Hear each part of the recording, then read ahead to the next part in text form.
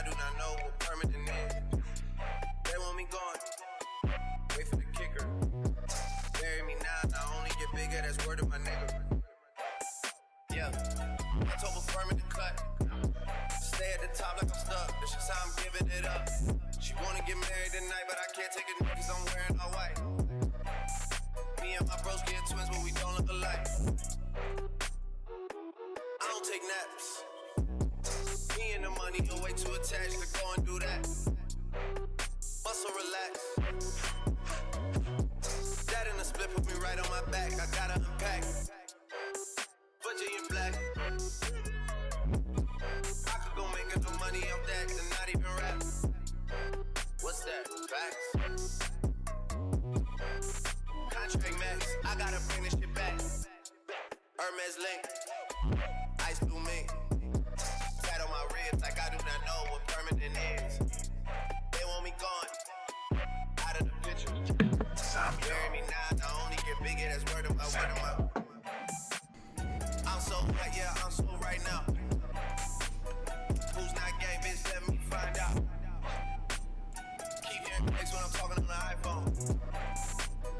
Fans in the city hate to see us on a high note. I switch flow like I switch time zone.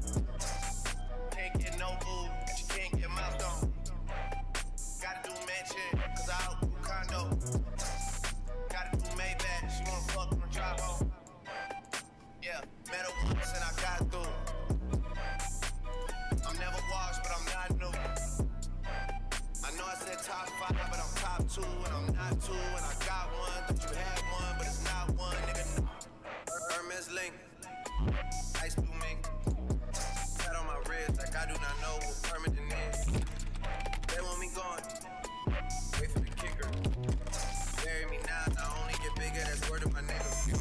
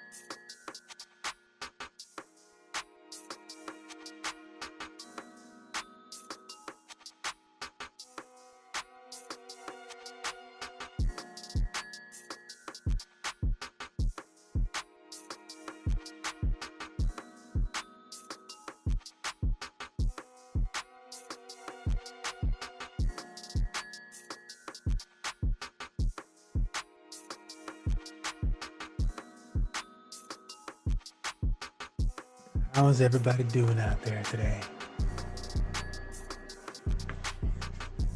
Did your character get buffed? Are you adjusting to the buffs? What do you think is the matter? Doing good, says Ham. Nice to hear it.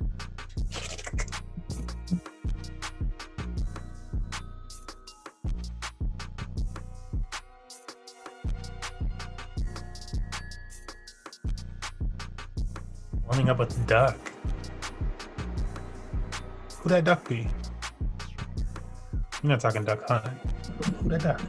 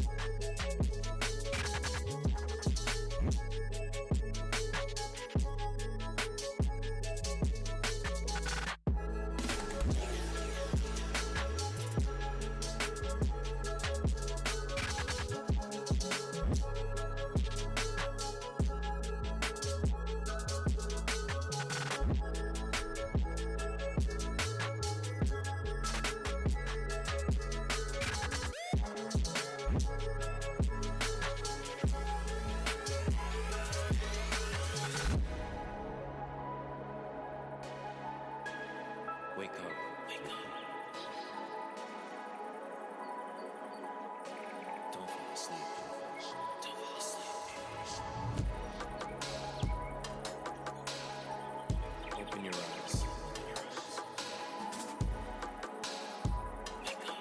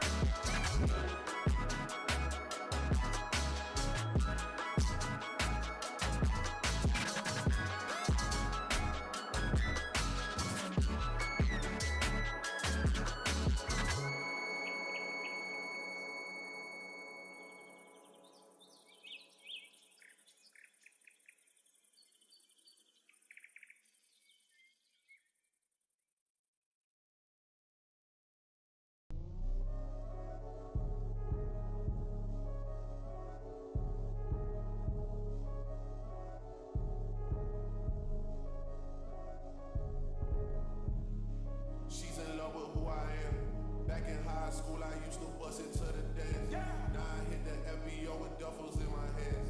I did have a Zan, 13 hours till I land. Had me out like a light, ayy, like a light, ayy, like a light. Slept through the flight, not for the night. 767, man, this shit got double bedroom, man. I still got schools to settle, man. I crept down the block, made a right, yeah. Cut the lights, yeah. Pay the price, yeah. Niggas think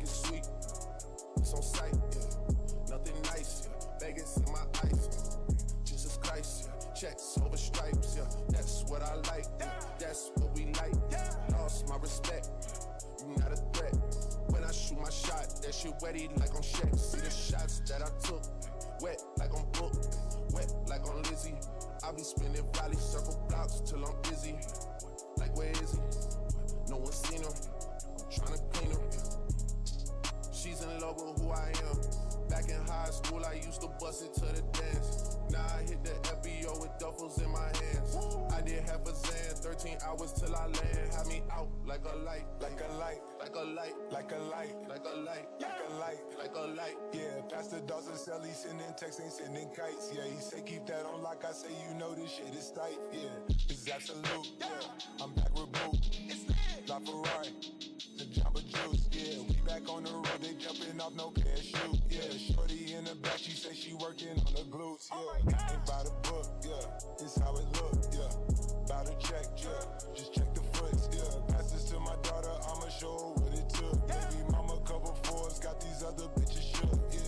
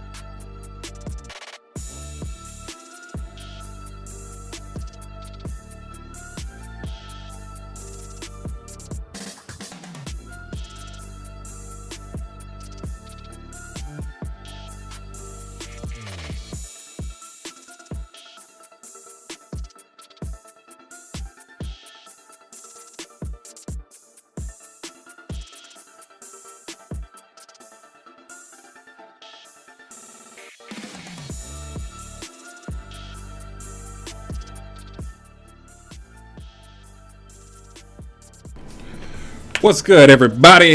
It is your boy L'Infinite here to say what's up, what's good. Welcome to Smash Weekly 124. Welcome. It's been a pretty trying week and a half in the Smash Bros community, so hearts goes out to those situations. There will be some changes in the future given those situations, but for now we're sitting tight. We're gonna go ahead and go along with the general Wi-Fi bans that a couple Wi-Fi communities are coming up with. So if you guys are curious about what's going on there, or curious how we're approaching these situations, that's it. We're just sitting tight and basically waiting for that list to come out and kind of explain a few things about, who might be potential predators in the community and or people that kind of go against what it is the community we're trying to build in the future.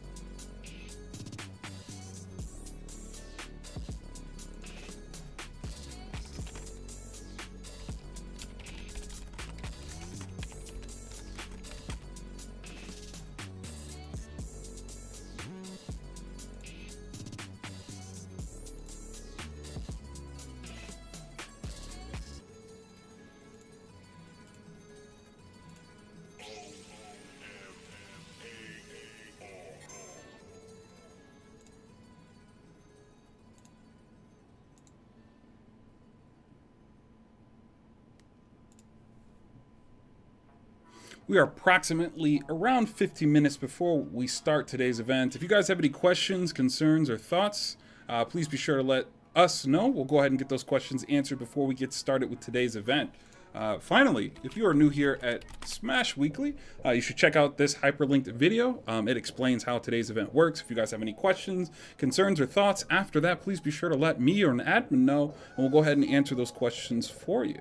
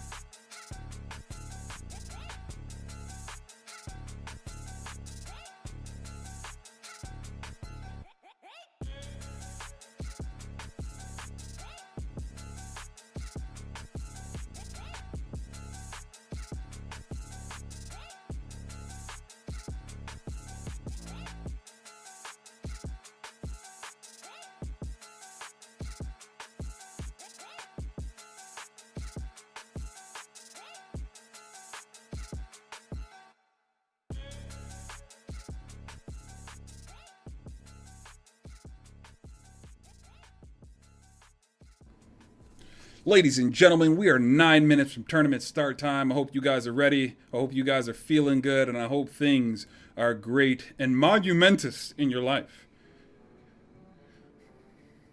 We're almost ready. We're almost into it. I hope everything's all good and gravy, and we have a nice, smooth event. This has been a 1 week break, although the prize pool has increased this week because we had to take a break last week because of the things happening in the community and the Smash as a whole. Things will be changing in the future as far as that stuff's concerned, so keep on the lookout. We'll be announcing that when we can.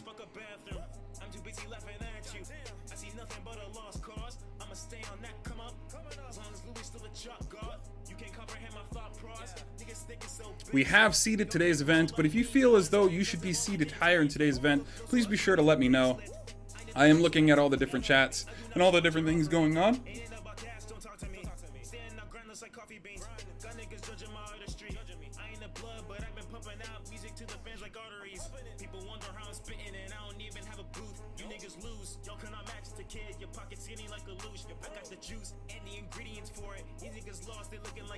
Ain't no such thing as a pit stop on the road to riches, so I'm about to floor it. Yeah, and I'm only getting started, bitch. Switching up the flow, that means you better take precaution, bitch. Early bird gets the worm, and I already caught it, bitch. Murdering these beats, and then I tamper with the carcasses. I'm confident, you're inferior, there's no argument. Wise guy, I'll knock your bowels out if you talking shit. Exterior, rocking all blue, call that obelisk. Y'all stay at the bottom, then there's me. I'm quite the opposite. Hey, I just pulled your bitch with that gas, yeah. We are currently sitting at 62 participants for today's event. She do whatever I say. She do whatever I say. She do whatever I say. She do whatever I say. Yeah. I just pulled your bitch with that gas. Yeah. I just pulled your bitch with that gas. Yeah. And she do whatever I say. She do whatever I say. She do whatever I say. Yeah. Well, in case you haven't heard enough, I am that of a different species. If I hear one more verse from you rappers, I might get diabetes. Me and my fam eating, I got a plate full cause I'm hella greedy. Just don't get in my way or I'll squash your ass like zucchini cause I'm getting that. All of my verses I'm spitting facts. You might not leave but your head attached. Pockets swell up, man, they getting fat. Fuck on my crew, leave you in a cast. Got your girl on me, I'm finna smash. I run this shit, y'all get overlapped. The team is dubbed DFA, bitch. Do I have to remind your ass?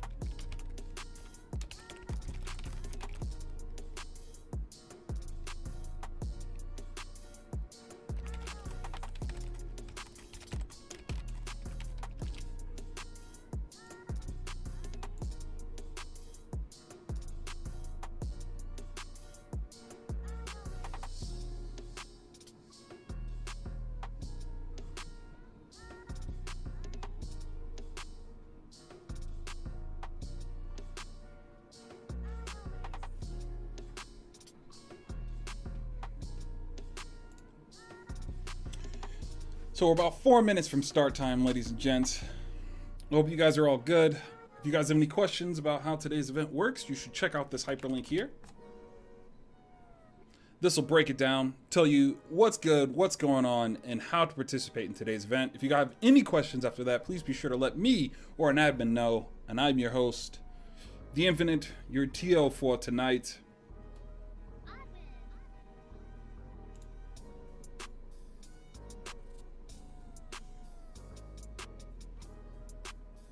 We'll see how tonight goes. It looks like a lighter tournament day.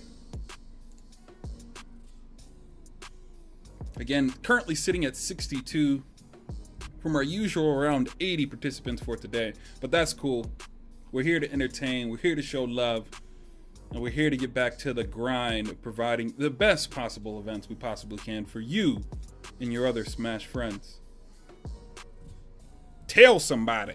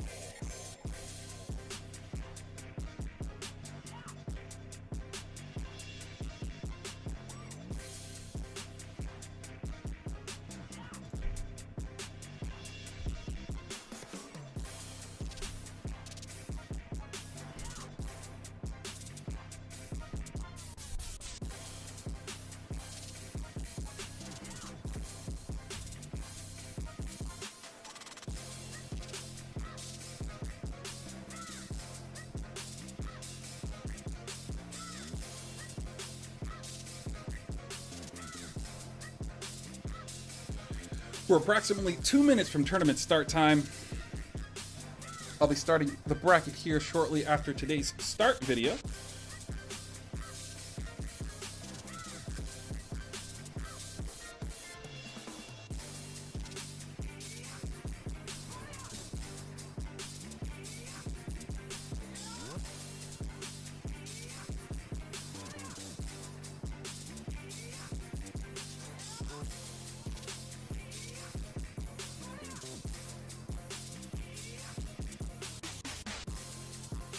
Almost time indeed, casual.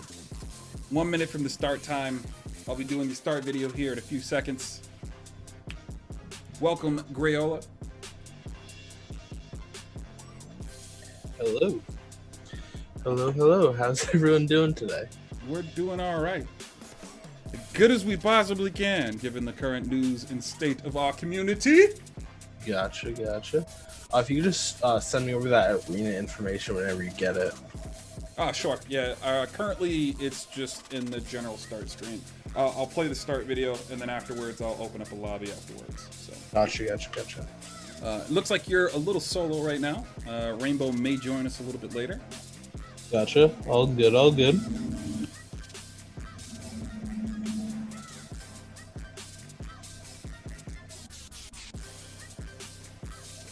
Smurf may grace you, though. You never know. Yeah.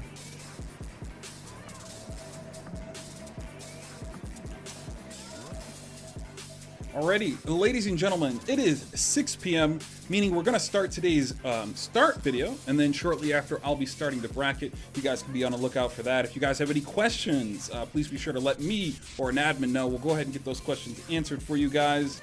So we have a nice, smooth event. It's a little lighter for obvious reasons, but, you know, we're here to give you guys the best event we possibly can, and it's double the fun because we had a break last week. We went ahead and doubled today's prize pool, so $70 on the line. The prize winning spots have all been doubled. In third place is no longer eShop or gift card. It'll be cash money as long as you have a PayPal. But let's get it started. Master G works, and the general settings for are.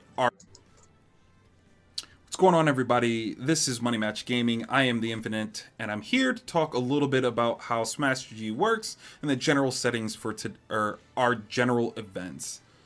So with that said, you're going to see both sides, a little bit of the admin side, a little bit of the player side. It can't be helped. I have to do this somehow and also give you guys the content you need in order to have the greatest event and greatest experience ever. So with that said, I'll go ahead and start this test bracket.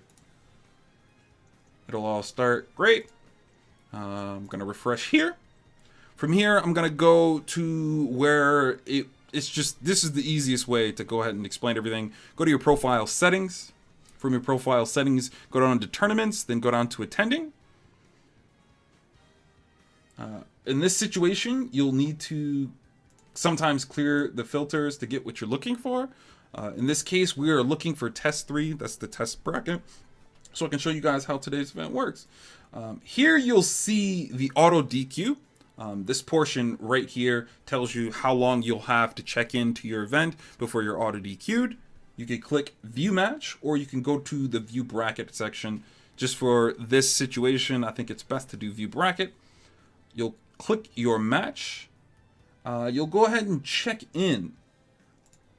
Now, you won't be able to see the other person's tasks and things of that nature, but you're going to see them here, so ignore that. Up here, we'll show you the general tabs that shows you how everything's working and so on and so forth.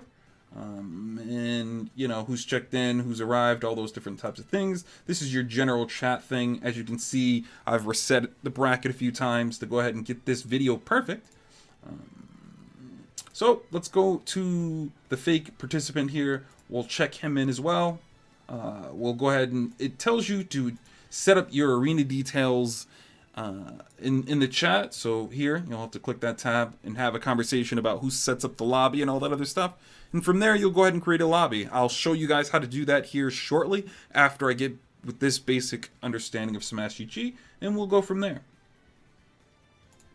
So we'll assume that we've done that, you know, and then we'll shelve that to a little bit later. Both players have to do that before you guys can move on. This system will generally prompt you to do everything along the way, so you don't have to think too hard about things. Now it's telling you to select a character for game 1. We're just going to click one character and get it started.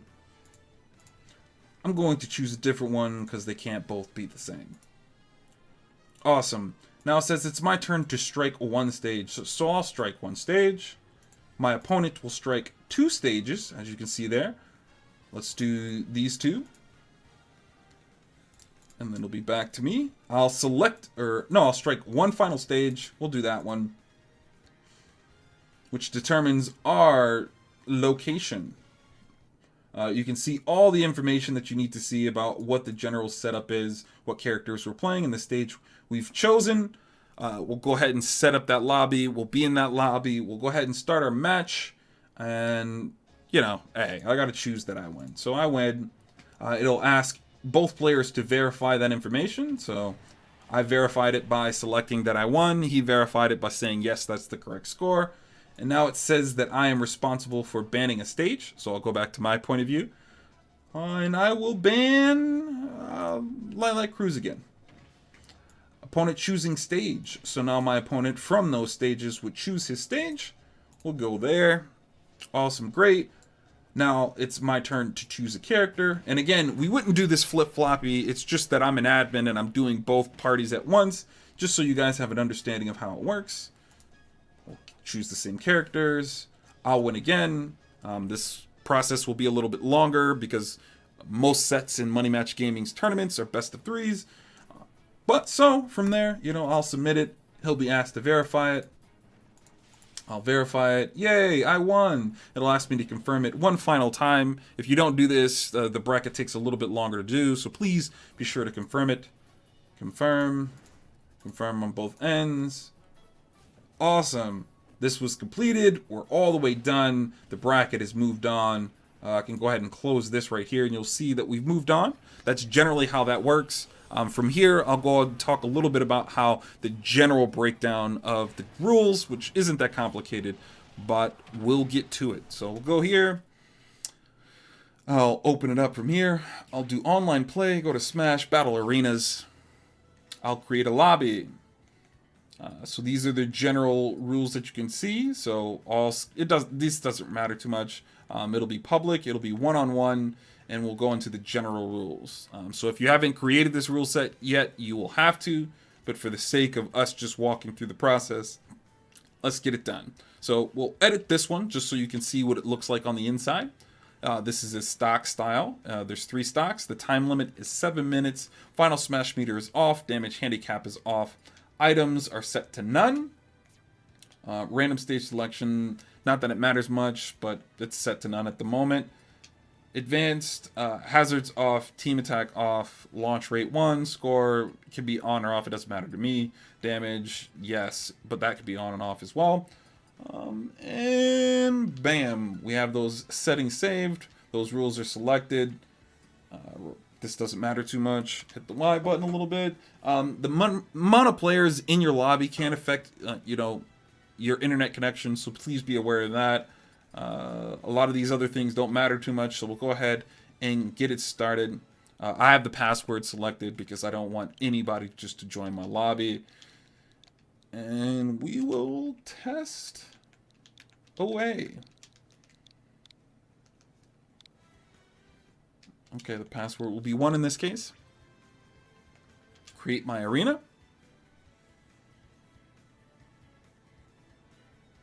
So my lobby is created. Now, if you're super unfamiliar with how these arena settings work, this will give you the general information for your lobby. Just go to this top ring here, click that. In the top right, you'll go ahead and see the ID and the password for today's event. I'll even do a little something fancy and circle it here. This is the ID for your room. That is the password that you selected for that. You'll need to give that information within, you guessed it, in your chat information, and you guys will be able to have your match, and it'll be great, grand, awesome. We'll all smile and laugh, and life continues on. But that is generally how our events work. If you guys have any questions, be sure to ask an admin. Hopefully this has been helpful, but if there's something else you don't understand, please be sure to let us know. Until next time, guys.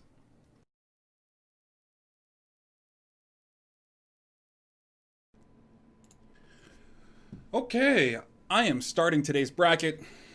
As always, thank you guys for coming out. We really, really appreciate it. It's all good and fun, all happiness, and all that other good stuff. I hope everybody's having a good week, and I hope everybody's doing good. We all must go on. The bracket is officially live. Let me go ahead and make the announcement in our Discord. There you guys go. We are live. I see a bunch of yellow, so I'll be picking a match. So please beware, check your chats in smash.gg, because that is how I'm picking the matches. Yeah, let's bring the music back a little bit.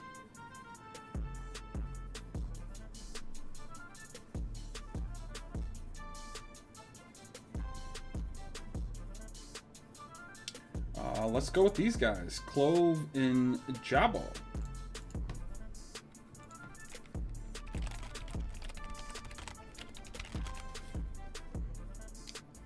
Get that info for him.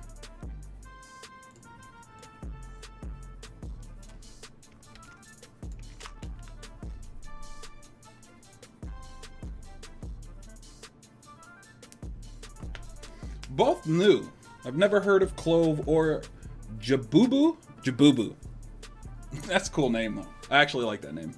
It's really interesting. Jabubu. Jabubu.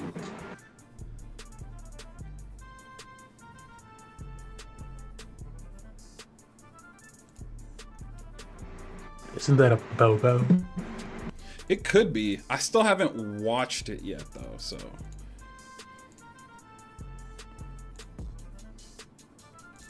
I mean, I wasn't referencing anything, just like the way it's spelled.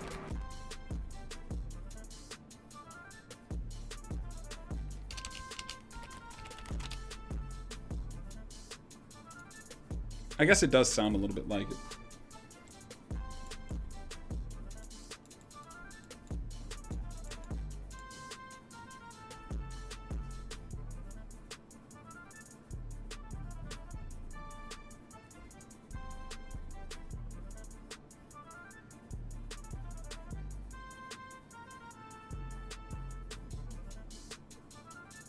I mean, my opponent is called Bapu?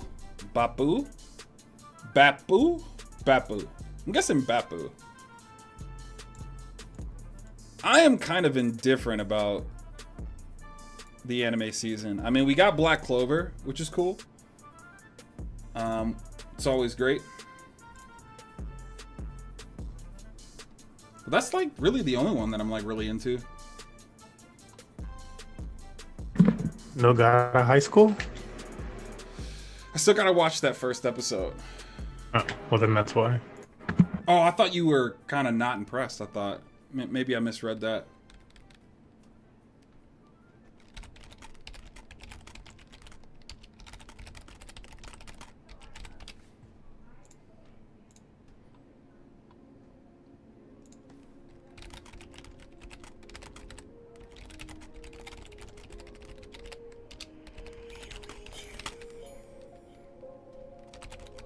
You stood for peace. Always. We carry on your legacy.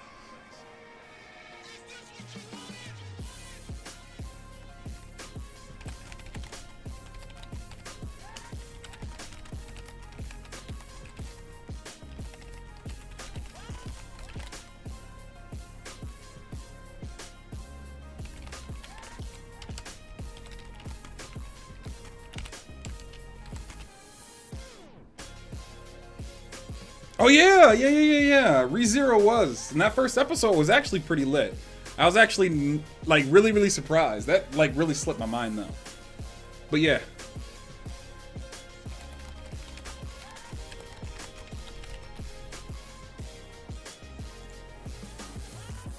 But yeah, that one actually looks pretty good. That show always confuses me though, like a lot actually. And Kyle, if you're around, I think you said you were gonna go get a drink, but yeah, they'll need you to step out of the lobby. Yeah. Oh. Just got back. All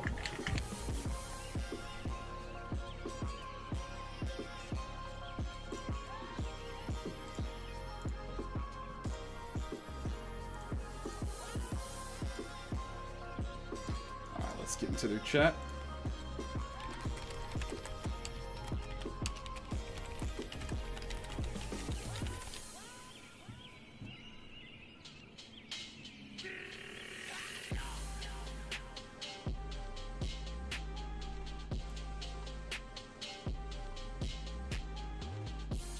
How's everybody feeling, man?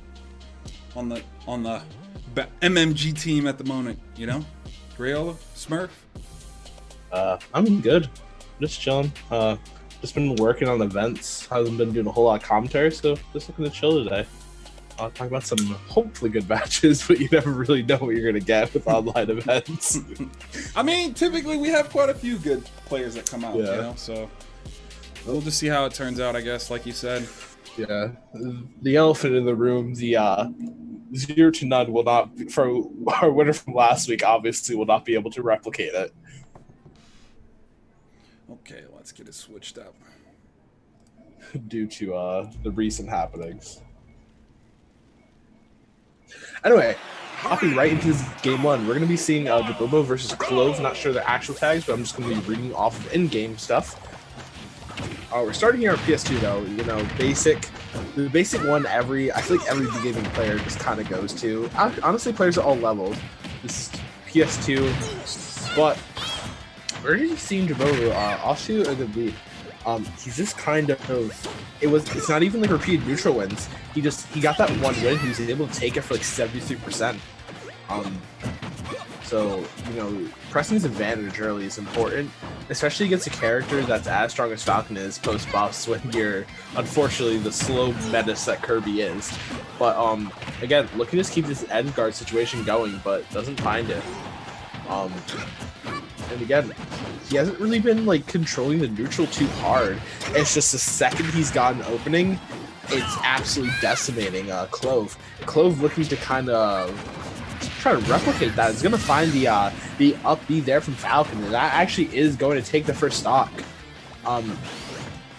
Yeah, this game is interesting, as I was mentioning, because the neutral isn't really as important as soon as you get one hit in the advantage, it opens up so much, just like the F smash, where you're back at pretty much even. You know, you're going completely back and forth in this one. They're just kind of going at it, which is nice to see them getting match and getting the sour spot of the dare. So it's actually not going to take it quite yet. Jabobo, you're counting your lucky stars on that one, because that could have gone a lot worse, given how strong of a spike Falcon has, even at this percent. But seems like they're kind of slowing down the pace a little bit now, using that rock to kind of maneuver. And I like his use of it because he's not, you see a lot of these low mid-level Kirby players, and they will go for these rocks out of everything. He's using it rather sparingly, but he's just gonna get caught by the back air, I believe, and that's gonna take the stock. Already in the last stock situation here, and that Raptor boost, we should great. Doesn't really get much off of it, but he did just Falcon Punch for the culture. But F Smash, he doesn't care about your culture. He's just gonna hit you with that real quick. So we're in a last stock situation here, and what I was trying to mention is Raptor Boost is something after the patch that is such a strong move.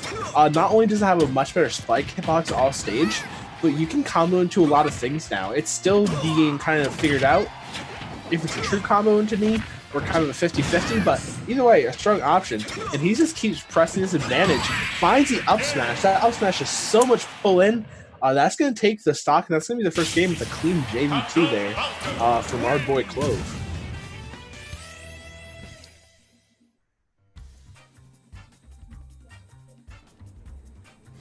Very classy. I like the new Falcon. Captain Falcon. Oh yeah, the new Falcon is a menace. Yeah, he's that actually... character is a problem. He's actually really nice now.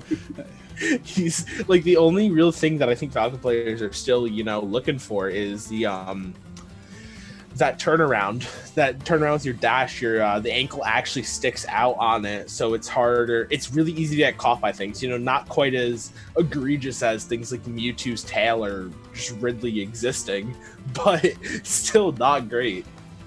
Yeah, definitely a better character. Like, yeah, I really enjoyed all that stuff.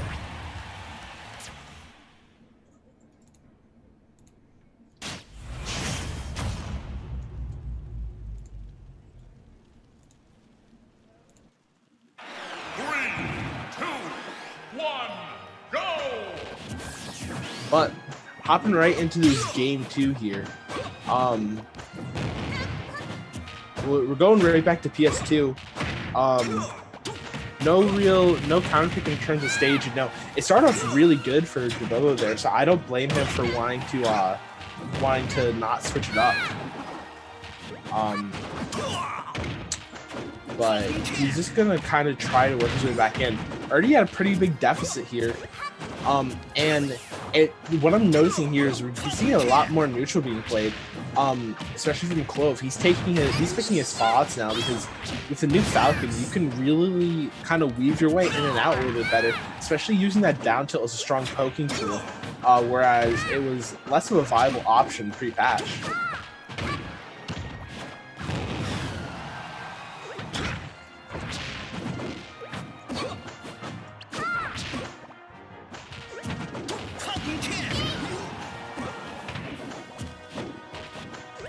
So, yeah, again, they're just kind of feeling each other out. They were throwing those, Kirby throwing those fairs, and then Clove throwing those nairs, that same kind of poking tool on both sides, even though they're different moves. But unfortunately, Jabobo is going to get caught by that. Looking for another of these dares. He's been looking for a lot of dares off stage, but almost all of them have been sour. But, Falcon's Stomp is still a pretty good tool all around, not just used for spiking, and actually catches that dash attack with a hard read at the up smash. And, Clove's just kind of throwing out these nairs and these stomps and up smashes in neutral. He's waiting for an overcommitment. Jabobo not looking to give it to him now, but, good drift. Jabobo just straight up wasn't ready for it. Falcon's uppy with those moves, you can have great drift within your recovery, and even if you really should get punished, you're able to find your way out of it. And actually, he was looking for the uppy to F smash there. Weird kind of conversion he was going for. But, just gonna kind of poke him with the F tilt. Kirby's F tilt actually took the stocks there. I think he was about 150, so, not the lowest percent, but still. And we're already getting this early Kirby damage. Those down throws into fairs can be absolutely deadly. And we're starting to see it here, but again, they're just kind of trying to poke at each other in the neutral right now. Neither wanting to commit too much. Clove getting a little bit over aggressive there, but just poking with these F tilts. And yeah, just gonna hit him out of the uppy with the back air, and that's gonna keep him in. And he has a really strong lead right now. He just needs to kind of hold it. He doesn't need to push his advantage too much. Look for those down tilts on ledge. Doesn't get anything by it, but that's the kind of gameplay we need to see from him. No real over aggressions, no dumb knees, Falcon Dixon just gonna send him to his grave. That's the first dare he's been able to get a spike off. I think he's hit like three or four of them off stage, but they've all been sour spot until that one. But Clove definitely still has to worry. Jabobo can get a kill right now with a lot of things, particularly a bear or an F smash or something like that would be able to steal it. But Clove just looking to get as much extra percent as he possibly can, and just playing it slow. Looking for the raptor boost, he's trying to really break it on, but he's gonna get hit with the fair. And what's the recovery time? Just goes straight to ledge, and Jabobo wasn't ready to recover that. He's honestly just playing this ledge trap game. He's not going off stage whatsoever against Falcon, and that can be a good choice. The only issue is he's not getting these ledge traps. He's putting him in situations to land them, but he's not actually landing them. And now Clove has put enough percentage on where he's perfectly content with just holding back and playing the safe game. F tilt, nair, stomp, and gonna find a nair there, and really that takes it. That's gonna be a clean 2-stock there from Clove, and that's gonna be also a pretty solid 2-0 with a JV2 and then also just a regular 2-stock. The thing I liked about Clove was he was able to switch between his playstyle so fluidly. He was someone that was starting to go in between this more aggressive playstyle when he needed to, but then he would also just sit back and poke with these safer tools that Falcon has, namely the F tilt, a little bit of the down tilt on ledge, but also just using nair. I don't think I saw a single knee from Falcon, which that's crazy. That's absolutely crazy. But that's going to be a 2-0 there. So we're going to be hopping into the next match as soon as we are able to get one. Indeed.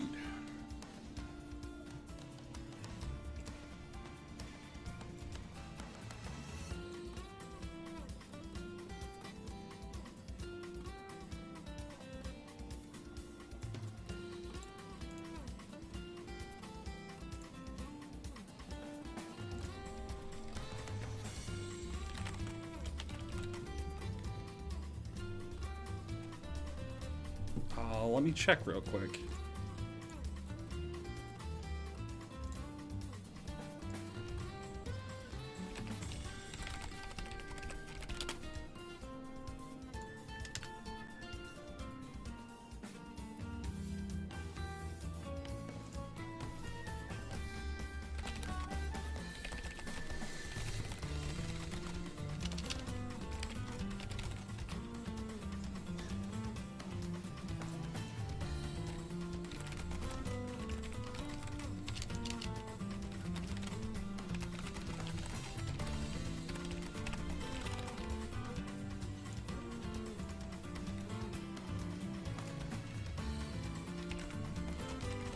Okay.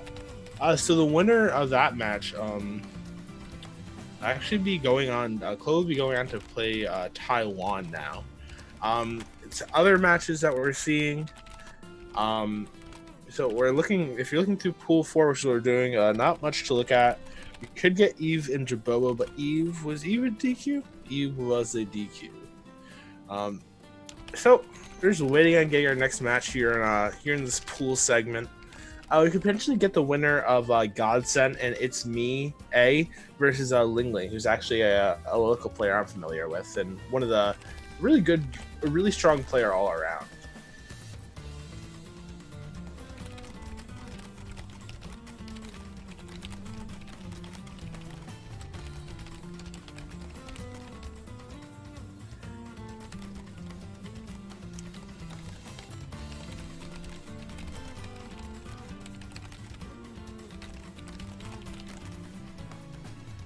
So yeah, that's that. How is well, yeah. There's always a lot of DQs. That's one of the unfortunate parts of online events.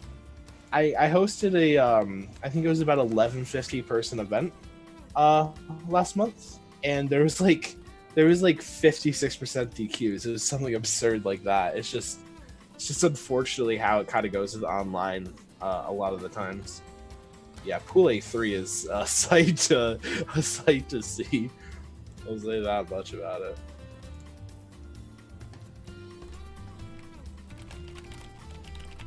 Sorry, just doing the other thing real quick. Gotcha. Yeah, I just wanted to let you know about it. That's all. So now I need to look for another match. Yeah, there's a couple contenders. I think it's really either A1 or A2. If Nair checks in, we can get that match, and then if otherwise, we probably need to wait for the winner of Godsent and Smie to play Ling Ling. But Ling Ling is also known to DQ from time to time, so who really knows? A3 is like you have no clue who it's gonna be. Right. And, given the nature of our community at the moment, I kind of expected it to be a little bit slow. Yeah, definitely. A3 losers is funny to look at. Oh boy. But we do just still have some really strong players. Just quickly looking at the top 32 matches. We can actually get a top 32 match right now if you want one. I don't know. Yeah. I'll start top that. 32 yet. Who's on the mic? Grayola. Grayola, if That's you wouldn't me. mind introducing yourself one more time. Yeah, sure. I don't think I've done it yet today. So my name is Grayola. I'm a Smash Ultimate TO and commentator based in New England. I do a lot of commentary on events like this, but I also organize big events. I'm just a general community member. So yeah, I was asked to hop on today, so here I am. I also did it the last time I think you guys held this series, because you didn't hold it last week for obvious reasons. Right. There are a few hanging in strong. I was like, I didn't want to feel insensitive, and it's, it's kind of tough. No, that was a common thing last week. A lot of people canceled events and instead, worked on different things, different community actions. But hopping right back into it today. For those who are wondering about top 32, I'll start here in a second. I'm gonna get Floaters and Palco on stream. Okay. And then after this match, I want to start top 32. I want it to fill up a little bit more before we start gotcha. it. And imagine today's going to be a light event, and that's perfectly fine. I mean, it's kind of be expected after. Yeah. It's kind of sad, but yeah. It's sad, definitely. It's just you have to look at where can we go from here, which is what all the community leaders are trying to do, whether it be resources, different practices, just kind of figure out where to go from everywhere. So something great will come out of it all. Unfortunate right now, it's super not good, but eventually something good will come out of it.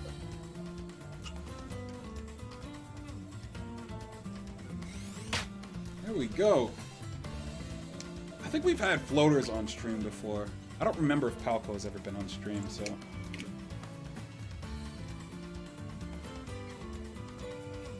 Okay, which pool is this in? This is...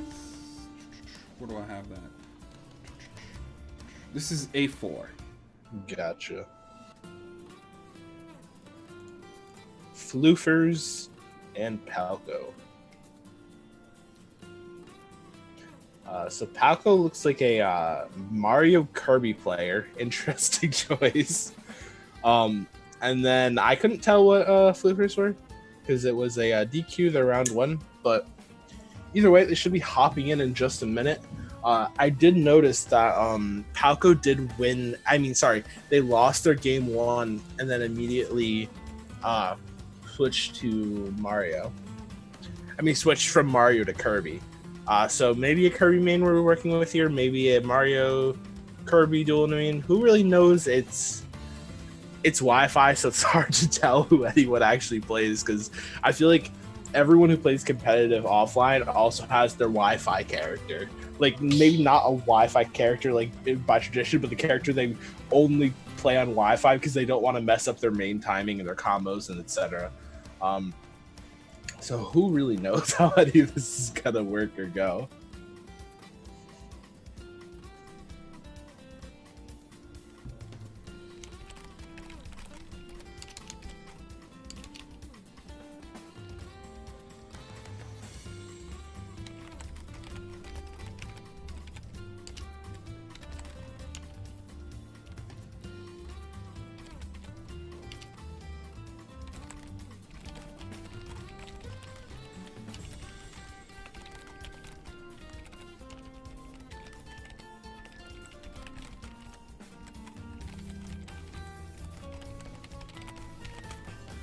So we're just waiting on it. So we're gonna be seeing Kirby versus Terry in this first match. So yeah, it looks like Palco's just gonna that Kirby I should say is what got them the last set. So I think they're just trying to continue that momentum going into the set. I wonder if they're a person who switches between Mario and Kirby a lot, or but we're already seeing a lot of distribution being played out, and so far it looks like Palco's just really picking their spots. Yeah, gets that down tilt and is gonna go for big damage, 44% off of one conversion. And Kirby, funny enough in this game, is one of those characters that as soon as it gets in, it absolutely just destroys. But getting in is the tough part of Kirby due to their absolute garbage aerial speed and the fact that they probably get the best off in the air regardless. But gets hit by the classic jab power dunk, and this can kind of poke its way in, but Falco playing this super patient right now. Well, this catches that bird knuckle coming in with the F smash and uses the charged up B, able to make it back, and see he started going for that Buster Wolf, but the thing is Falco sniffed that one out and didn't actually. He was looking for a neutral getup or possibly a roll at the right time, and he got neither. He just sat on ledge and waited for the option. And already started to build up more percent, already at 52% on the second stock, as I say that, getting up to 70. Just kind of decimating him. Actually using the jab there to continue it, and he's looking for the supreme cheese right here. Not gonna find it. Not gonna find the cheese he's looking for, but still. Just catches him out of the power dunk with the up smash. So far this is decimation. Like there's no better word, no correct word to say it. I guess it with that jab burn knuckle there. Not necessarily true like other combos like jab power dunk, but still maybe looking to unstale that power dunk for when he just went for there, and just gonna use the charged up B, the charged rising tackle. And that's one of those moves that is pretty strong if you can manage to land it. Actually getting a drill into the up tilt, nice little combo extension there from Palco. And the thing is, I don't know if that's necessarily a thing, but he has so much to work with here. Looking for again the supreme cheese. But the thing is, Falco doesn't have to really worry about like playing it serious or even safe with this much of a lead right now. If he's not careful, he might lose it, but as it's looking right now, he kind of can do whatever he wants. Seems like he's playing with his food just a bit with the 3 jump to mid-stage rocket, but then finds the back air. So that's going to take the first game with a, up to 78% on the 2 stock, so not undoable, but that did not feel close. Like that felt, I don't care what the scoreline says, that felt like a 3 stock right there. So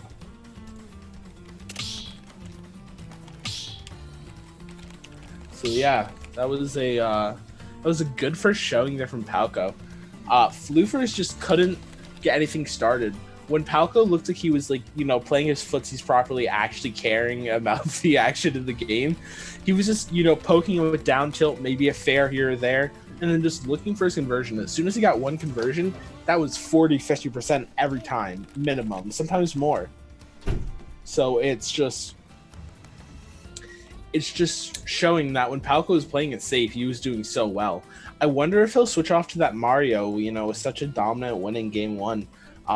He did the opposite last time. He lost game 1 and switched to his Kirby, which obviously there looked very, very strong.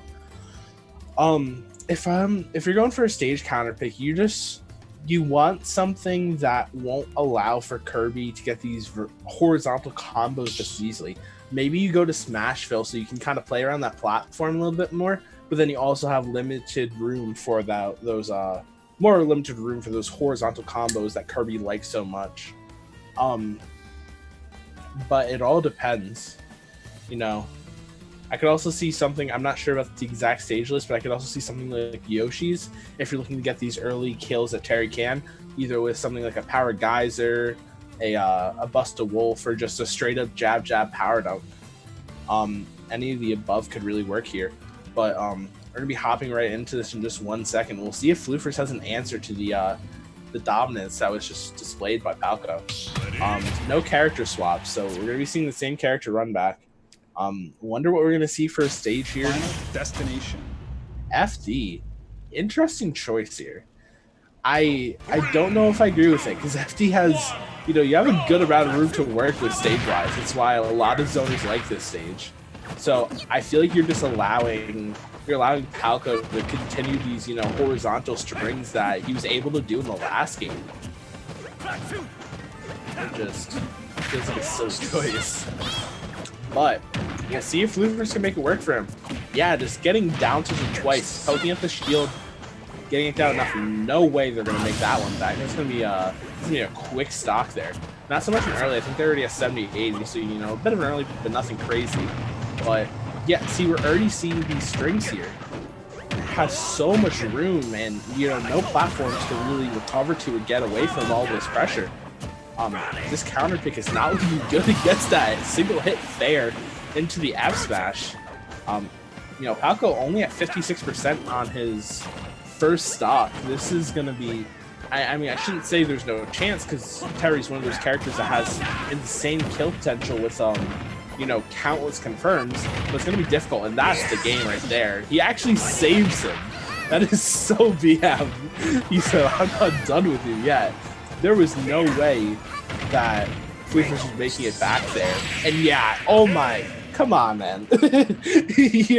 Come on, man. You did not have to do that to him. You did not have to do that to him. That's going to be a very, very dominant 2-0.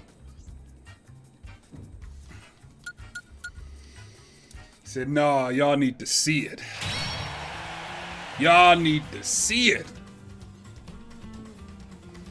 Okay, ladies and gents, I'm going to go ahead and start top 32. Sorry, a little distracted doing other TL things in the background, but hey. I'm here. I am ready. And I'm going to watch Hisoka, because, yeah, I like Hisoka. I was going to also suggest Hisoka.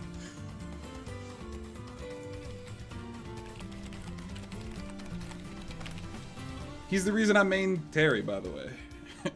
Really? Really. Just watching him play, I was like, I didn't know you could do that. I did not know you could do that. How do you do that? Why do you do that? Yeah, all that. All the above. All of the above.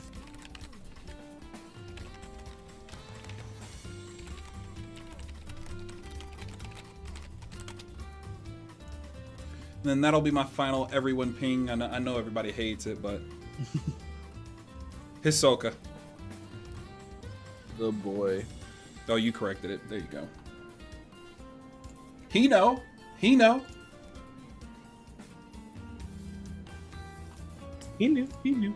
Still a little mistake here and there. It's all good. We're just waiting for our competitors to check in, and then we'll be ideally getting Hisoka versus Doctor. That's kind of baller. I kind of like that.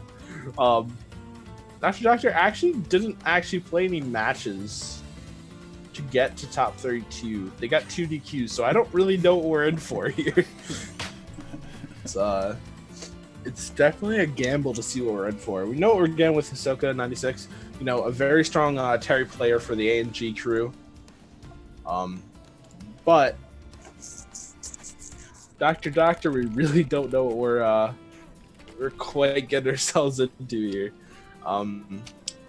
But that being said, still a couple pretty strong players going in it this week. we are gonna have a new winner this week from last week, so we'll see what's going on. We'll see how if Ahsoka. I mean, out of the current pool, I think Ahsoka is probably the favorite. You know, that being said, there's always someone. I think he struggles against OG Mustang. Does he? Yes. Interesting. I remember them making it to the finals once, and Yeah. OG took it. Now, ooh. Interesting. I think that could also be one of the weird things because in Dittos it's different. You know, even it's just like it's so hard to play Dittos sometimes. But I don't know.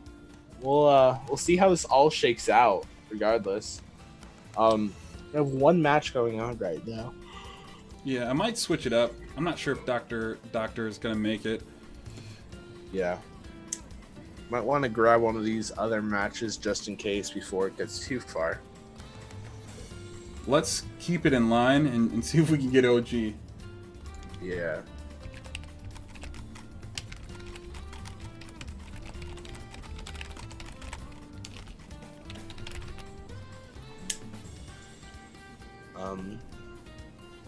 Weird.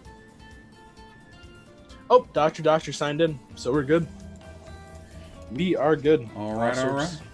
Just gonna wait on these two fine competitors to hop into the arena. Ahsoka already here. I would, probably bet multiple million on the fact that he's gonna play Terry here. I don't know what we're getting into with Doctor. Someone speculated Dr. Mario. Not sure if it's just. Not really sure what we're gonna get ourselves into. Either way, with Ahsoka on screen should be a fun match. Maybe not for his opponent, but for us here watching and for everyone watching on stream, definitely will be. So we're just waiting on Doctor to hop into the arena here. Oh, and to Andy and Casual, we do watch Hunter x Hunter. At least me and Smurf do. I don't know about you, Grail. Do you watch anime though? Not that much. Like, I don't go out of my way not to. I just don't really have the time as much. Right. There's a few I've watched.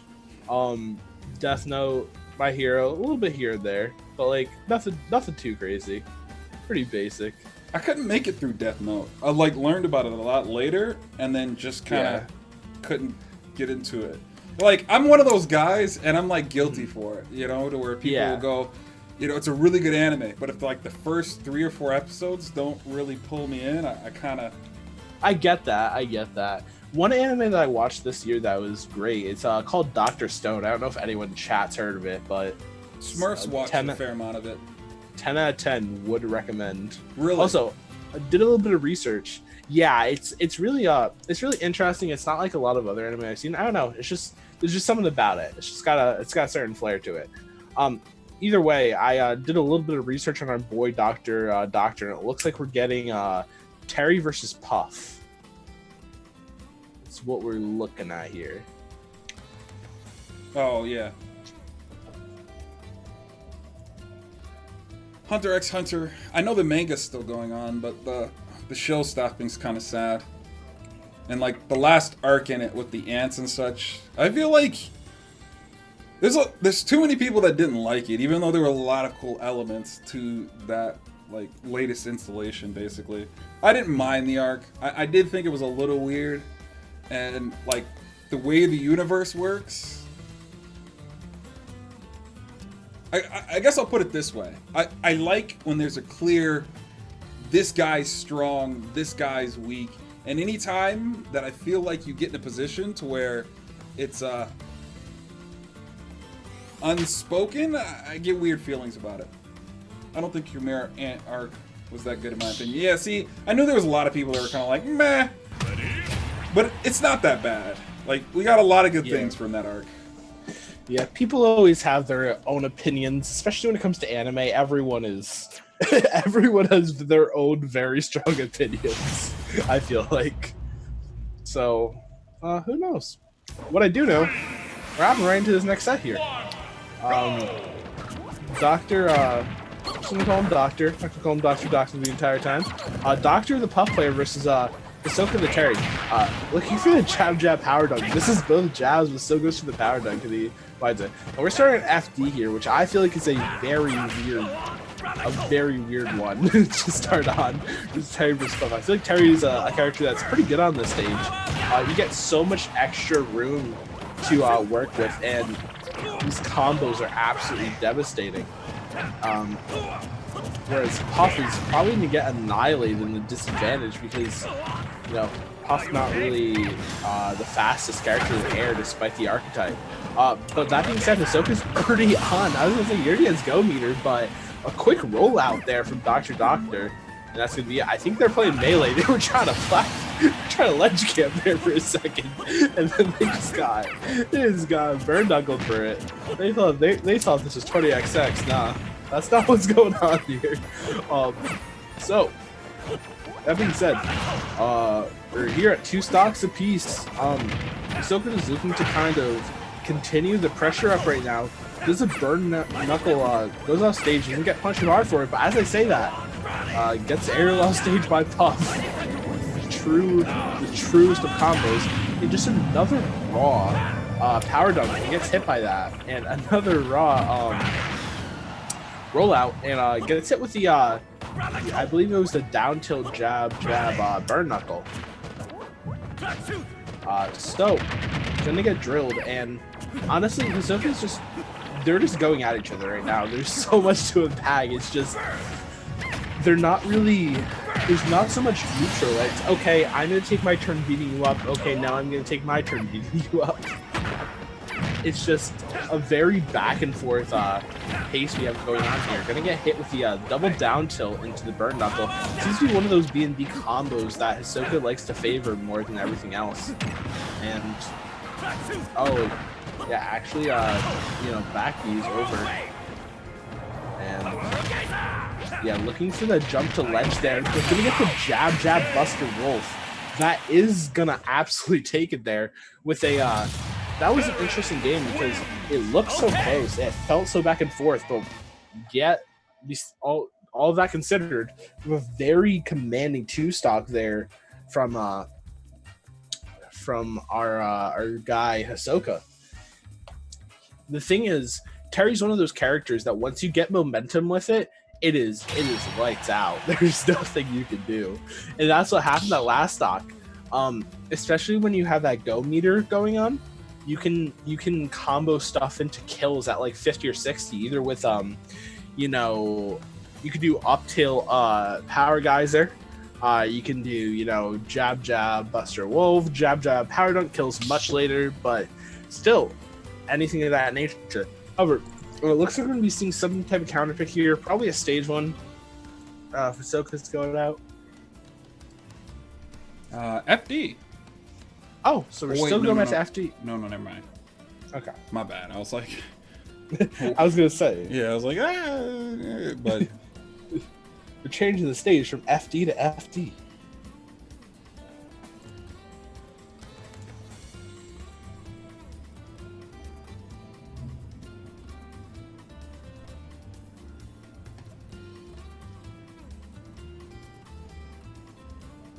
Battlefield.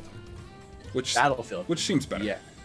That seems like a much more appropriate counter pick than FD against Terry. Same matchup, though.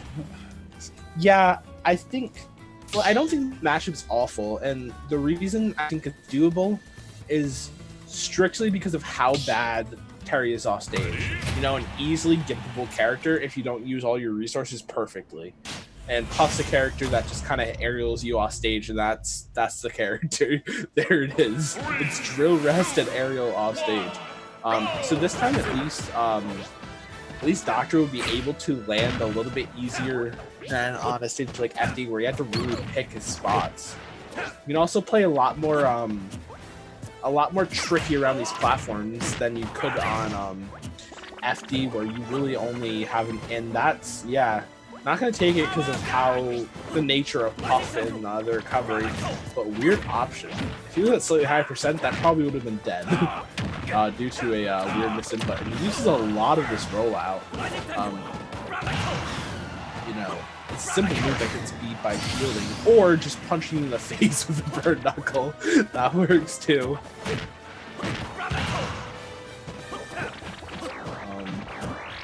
And yeah, actually just shields the rollout there. As I was saying, it's one of those options that once you sniff it out and you shield, you can pretty much just be done with it every time, or even a spot dodge should work as well.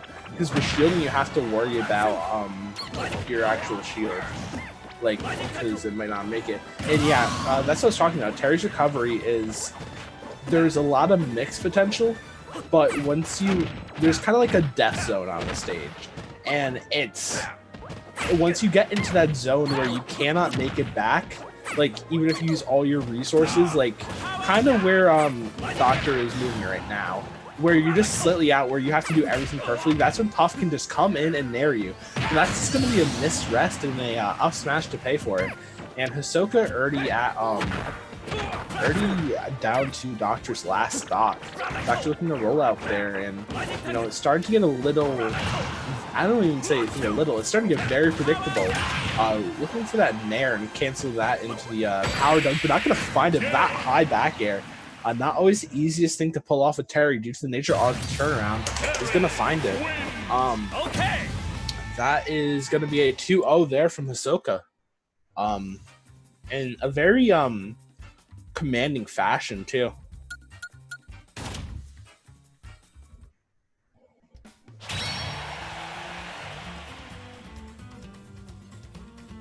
So right. yeah, I think we might ride with him, depending on how the two bottom matches go. yeah. So we're kind of sitting tight, waiting for the winners to play out. Yeah, we're just, honestly, I think you just probably throw on whatever match comes up next. Right. Anything that goes in there. But a little update, a little bit on scores while we're waiting. It's Mie versus Santi. Mie up 1-0. E2, P2, and Vertigo are tied at 1 apiece. ABR is up 1-0 over Casual Ham, I believe is the full tag. Yeah, Casual Ham. Yep. Casual. Casual. That's our guy. Palco's up 1-0 over Clove. Those are both two players we saw previously on stream. And Sema is up 1-0 over Andy Demon. Everything else is 0-0.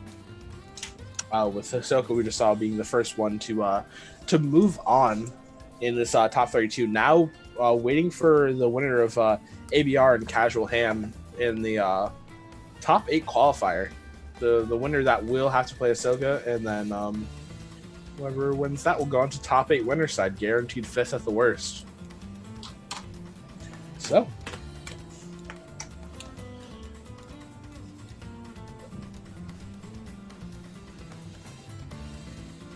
Yeah, so I guess we can do a small few plugs here. First off, Grayola is our caster for today. As always, thank you for coming out. We really appreciate it. You definitely make our events better. We appreciate you. With that said, this is Smash Weekly 124. We do this every Sunday, holiday and family permitting. So if you guys are interested and looking for a place to play Smash, please check us out. We do this again every Sunday, holiday and family permitting, 6 p.m. Eastern Time. We also have a King of the Hill event on Wednesdays at 6 p.m. Eastern Time. That is a way more laid-back event. Basically, you'll come to stream, you'll ask to join the list, we'll add you to the list, and the first person to win 10 times on stream, we'll go ahead and walk away with $5. So if you guys are interested in any of that stuff, you can check it out. Finally, we have a Discord ranking system or a reward system that you can join by joining our Discord and getting the proper roles. You can earn tickets through many different things, through quests, which are just things that we put out there for you guys to do, like follow or subscribe to our YouTube channel, like and comment. We'll earn you 20 tickets. If you have enough tickets, you can redeem things. Or redeem those tickets for things like cash prizes. The amount of prizes that you can get will vary depending on the situation, but currently we only offer cash prizes for that. You can also earn tickets in our Discord ranking system by matchmaking. So you guys should check it out, earn a little extra cash playing Smash. That's the whole nature of what it is we try to do here. as you may know through the different terminologies in the way we approach this, this is supposed to be an online arcade. Hopefully in the future, what we view as how arcades should have evolved through the ages. So, trying to make sure that the community benefits and you guys have a nice, fun way to earn a little extra money while playing games. And hopefully that will increase monumentally. Yeah. Yeah, all that. Yeah, Check all that out. Yeah, it's a lot, and I've had so much practice just repeating the same things over and over. I'm like, yeah, what you said. Yes, all of it. All of you, but let's hop in the arena real quick so it doesn't Yeah, do the that's a good thing. idea. That was somewhere else entirely. Oh boy. So it looks like E2P2 took it against Vertigo. Yeah, Diddy Kong player it looks like. We'll play the winner of It's Me A and Sen. You're gonna beat me, but let's fight one shot. Okay.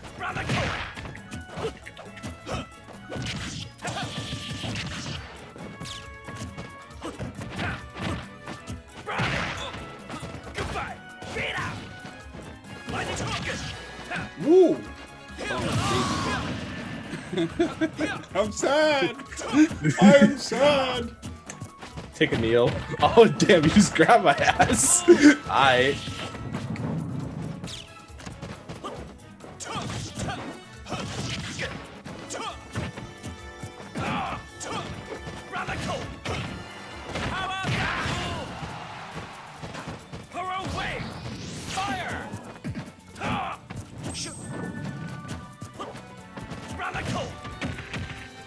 We still having a match.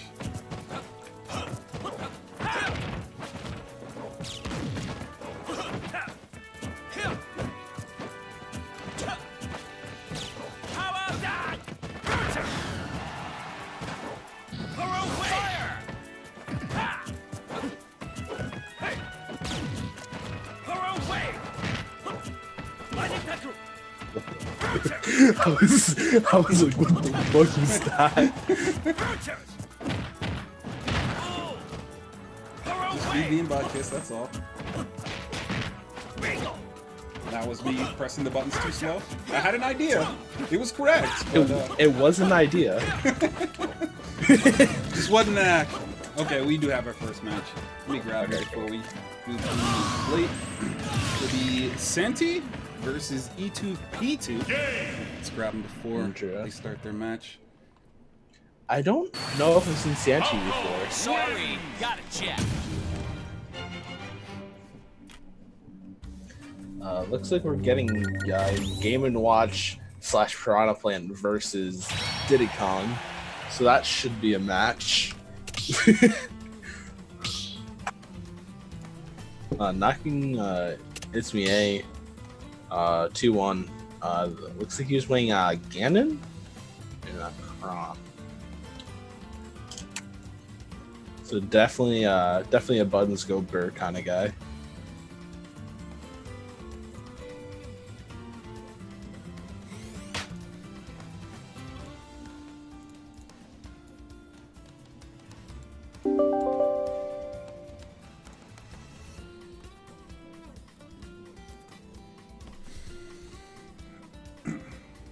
So what do you think about all the buffs that came out this latest patch?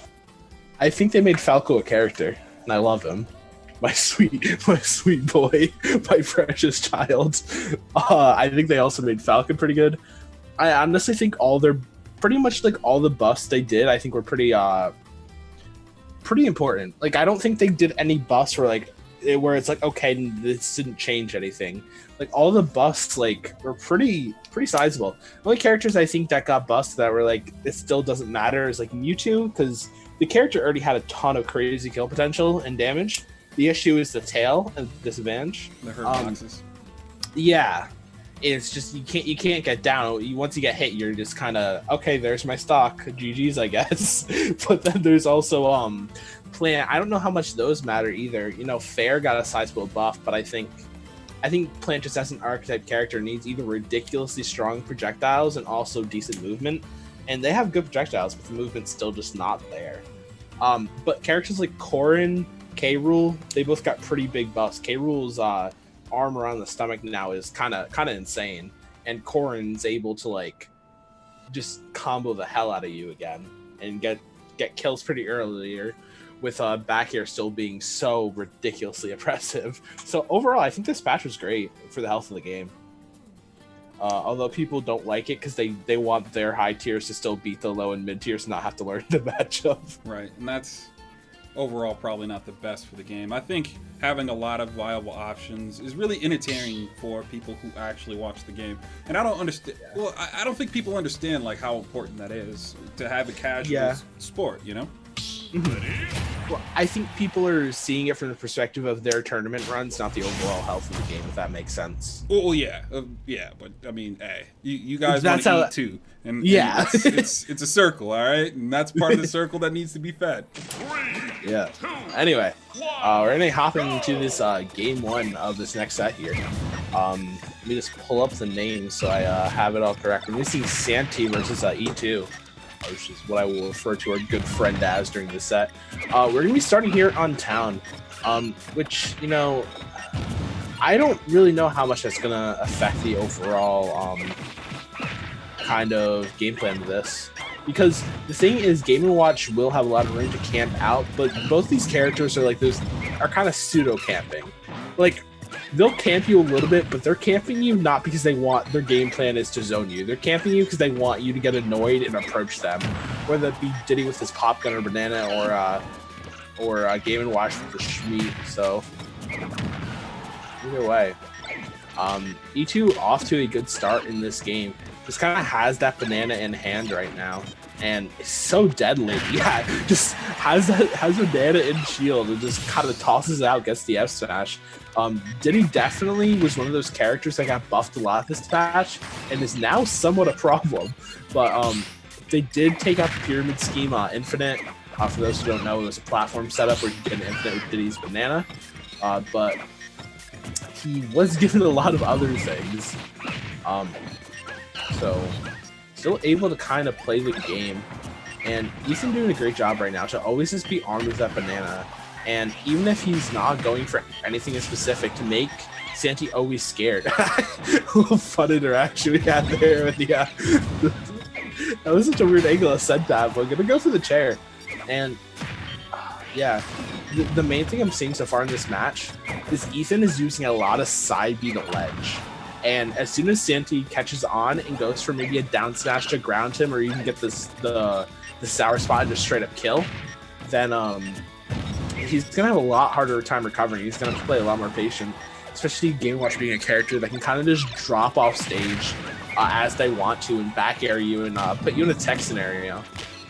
But he's controlling so much room right now, and I'm not seeing a whole lot of bucket here from Santi, but he's gonna find a dash attack, looking to take the stock. Up air, strong juggle option, but not gonna kill. Even at this percent. And he's just looking to bait him into a situation where he can throw banana. Yeah, exactly like that. Gonna find the up smash though. And, you know, 3 stocks to 1 here. E2 off to a very strong start, but he's gonna get caught by that fair. It's one of those moves that you can hit the bombs, but if you're not on top of your game there, you're just gonna get hit by it, and it's a very strong option. Good for comboing and also for just straight up for killing, as you saw there. But oh my lord! Okay, that's one way to even it up. Going for that supreme cheese, as I love to call it. Just getting that judgment 9, as it were, and that is an even game. You know, E2, I mean, like, he was dominating, and even if he takes this game, that's gotta shake you up, because like that shows that any moment you could lose it. And now he's just doing these kind of errant side moves again and again, and they're not really working out for him. He looks like he's getting super impatient. I mean, after you get hit by an option like that, I don't really blame him. And yeah, that was a good use of the side B though. The thing is, as much as Ethan's been using these side Bs, Santi's been using Bucket to kind of contest against Popka and Banana. But didn't get a banana there into the dash attack fair. Dash attack, I don't know if it was buffed, but still a strong combo option for Diddy. Able to convert into so much as we're seeing here, and just a taunt for the culture. But getting a little impatient, and before that, he gets hit by the bomb from the fair. And he needs to play the disadvantage situation carefully. He can just work his way in, but instead he just tries to side B in again. These aggressive side Bs have cost him so much, including the game there. You know, Santi able to kind of sniff that option out and just go for the hammer there. My favorite words, if he said so nice, he taunted for the culture. I like that. It's for the culture. It's for the culture, man. It's for the culture. Yeah, you know, hey, it's for the culture. I said what I said. I believe it too. I like it. I like the energy. I like the energy. I honestly believe that it should work. Our community should work more kind of like a boxing type of thing. You know, it's like you call somebody up and be like, "Come here, boy." And you know. I have no problem with taunting, teabagging. If you do that, I just like. I have no problem with it, like, but as long as you're okay with it happening back to you. That's my only disclaimer. If you're good with it happening back to you, I think it's fun. I think it's just all good fun. But that isn't a popular opinion in today's Smash community. So we'll be hopping right into the second game. We are going to go to PS2 here. You know, a little bit less room to work with. Bigger blast zones all around, just the basics of the stage. And yeah, I'm seeing the same issue I was seeing last game here from Ethan. He keeps trying to side B in when Santi's obviously sniffing it out. He's getting punished for it again and again. You know, it's a good option. It's not really reactable, especially on Wi-Fi. But, you know, it's just when you're getting red doing it because you're doing it over and over again, that's when it starts to become very punishable. Especially because he's using it at these longer distance, so it might even become reactable. But that being said, he's still off to a good lead in this game. This Piranha Plant not able to really do much, using that pop gun at long distance, and he was expecting the either to get hit by it or a roll away. Just rolls in, but he is going to catch him to the F smash at ledge. 31% already, and just using the side B to kind of move around the air. This is a good use of it compared to where he was kind of, you know, approaching with it over and over. He's playing a little bit more slippery now, and great patience there from E2 though. I just want to talk about that for a second, because a lot of times when people get hit with that Patui, or when the Patui's near them, they immediately want to go either attack the plant player, or they want to like try to jump around it, or, you know, try to outplay the move. Sometimes the best bet is to just say, okay, you got it, like, you don't mess with it. But just using this banana right now and using projectiles on ledge, he just kind of, he plays his ledge trap game in such a peculiar way where he kind of stands like slightly to the middle of the stage on either side of the platforms, and he'll just hit you with a pop gun to try to like condition your get-ups and then eventually go for hard punish. And yeah, see, he's getting a little more up in your face there, not going for the pop gun. He was looking for a nair to try to convert into something, but doesn't find anything. And you see here, this is exactly what how he plays his ledge trap game. Oh, that was great. That was great conditioning there. You know, he conditioned Santi to be ready for that pop gun, that neutral B, and then he went in for a side B. Like I said, it's a good option for Diddy, and that up B is just going to take it. That being said, this is kind of what the last game looked like, but then he kind of let him get away from him. That up throw is a strong option, but he was only about 140 before the grab, so that's not going to take it quite yet. But the next one surely will. Yeah, this is a dead Diddy Kong right here. And charging up that poison as well. But get back to what I was saying is, when he started conditioning him a little bit more with the pop gun, so that when he went for the side B, he wasn't expecting it. And so just, see, that's what I'm talking about, where he just goes for these, you can kind of condition your opponent to where you can approach with your side B, but if it's your first option, your go-to, he's getting punished for it over and over again. But that being said, he still has a decent lead in this game. You know, Piranha Plant, heavier character, I believe one of the 8th heaviest in the game.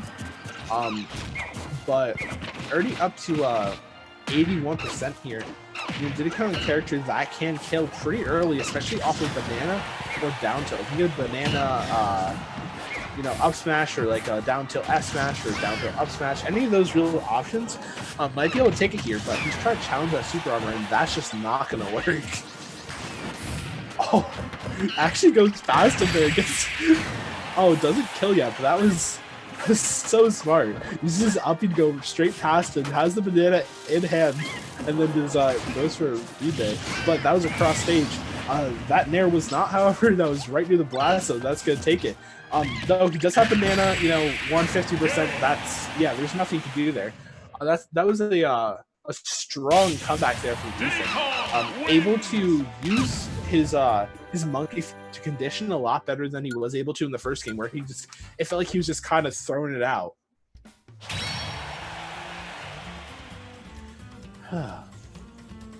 So that's gonna be game 2 here. We'll see what the counter pick is.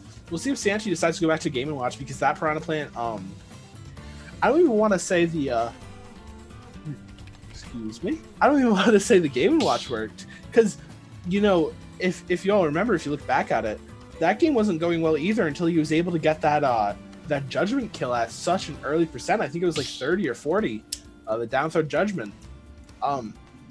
So he might just ride out with this plant, because neither of those characters really worked the best. You didn't like the Game & Watch better? I mean, obviously he won, but I kind of agree with you. But he won, but he got it off of a judgment, and not to say that that means it's irrelevant, but it wasn't like it was a dominant win. It was on the back of a lot of big mistakes from Ethan and a little bit of luck from the RNGesus. So, but he does go Game & Watch. So, regardless of what I think in my, regardless of what the Peanut Gallery thinks, this is his choice. So, let's see what he does. Going for it again there, yeah. Really, really betting it all. I mean, he doesn't lose anything from it. That's one of the crazy things about that conversion is it's not, if you miss it, you get a little bit of damage. Maybe you get lucky and get a 7er and get a good amount of damage, but you don't lose too much off of it. But I will say that Santi's playing a little bit better at the start of this game. He's playing very similar to how people talk about how Ichi King stays near the ledge. We're kind of seeing the same thing. Santi just kind of weaving in and out with his bucket, maybe throwing out these fares, a little bit of the neutral B here and there, but he's not committing too hard to anything. But he's gonna get caught by that regardless. That banana is just, you have to be so aware, and you can't always have the bucket out. He's looking for it as like a preemptive option, but Ethan's a strong enough player where he can choose when he wants to do it, and gets the great conversion there. So the up B there can have like a couple different hitboxes. He gets hit with a kind of gliding hitbox.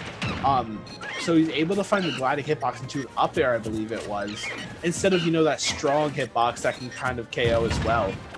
It was just I love his usage of up B to confirm into just about anything that he wants. And yeah, does it again there, but he's gonna get hit by the I believe it was a charged F smash. Fool me once, shame on you. Fool me twice, not gonna get fooled the second time. So yeah, and the other thing that Ethan's doing with his recoveries that's a lot better this game is he's using his jetpack to kind of, the way the jetpack works a little bit is sometimes it bounces, and we saw his use of the jetpack twice there. He kind of bounced off the platform and skied a little bit to the left, and then the other time he just straight up bounced it and had it twirl around, because you can control the jetpack. So yeah, that's exactly what we saw there from Ethan. That being said, we're here on the 2 stocks apiece right now. Just doing that ledge trapping that I've seen him do again and again to try to condition his opponent. Just throwing out that pop gun. And Santi seems to be playing a lot safer even now. Throwing out these back airs, these forward airs, and holding a bucket when it seems prudent, like right there, where he may have been able to get hit off stage with something. But I think we don't see a whole lot of Santi is we're not seeing a whole lot of up B out of shield or those classic Game & Watch options everyone knows and hates. I think the reason for that though, I literally cursed. I cursed the stream the match. But we're not seeing a lot of it because we're not seeing a ton of super close range stuff other than, combos. it's a lot of like at distance feeling each other out and then going for something. He's gonna grab that banana. Yeah, that was. I mean, I like what he was going for, but I feel like that was super telegraphed. And we're gonna see what they like to call a DBZ moment as he goes for the up B, and Santi goes for the F smash there. Santi may have survived if Ethan didn't get the proper hitbox. As I was talking about, that move seems to have two different properties, where sometimes you can kind of glide into it, sometimes you get a strong hitbox, but still, they were gonna see, and he's gonna find it again. That time we're going to find a little bit of a different conversion, though. He's going to go for the, let's see, he got like a drag down there almost into the hammer. And our boy is not happy. Ethan Nation is not happy as we're going to disconnect the match. So... Can't say anybody would be in that situation. I don't, but the thing is... That was kind of crazy because I think he went for like 2 other judgments that game. So like he was kind of, I think Santi went here and he's like, okay, let's get ready for the cheese real quick. I think that was his goal a little bit.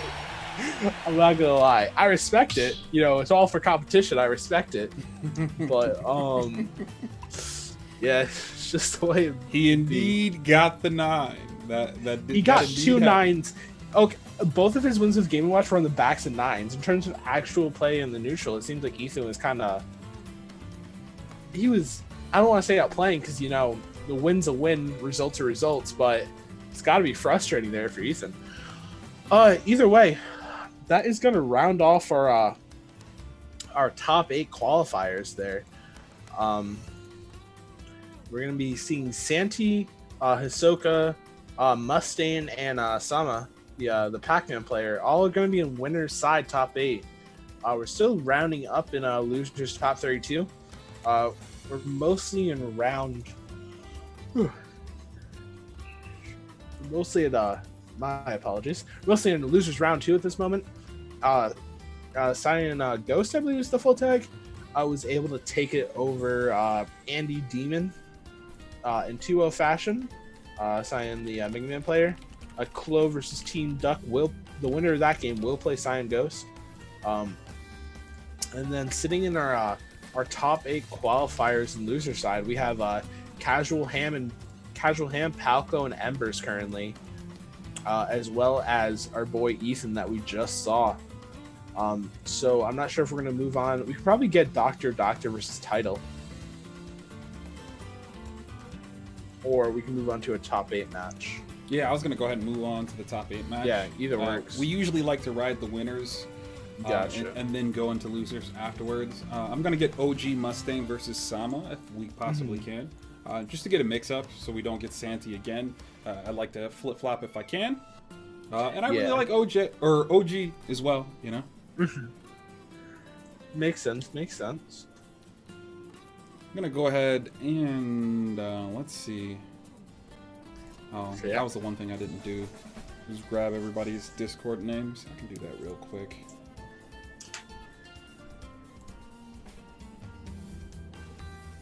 So it's like a lot has happened, and there's been like a lot of bad stuff, but there was a few questions I had about what you actually thought about Min Min now that she's actually out. You know? On a lighter note. I'm my opinions on Min Min are I hate that character. Nothing good, okay? I just don't like the character to play as or against. Cause like the counterplay feels straightforward. That's my only issue. Cause like if you play any of the Spaceys, you just kind of jump in the air and Min Min's like, whoa, crap, what do I do now?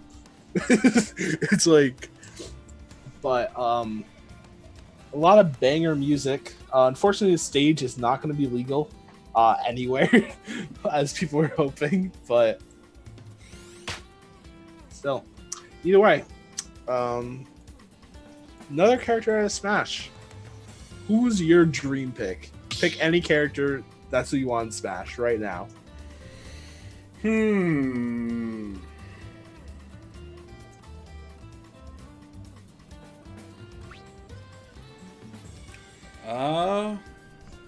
This goes for chat too. I guess it depends. It depends on like what it is I was looking to do. So originally, when the game started adding all this DLC characters, it started to feel like they wanted to incorporate other FGC scenes. Yeah. And they were pulling from those kind of groups, and then I don't know where we went after that. But you know, hey. So it's like I don't know what's more important to me. You know, as a tournament organizer, I like the idea of other FGC communities coming together and kind of ending up in the game. So Yeah. that's like, for me, like there's like a large array of characters that you could possibly pick, you know, and it's like, it's Nintendo, so it's like some of the ones that I'd pick are a little graphic, you know, and then it's like, Yeah. so it's like, it's not like the best pick. And I guess I shouldn't overthink it like that. It should be more of a situation to where I just go, hey, look, this is what I think is cool, but I don't know. I just go into all This this is other cool. stuff. I don't know. I was just gonna say Sora, man. I was gonna. He's like, hey, man, Hey, stop man, that I just- complicated. Hey, I just want to swing around the Keyblade and shoot magic out. That's all it is, man. Went ahead and ping OG, make sure he gets in. Although like an Astral Chains character like Geralt or Rivia from Witcher 3 would also be hype. Yeah, I could do a Soul Calibur, I could do a Mortal Kombat character, I could do another, probably not another Street Fighter character. I don't like the current I like Terry the best out of all three fighting game characters. So I don't really know what I think any fighting game character would be cool though, just for like the culture part of it. Yeah. As Smash has become part of culture at this point. All right. I would also like some of the kind of really off the wall ones. I'd add superheroes of some kind. You know, That'd be hype. Yeah. I'd do like a Thanos. I'd do like a Magneto / like I'd go that route if I were them. I would add that little bit of flavor because it no longer feels like that's the goal of bringing all these different communities to Smash. It's more so, hey, we thought it was cool and we'd add that one because, you know, Sakurai likes it. Because I'm starting to think that every one that he's choosing is like, no, actually, I just like these things. Who cares about your polls, all right? I like what I like, okay? And you guys are gonna, you know, take that from me, you know. So Yeah. We just get Injustice 2 characters, which are just superhero characters. right, I'm down for that. Yeah, which would be really, really cool. It'd add like a different like kind of thing that I feel like would add a little extra flavor, you know. I wouldn't want Goku or anything like that, you know. It just doesn't feel like a good fit. Yeah, that's the thing. I think people always want it to be like Goku or like their favorite anime character, but like, would you want to play against Goku? Because I promise you wouldn't. I guess a lot of the movesets that they would try to choose would be like kind of cancer, you know. I promise you, like, you can say like you want like Master Chief, but do you want to fight Master Chief? Because I don't. After Snake, you're kind of like, well, I imagine we're gonna get something like that, and it's like, Yeah, it would be something like that, or like, I don't know. I think of it most when people say they want Gino. I'm like, wouldn't Gino just be a zoner? I'm like, you don't want that. You say you want it, but you don't want it. I promise you. but you know, Cloud's definitely more popular. But I could have went with I think his name's Shulk. I don't remember. It's been such a long time since I played that game. The Gunblade. I'm not sure, but Shulk is also in the game in Smash. There's like a dude named like Squall or something. He's Gotcha. I think it's Final Fantasy 8 or it's 6. It's around Final Gotcha. Fantasy 7. Gotcha. But to be honest, the Chief, Master Chief, is my favorite video game. It is Halo. I just don't know how he'd fit in the game outside of another Snake with a little bit of different flavor. He'd be a snake with a big sword. Either way, we are not seeing either of those characters in this. We are seeing Pac-Man versus Terry. And this counterpick is not counterpick. This starter is kind of strange. I think both characters can really, really benefit from it. So, if they also didn't pick a neutral, they picked a hyper advantage that they both have, which just kind of cancels each other out. But so far, it seems like Sam is able to abuse the extra room he has a bit better than Mustaine was able to abuse the extra room you have for combos. You know, Sam able to get the zoning game started. Has Bell in hand, and oh, not gonna find the S smash, but the idea there was amazing. Gets the Bell, Z drops it on stage. Mustaine bleeding safe and then gets caught by it, but had a little bit wrong spacing on it. But okay, just power wave twice into Power Geyser, I guess that works. And okay, he's already at 48%. Due to the nature of Terry, how explosive the character can be, especially when they have that Go Sauce going. And we're just seeing Mustaine at this point really, expecting that, I don't know if that was a misinput or if he was expecting the roll. Either way, he got the roll, but he wasn't able to punch it. But still, already putting 101% here on Sama in this second stock. And you know, Terry's one of those characters that has a lot of explosive damage, as you're seeing here. Able to make it back only at 12%. Doesn't have that go meter, so doesn't have as much, you know, as much explosiveness as the character can have, but has a lot of time to work with in this. Can kind of just build its percent. Honestly, can get the percent build up on him, which might be more useful. Because one tactic we were seeing from Mustaine use a lot is he was just kind of throwing out those go meter moves.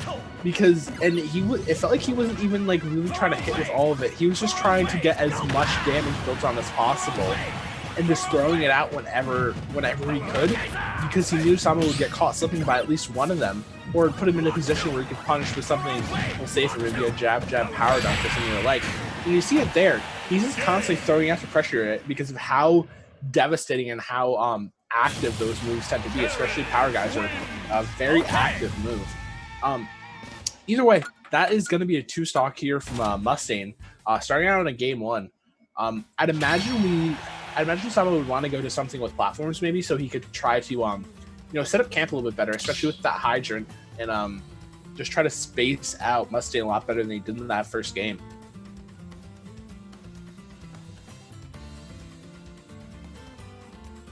Mm-hmm.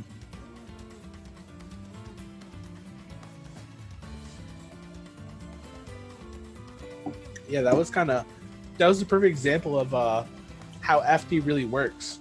Because as I was talking about, it was an uber counterpick for both characters at once, so I guess that's even. Because the zoning is so much stronger due to no platforms to escape from. But as a result, Terry has so much room to work with all their combos. So we saw how good the zoning was, and then we saw how good Terry just is on that stage in general. It kind of was a perfect example of what I was talking about.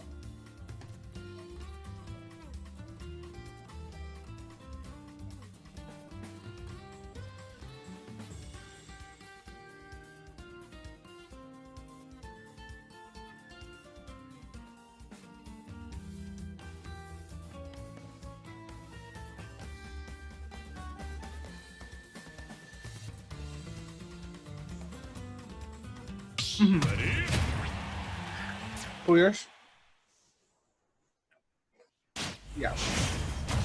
Yeah. The other thing was he had a great setup with that Bell Z drop on ledge, but he wasn't able to confirm off it. But he's going to switch to Lucas here. Not sure how proficient he is with the Lucas compared to his Pac-Man, but we'll see it here. Lucas is one of those characters. I don't know if I don't remember them getting a buff in the recent patch, but I think they're one of those characters recently. I'm seeing people just kind of be sauced with Lucas lately. Like, he has a lot of good stuff, especially, I don't know how proficient Sama is with it, but you can do this double jump cancel Zair, which kind of just literally like bullies your opponent across the stage. Oh, we're seeing a little bit of lag here. I'm not going to be like the people from Nintendo and claim levers and pullers are behind the scenes. It's just straight up froze. Let's see how this works. No contest. And actually, Smurf plays a lot of Lucas, so Lucas didn't have anything done to him during the last patch. I think So- it's just people are starting to use it a lot more. Right. So it looks like that was Mustane's connection. Yeah, I'll go into the chat to see what's up. Indeed. But welcome to Wi-Fi. This is kind of just how it goes. Generally speaking, we're pretty good here. We usually kind of miss a lot of that stuff, but electricity It's went out in this Wi-Fi. house. So Interesting. it's not even Wi-Fi in this situation.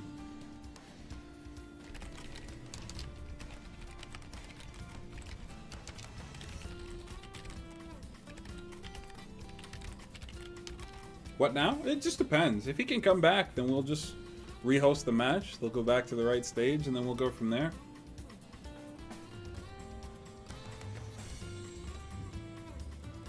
So it really just boils down to, that scenario. Give me the win.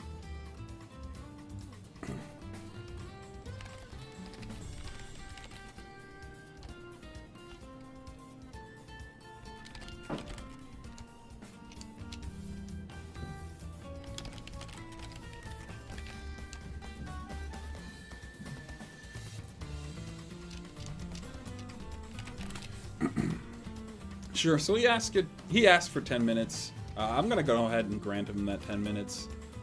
This is obviously not the best way to take wins, but it's fair. Usually we give people 15 minutes per round to use the restroom, take a quick break, kind of organize their lives at home. I know a fair amount of people are still in school.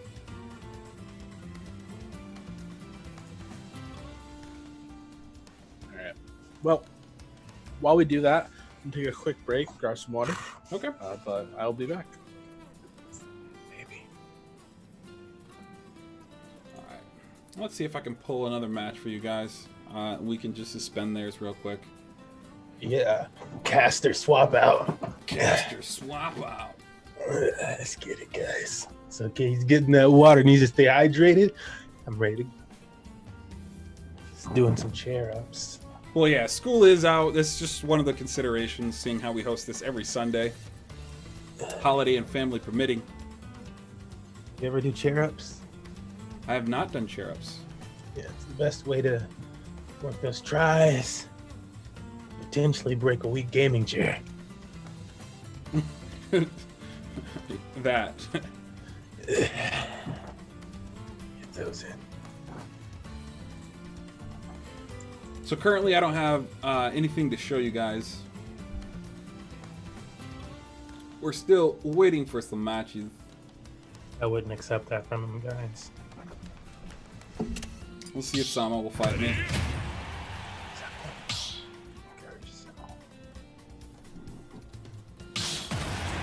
Lucas player, by the way. Well, don't main, but is a Lucas player.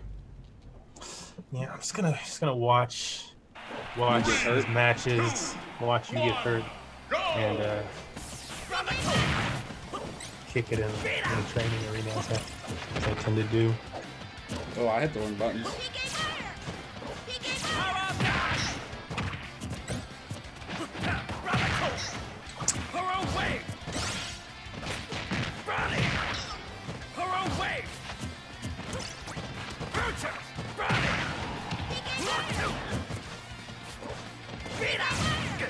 It's like this Black Terry. Ass Yeah, no, he's just like, why isn't he doing the stuff that good Terrys do? Because I'm a bad Terry. Okay.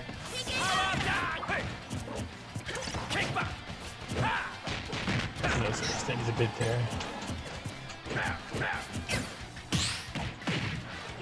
No.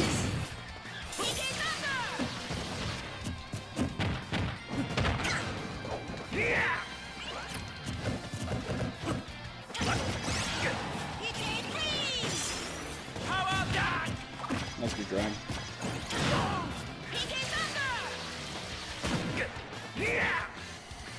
Yeah.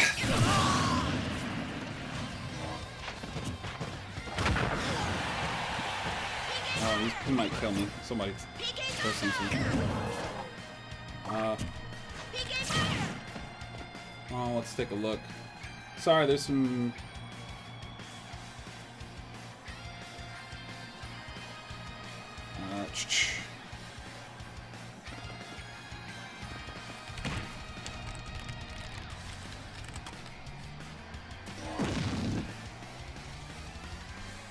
Yeah, if you're watching stream, I'm just answering some questions in the background, that's all. That be all.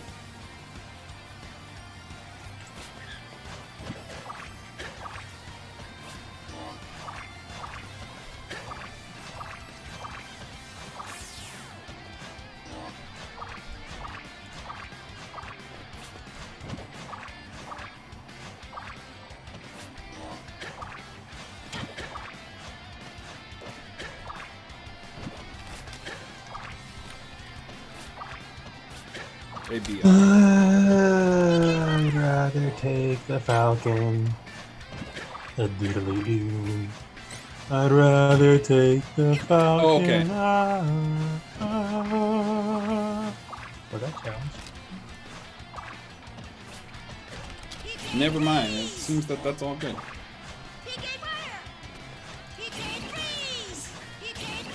Still no sets to show you guys. We do have a set. Hello. How is everything going? We are doing all right. I am just. Lucas wins!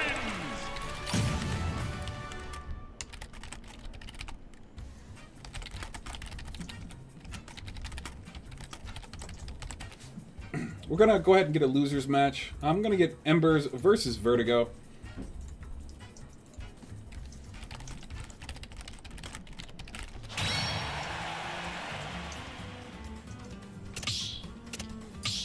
Let's bring this back to the waiting screen. Let's get them the information they need for us to provide the very best for you guys. They did check in. We're gonna have Vertigo versus Embers.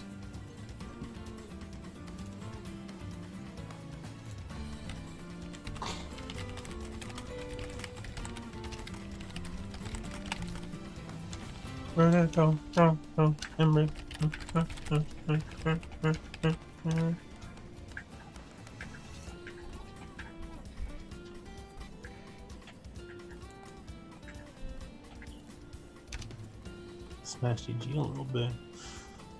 Oh, geez.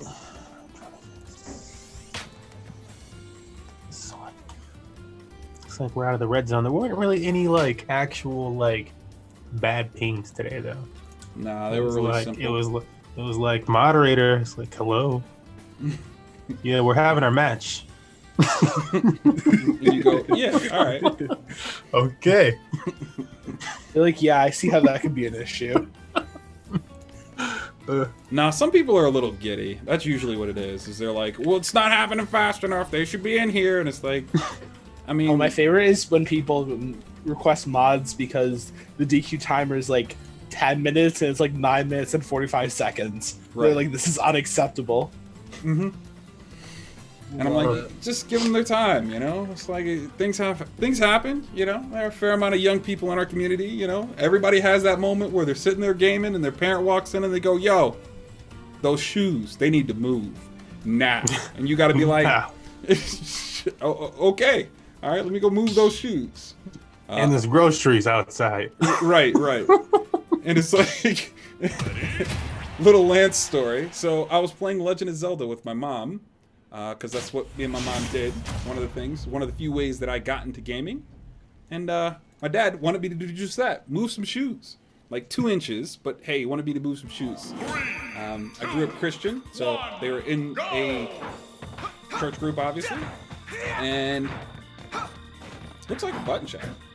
Yeah. Yeah, okay, cool. Maybe it's not. This would be the weirdest non. Yeah, It's definitely a button check. Okay, cool. I can finish my story. I don't know if Vertigo knows this is a button check, though. It's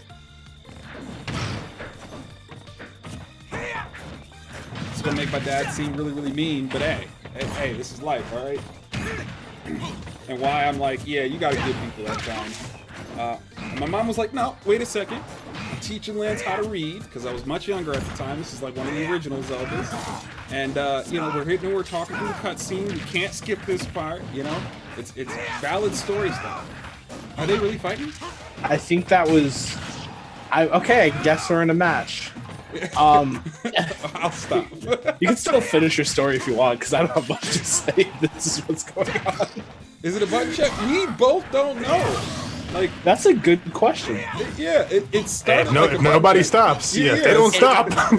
It started. Okay, so start out is obviously a button check, then less SD'd, and then someone. Oh, okay, so it's a button check, and then Vertigo started playing neutral. I'm like, well, I guess it's not a button check.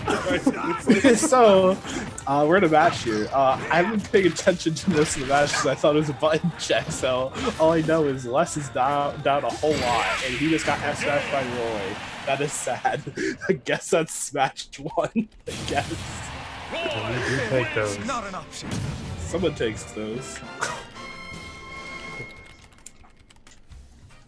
Okay.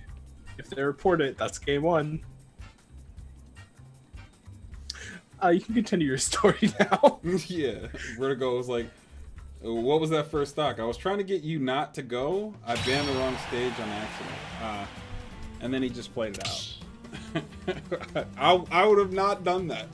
We could have definitely worked that out, my guy.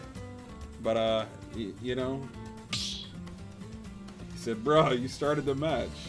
It's like, yo, hey, you know, these things happen, Lord. I guess, you know? It'd be like that.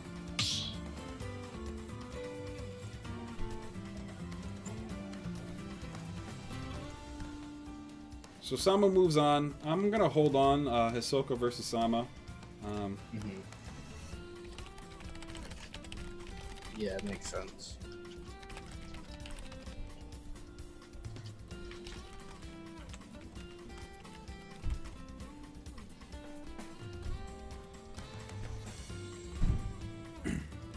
Yeah, so my dad wanted me to move these shoes, right? And my mom was like, hold up, you know? So a minute goes by, we're almost through the cutscene. There's like, you know, maybe 6 more dialogue boxes that pop up because this is an old school game or whatever. And we're reading through it, and she's asking me if I noticed some words and stuff, and, you know, I'm doing my best. And, you know, my dad screams it again, yo, you need to move these shoes. And my mom was like, hold up, wait, all right? And, he got really mad, grabbed my Super Nintendo, went outside, smashed it on the concrete, went and grabbed his hammer and smashed it some more. All right. Interesting. Yeah, that's the infamous childhood right there. All right. Ooh. The dark backstory. Hate to see it. That's how you became a villain. Your Super Nintendo got smashed. That's how he became the villain. That's how he became Mega the Man. Batman as background. Either way, we are gonna get into the second match of not a button check. We are going to Battlefield here, and looking for a jab back here. Not sure if we're to kill just yet, but okay, just flare blade, I guess. Either way, Embers is starting to try to, you know, work his way back in after putting himself in a hole from that weird pseudo button check, and you know, not really getting challenged off stage whatsoever, which is good for him. And we'll see what he can do with his ledge trap position. Just kind of looking for those fast fall short hop nairs. The way to beat it is, you know, with a well-timed get up attack, but actually just gonna let him get back to stage for free. And no regrab, but it's gonna get hit by the side B. Very, very strong move if you're able to find the sweet spot, which Vertigo was able to there.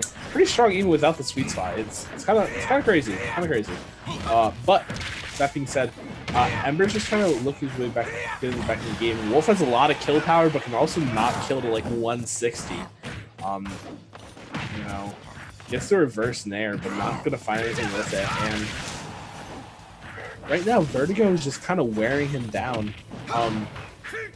You know, something you usually don't see with Roy is this slow gameplay, but that's what we're seeing from Vertigo here.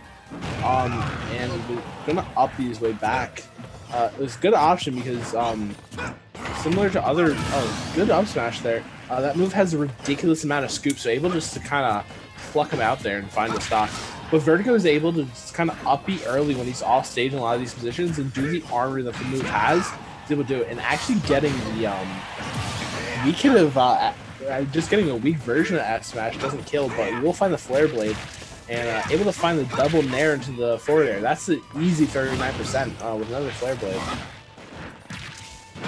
And yeah, he has these jab back airs on. Oh, why do you roll there? You he rolls into a fully charged sweet spot Roy F Smash, and that is the weirdest 2L I think I've ever seen. So that's gonna be a 2L. That's gonna be Vertigo fighting his way through a loser's bracket there to make it to loser's side top 8. I believe we're gonna be catching a winners finals next, which is gonna be Hisoka versus Sama. Because unfortunately Mustang did have to DQ due to his power going out.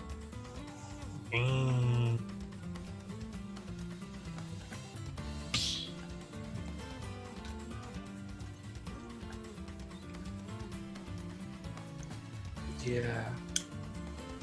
That was such a weird match overall.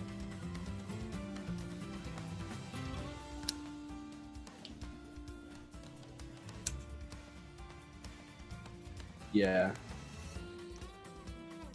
Well, not even that, but yeah. Yeah. Yeah. I think the weirdest part was that he SD'd first stock but didn't choose to continue to SD. He just SD'd the once.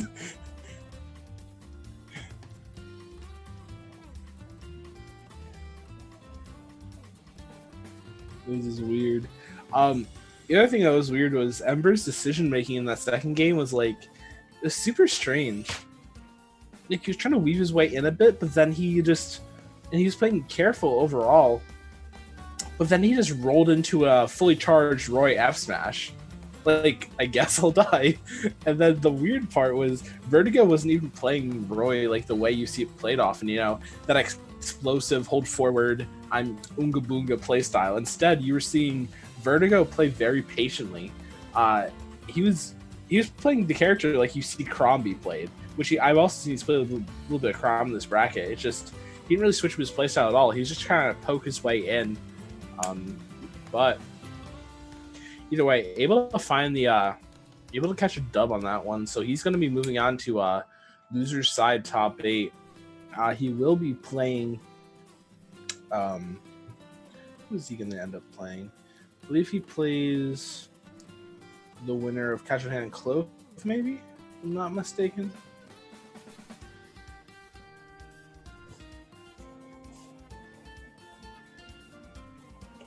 Actually, no. He will be playing the winner of Palco and who we don't really know at this point. That side of bracket's still pretty slowed.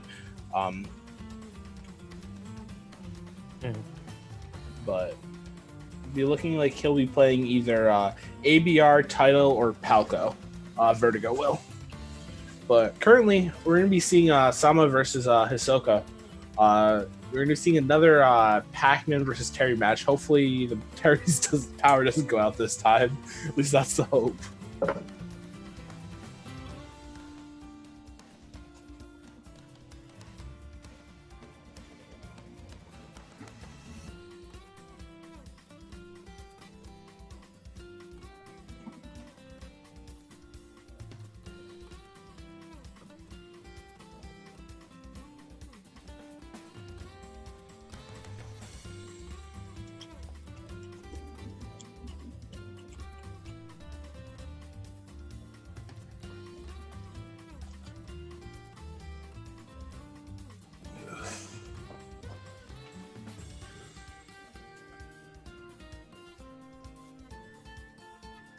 Yeah. How is it? Okay, that's cool. That's good.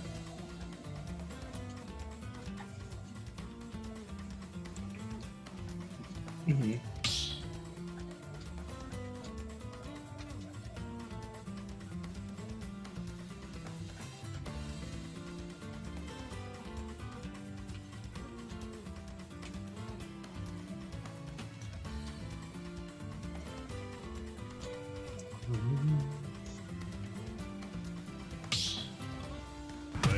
I had a burger.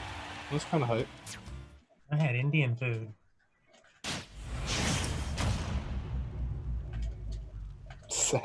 Sad life. Yeah, and I was muted myself to the stream. My bad. My bad. Okay. Well, we're gonna be hopping into this next game here. Starting on PS2. I think this is definitely a smarter choice than that FD we saw last time. But still, it gives Hisoka a good amount of room to work with. He's able to get a little bit of conversions off these platforms. So the Terry's not known for their vertical conversions overall. But already off to a good lead in this game. Definitely a wildly different Terry playstyle than what we see from Mustaine.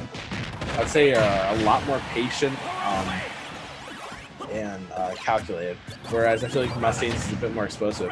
But just the same, so I'm gonna get overwhelmed. I'm gonna get hit with that burn knuckle, and that's gonna take the first stock.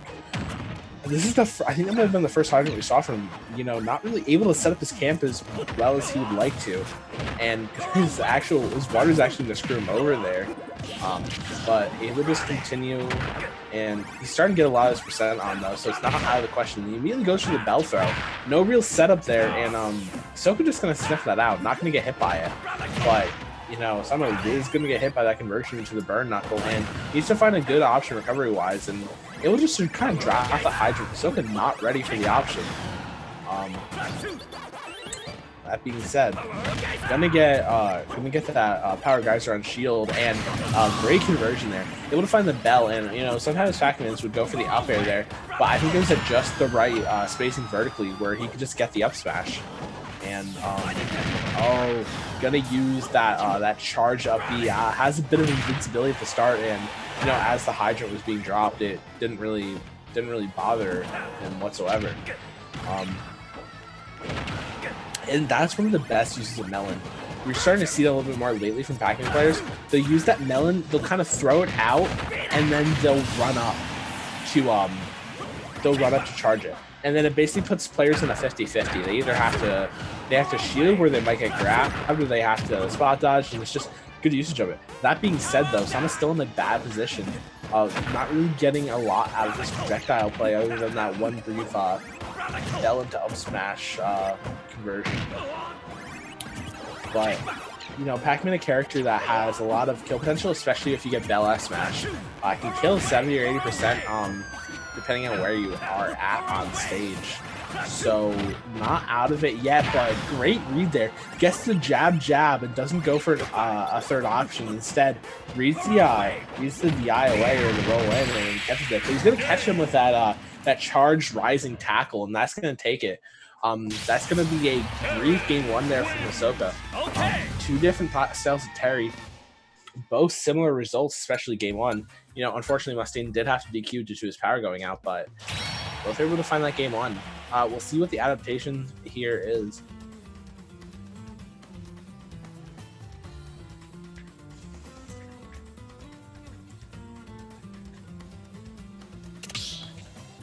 I don't know what we'll see for a stage counter pick here from the Pac-Man. Because the thing is, they try to go Terry. They should go FD game one against OG Mustaine, the other Terry player we've seen here in top 8. But the issue they had was that the extra room that Mustaine had to work with was devastating, and they weren't able to get their zoning potential as much as they'd like to. So I think we need to see a more hybrid style from Sama, because what's happening is they're relying so much on that zoning, and the second that they get disrupted, there's nothing you can do. But Pac-Man, while primarily being a zoning type character, they have so many good boxing options, especially with that forward air and the nair. You can kind of just bully people across stage with the forward air, and then nair you can use as a decent get off me option. I think that needs to be used in conjunction, but instead of seeing those adaptations going with Pac-Man, we're just seeing the Lucas transition. We saw this in the last set as well, but we weren't able to see if the Lucas would work out. We're seeing the exact opposite of the last time, where we started FD, and then we, Sama switched over to the Lucas as he went to PS2. We're seeing the exact opposite here.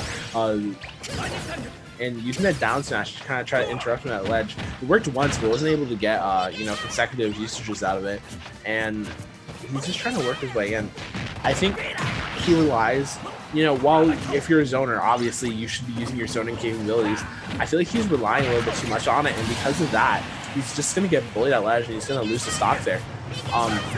You know, Lucas is a character with some decent boxing options, especially that jump cancel is there, which I saw him pull out briefly there, so he's definitely familiar with the tech, at least to a decent level. But yeah, you see it there. He's there with the stronger poke options, which I think he needs to utilize a little more, because if Hisoka's shown that he's able to deal with zoning both on Pac-Man and Lucas, so you need another option. You can't just, especially at this far into bracket, you can't rely on just one tool. You have to be able to transition between multiple different styles. We see it from Hisoka as he's able to, he gets caught by that PK freeze actually, so that's a really good catch there from Sema. An easier kill than you expect, but he's gonna get hit by the, I believe it was a double down tilt into the burn knuckle. Hisoka's shown that he really loves those burn knuckle conversions again and again. But the thing with Hisoka is he plays a little bit more patient than we see other Terrys play. So, but then on a drop of the hat, he can just go in. So the thing is, we need to see something like that from Samut, where he's able to transition between these multiple styles of play and not just focus on the zoning, because the zoning just has not worked. Hisoka able to get past these walls that are reset up consistently, and going for another PK freeze there, but he was, yeah, looking for these PK freeze. It would kill here if he could find it, but not the easiest thing to land. Air dodge is there, and just gonna get Buster Wolf. He does not want your PK freezes. He does not care about them.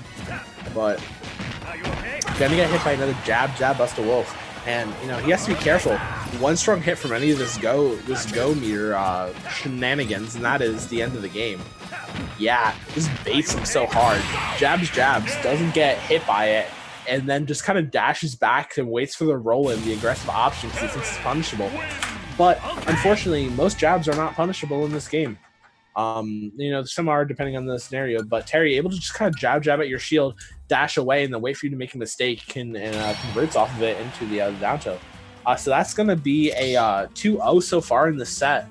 We'll see what the response is here from Sama in terms of stage or character if he decides to go back to Pac-Man, but he just needs to play a more balanced game right now, because he's focusing very heavily on the zoning without using a lot of the other tools Lucas has, and specifically also he did the same thing with Pac-Man, relying so much on the zoning. But you know, it's just, even if it's like the best thing your character has, it's just one element of the kit. You have to play well balanced if you want to knock off someone like Hisoka, someone very prolific in the Wi-Fi scene. So we'll see what the response is here. Sticks with Lucas, goes to Pokemon Stadium. PS2. Yeah, I mean, going back to the PS2 here, I think this works if he decides to play more balanced. If he tries to just zone out again, I don't think this is gonna work. Straight up. I think PK Fire is a good tool, but it's not. It's just one of the tools.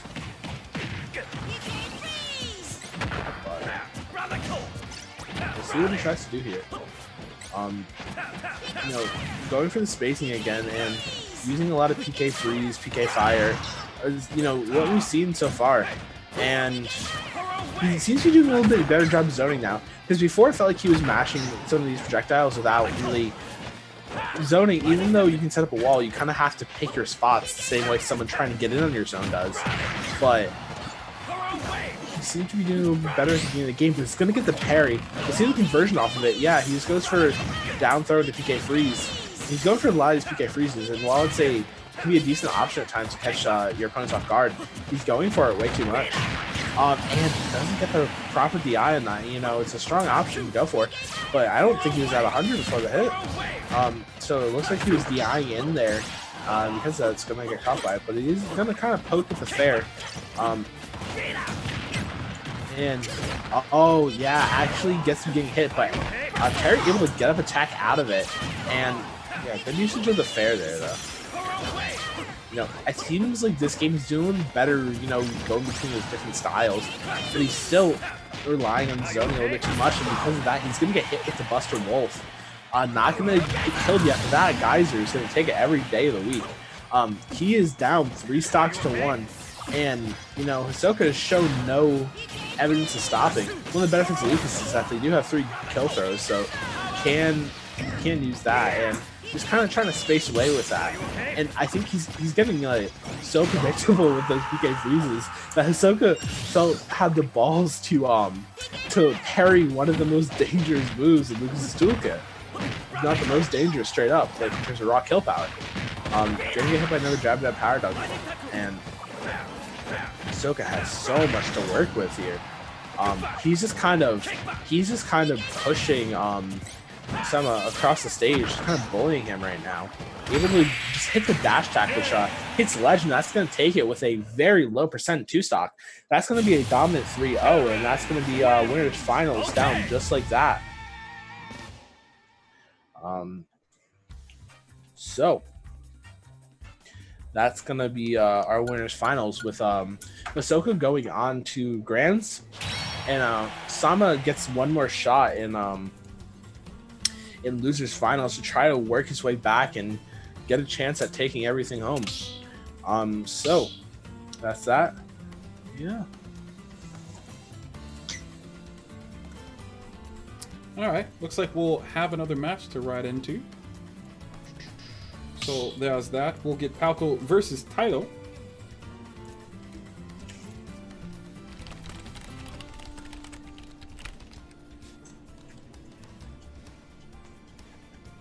Dipping into our losers section of our bracket.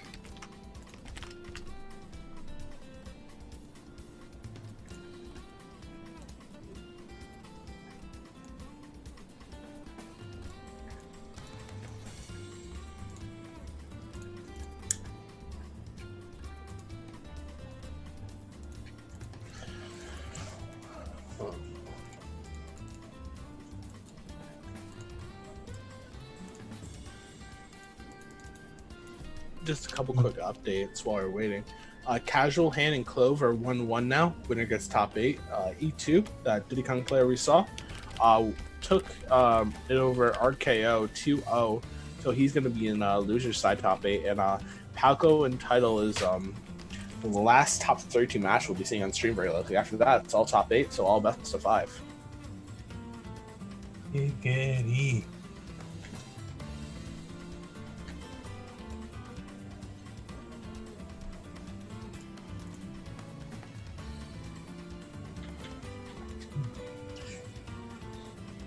Actually, is it all top 8 best of 5 or is it top 4? I forget.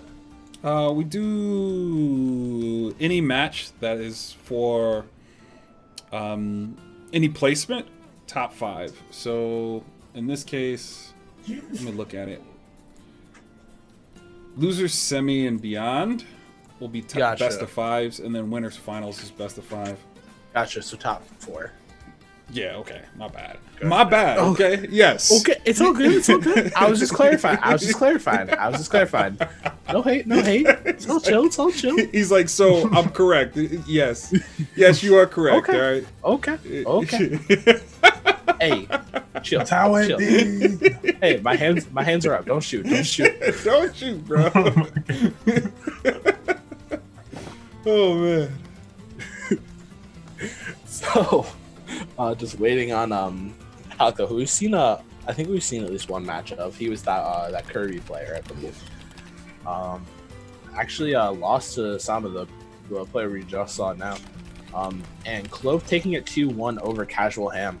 So Clove will be going on to top 8. That Falcon player we saw early in the event. So top 8's mostly filled out at this point. The only thing we're really waiting for now is this one match, and once we play this out, our top 8 is fully filled out. So just waiting on Palco to check in, I believe. Yeah, Palco to check in. And then we'll be getting right into the action.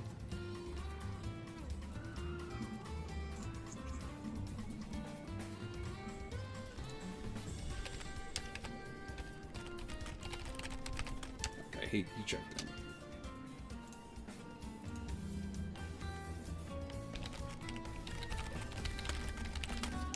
We're actually gonna switch it up. We're gonna get someone else. Title needed 5. Oh well.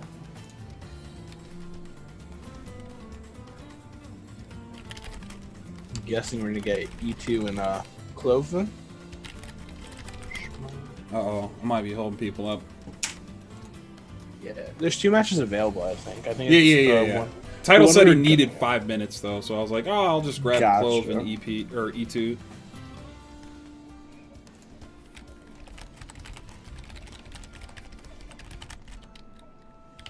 Okay, yeah, we're gonna stick with Title and Palco. Sorry. Okay. It's okay. It's all good.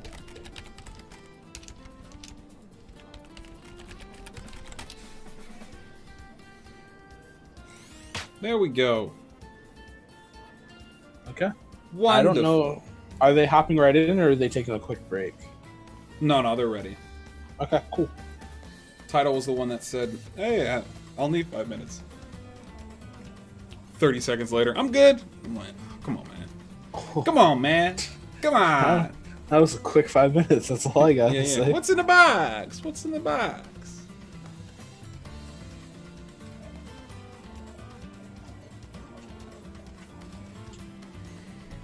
I'm actually in a really mellow mood.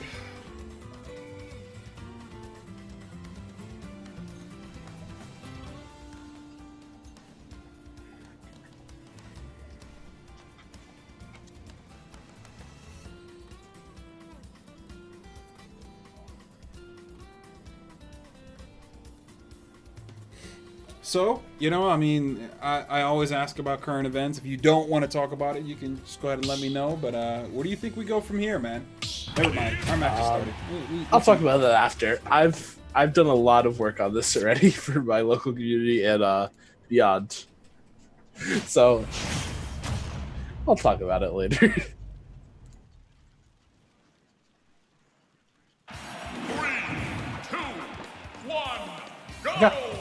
So we're gonna be hopping right into this. We're gonna be seeing, as you said, Palco versus Title.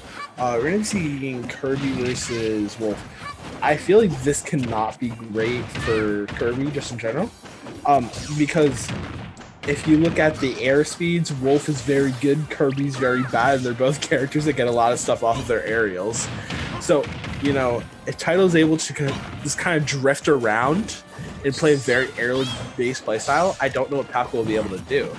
You know, that being said, if Palco showed a lot of patience in the last set, where he was able to, you know, wait at a distance, poke in with that down tilt, and then from there, just abuse basically whatever he wanted to. Usually, yeah, just gonna read that, just completely reads that option, and it was weird Title just to kind of get a bit into that one.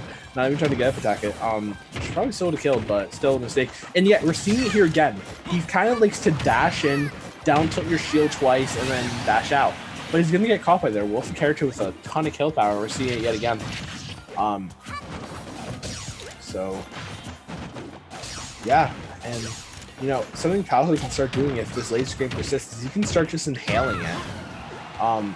And then, you know, condition Title to have to play a lot safer and a lot smarter around everything. And yeah, so far Title's playing this super grounded game for what I can tell.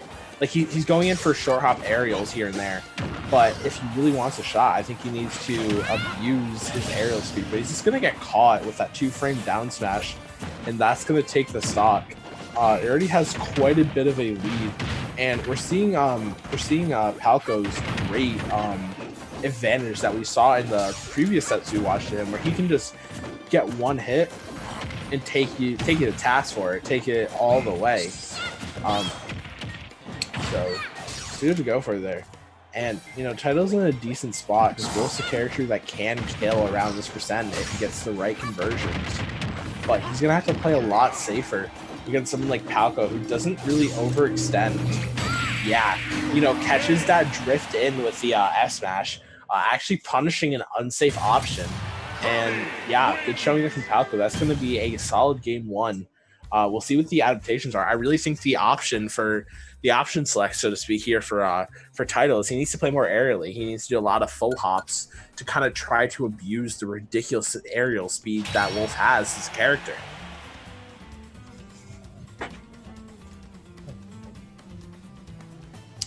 So yeah. That was good showing by Palco. I like that. Yeah, he just kind of pokes at you with down tilts, and then he'll confirm off of that because like people people try to punish it, and like a lot of things in this game, it's not really punishable. While we're in a brief break, we're talking. Oh, we're not in a break. Okay, I was talking about What break? You're wrong. Yeah, what break? Okay, chill, game, chill. I don't want to be Falcor title, please. Please. Yo. Okay. We're seeing Kalos here. I think in general this is Wolf's. I don't know if it's Wolf's strongest stage, but it's definitely up there. Although I will say I feel like this might benefit. This is a lot of Wolf's comfort picks to this stage, I think. But I don't know if this will be the strongest against Palco, because Palco is and Kirby in general looks for a lot of these horizontal combos. You know, down tilt into grab into forward air. Gonna do a bad air dodge, but you know, due to Kirby's nature, still able to make it back. But the thing is, with how many horizontal combos Kirby can get, I feel like a stage as big as Kalos isn't gonna be great. You also won't be able to really use your laser as much as you normally would on this stage, because if it starts to become like, okay, laser, it's obvious what you're gonna do, then you can just start inhaling it if you're Kirby. So I don't know. This feels like a comfort pick rather than a pick based on the matchup here. Still, obviously able to do a lot with it, but yeah, that's an example of the counter pick working against him. Kalos is one of the biggest stages when it comes to blast zones, so he's able to not get the kill in the back here that would have killed him on other picks. But still able to make it back. He's gonna read that roll. Gonna hit him with the F smash, and now he's gonna start playing safe again. But he's gonna find that back air. Actually takes it there. You know, very strong move, even despite how big this is. And Paco's starting to sniff out these lasers a little bit more. You see him just kind of pancake there to avoid it. You know, doesn't get like a huge punish off of it, but he's not getting hit by a lot of these lasers. Gonna do a bad up B there, and that's gonna be 3% for Wolf. Not a whole lot off of it compared to what Wolf can get, but still, anything you can get at this point against someone playing as safe and as optimally as Palco is gonna be difficult. So you take what you can get.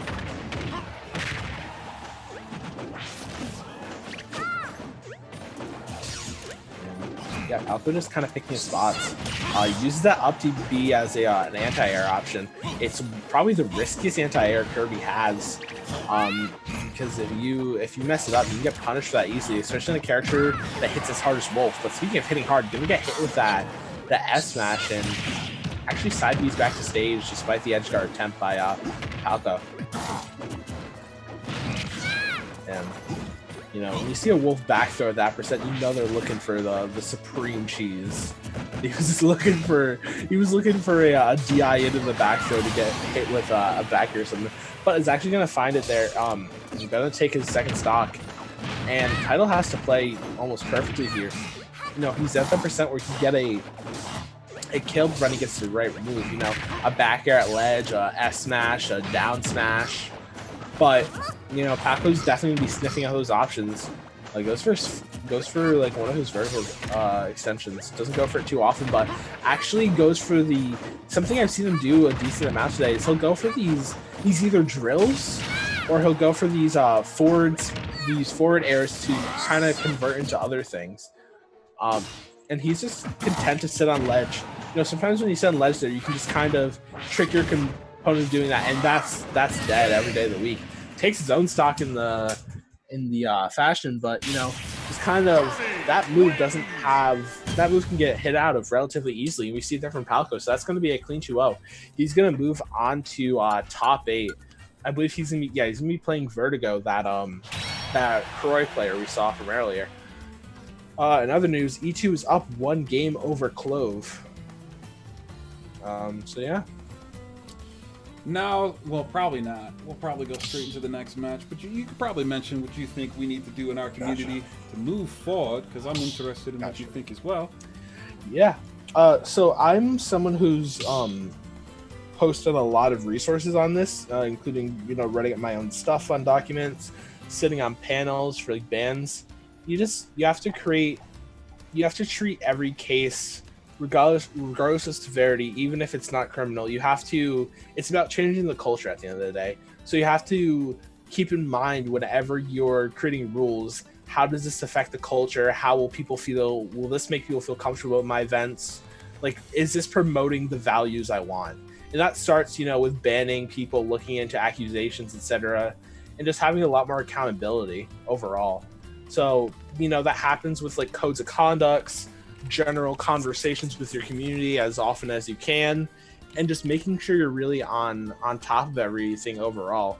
I think that the way the future is, every region is going to make their own code of conduct. We've already started that in Rhode Island and New England respectively, and I just think that every region has to like kind of take accountability so that players feel safe and comfortable. That's really it at the end of the day. Right. I can respect that. I like that. So, What about what some of the other kind of like leader heads? I watch Omni a lot, and I kind of like listen to his video about kind of what he thinks happens from here in general. And he's his did you watch his video by chance? I did not. Okay, his opinion was basically like, okay, Smash, it's good what happened and everything like that, but like as far as like sponsors and so on and so forth, it makes the scene's growth potential drastically kind of shrink a little bit. It's gonna hurt for a while for sure. I think. Well, the thing is, the sponsors that are truly in the scene, those that want to help, those that have helped, they have people that talk to them in the scene. There's people I work with that they're still interested in doing stuff. It's just you have to. A lot of the reason the scene is the way it is because it's been a laid-back culture for a long while, and it's been a culture where people grew up in it, so then they start acting how they did when they were kids, and people aren't taking full responsibility. I think as that culture changes, sponsors will see it. I think sponsors are still going to get involved in the scene. I think it'll take a little bit, but I think by the time we can host events again, which is another year, I think things will get back to normal. Gotcha. As long as we do everything we have to do. Right. You think everybody was kind of laid back? I don't think everybody was kind of laid back. I think just hosting events are a lot more complicated than people kind of make it out to be. And it's just one of those things that's one thing that you think about, but originally you don't assume is going to be the most important element that you need to kind of grow whatever it is you're trying to do, whether it be some kind of offline event, whether it be an online event. Harassment's kind of one of those things it's bad, but it's just not one of the things that's going to be the cornerstone of growing whatever business or event center that you're trying to do. So I think that I lend it more towards that, to where it's less people being irresponsible, more so people kind of just being busy with a bunch of different stuff, Yeah, well, when I say laid back, for years it's kind of a homey culture, and people are like, there's this constant trend with all of these allegations that end up being true, is that, I heard rumors about that for years but never told anyone or never acted on it. There's like, it's not like a lot of this stuff isn't coming out of nowhere. It's always people knew about it but they didn't really say anything because that's my boy, that's my whatever. And either that or they don't really know what to do. They don't know what position to put themselves in. They don't want to like cancel someone. It's just things like that. I think it's this kind of laid back culture around like serious subjects that I think will change. That's mostly what I mean by it. Okay. Because me personally, I think it's bad for Smash, but at the same time, I think this is a gaming kind of issue, just a gaming culture in general. I mean, there's been plenty of allegations in a bunch of other scenes, FGC included, but there's like, I'm seeing like gaming execs from like Ubisoft 3 were outed and stuff. It's just, it's an overarching culture thing that kind of needs to change. Yeah, I think this happens in all industries. It happened a lot last year with Me Too. I think it's just now hitting us. Right. But I think Smash has specific issues with it, if that makes sense. Like, everyone has it, but we have specific problems with it. I could agree with that. Either way, we're going to hop right into this next Smash here. We're going to be seeing Palco versus Vertigo, two players we've both seen before.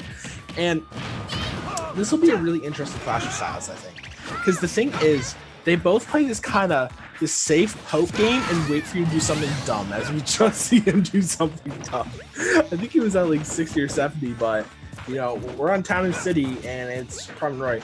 Also, very interesting pick to allow Chrom and Roy to go Town and City. especially Roy, because not only do you have that jab back air, but S smash kills significantly earlier, and side B also kills that criminal. Like side B might kill right now if you get it at the ledge. Yeah, doesn't get the quite the correct spacing on it there on the jab there, and I've seen that a lot from Vertigo. It seems like he's executing his jab back airs in such a way that he's actually drifting when he's trying to do the moves. So unfortunately he's not able to connect it, but he's Falco, on the other hand, gonna connect with that back air there, and just looking to kind of work his way back into his neutral. Vertigo giving him space, but not in a way where he's like, get back on space, giving him just enough space to kind of make a mistake. And that's the thing we see a lot of times with players, is they'll give their opponents just enough space to kind of like, they give them enough rope to make a noose, basically, is the best, analogy here. And, looking to just jump out and get that inhale. The Vertigo looks like he actually jumped over in that situation. And yeah, they're starting to feel each other on the neutral again. And this is what I mean. They kind of play this footsies game where they're both poking at each other slowly, waiting for one to make a big mistake. And it's a really interesting clash of styles, and actually going to get the rock there. Ends up being intackable, but that's going to be instant back air. They're just so back and forth at this point. Yeah, and Vertigo just starting to kind of really poke in with this neutral air. But Falco either pokes in with forward air or also back air sometimes. Hits a little bit harder, but I don't know if it has quite the same frame data. Also, obviously can't get, first hit fair conversions. Like, can't get back air conversions the same way. But we're seeing a lot of this side B in the neutral here from Vertigo. And, it's a good option, don't get me wrong. But he's doing it like clockwork. He's either running up down tilting or running up side B. Yeah, actually mixes up there with the grab, so he's able to change things up a little bit. And he's just trying to control that. There's like this little box of area. See, that's what I mean right there, where he's going for these jab back airs, but he doesn't quite have them, so he's drifting a little bit with them. It looks like he's not back airing with the C stick there, but he's back airing with he's kind of doing this weird thing with his control stick. Because of that, he's not able to land any of them. But able to find that side B, and because that's a sweet spot, and this is Town and City, that's gonna take it. Good stuff there from Vertigo to kind of tighten it up at the end. What I was talking about was that Falco able to kind of, when Roy was off stage, he's controlling this area in like a square in the top left of the screen, where basically wherever you go in that square, you're gonna have a hard time getting back, either through, because he can contend with you both vertically and horizontally. But doesn't fully work out there for Falco, and we're gonna be seeing a counter pick of some type. We're heading to PS2. Okay. And the matchup's the same. Okay. Yeah, that makes sense. I think this is a better pick. I really don't know why he decided to take Croy to Town and City. I think that's, maybe he's just very comfortable on the stage, but that's a not great option. And he got killed early quite a bit because of it. But we're still going to see this close range battle, as we saw them kind of poking at it. They'll have a little bit less room to initiate these safe pokes that they've been doing previously. But yeah, just able to these combo extensions right now are so deadly. And he went for the shield grab there, maybe expecting a cross up, or maybe just doing a lot of players have this issue where they just shield grab on like instinct, myself included. And I think that might just be what happened there. I don't know if it was quite a read that didn't pan out, or it's just shield grab, because that's an instinct a lot of players have. Either way, Falco just looking to work his way down stage. He does that a lot. He'll jump off ledge, and he'll just hop like 3 times, and he'll either recover to a platform, or he'll rock just straight on top of you.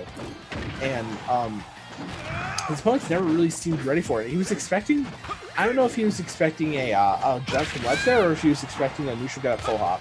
Either way, he doesn't find it, but not good. Yeah, gonna get caught by that there. Vertigo, it's a strong option, and just not gonna be able to really escape from it. Our only real option there was to recover the ledge and immediately get up attack. But still, gonna find the S smash, and we're still at 2 stocks apiece here. Falco's still continuing his kind of comeback. I don't even want to call it comeback. They're just so back and forth. and kind of dares out of the disadvantage, but able to find the dare conversion, and that's what I'm talking about. He's able to find these quick conversions and get 40% on you just like that. And it's not like a lot of it's true, but some of it's just straight mix, and he's able to consistently do it. You know, usually he'll do it out of a poke with a down tilt or a poke with like a forward air or back air. That's just kind of his whole play style. He'll poke at you real quick, wait for you to make the mistake, and then from there it's kind of curtains. He's off to, this is probably the biggest lead we've seen this entire set so far. He's at 39% on his second stock, where you know, Vertigo's up to 19 on his last.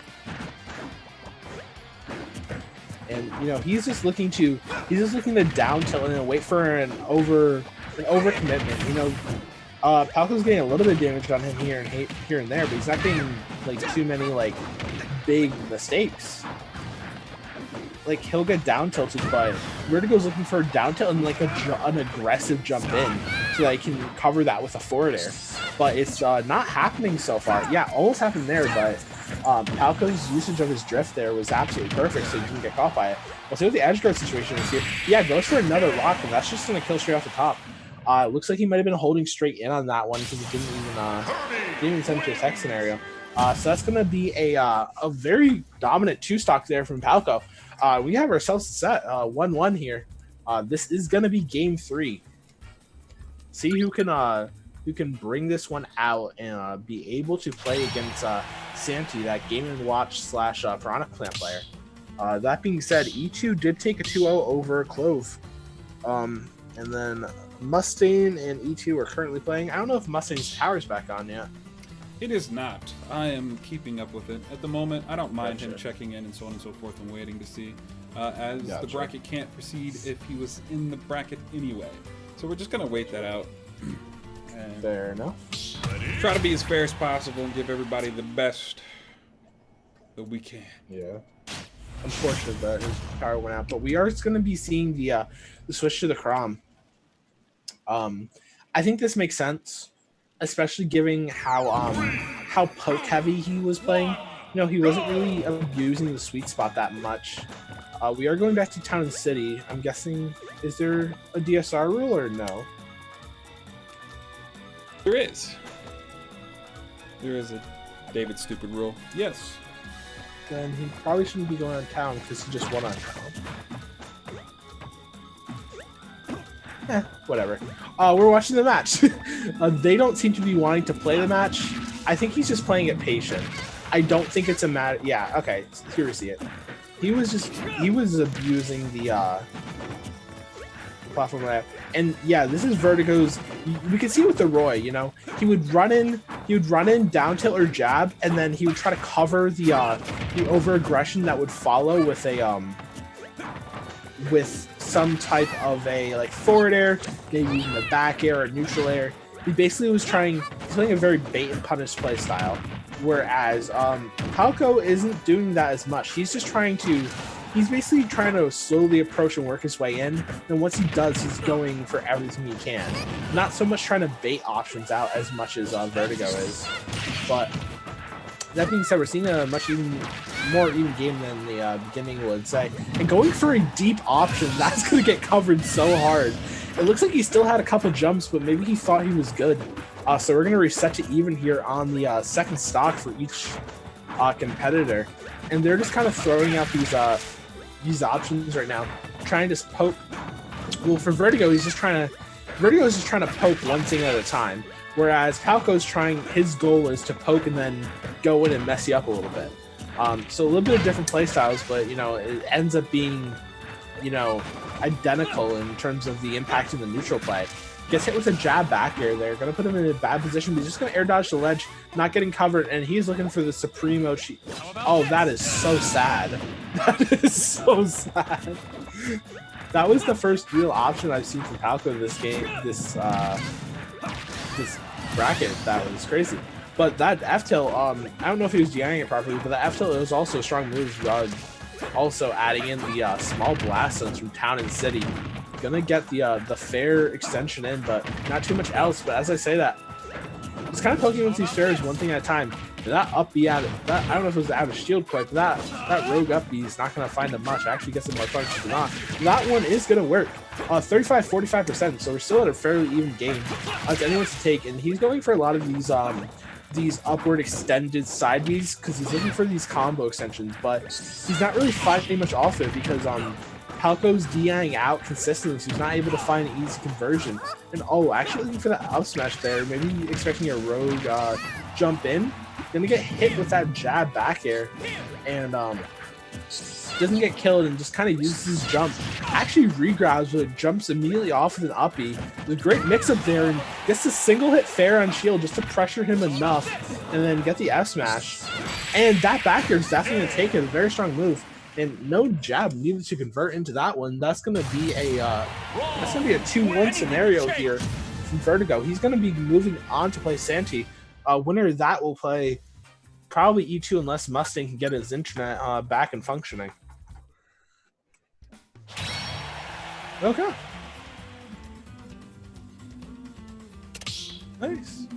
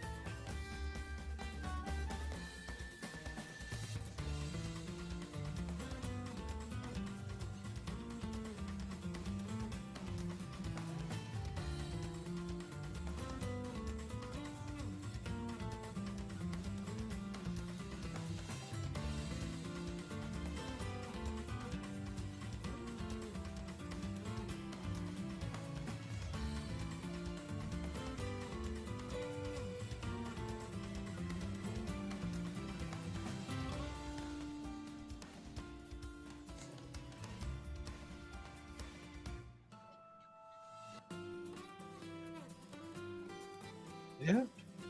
Yeah, thanks for having me.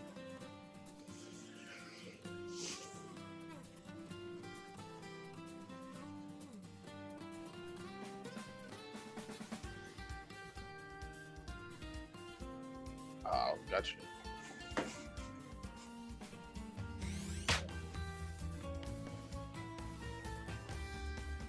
Yeah, do a good amount of stuff. I'll just drop it in here.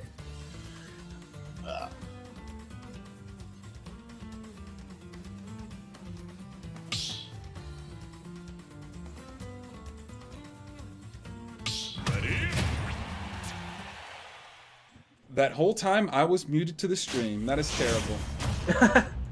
He basically just said thank you everyone for watching and that he just plugged my social. Wow, yeah, that's pretty funny. That was quite the speech. Yeah. That's similar to Forrest Gump right there. Yeah. Honestly, I'm not like convinced you didn't steal it from Forrest Gump, but that's how he feels about Smash Bros. Either way, we're gonna be hopping into this next match here. I'm so sad I didn't think of saying that, and that's how I feel about Smash Bros. That would have been actually pretty perfect.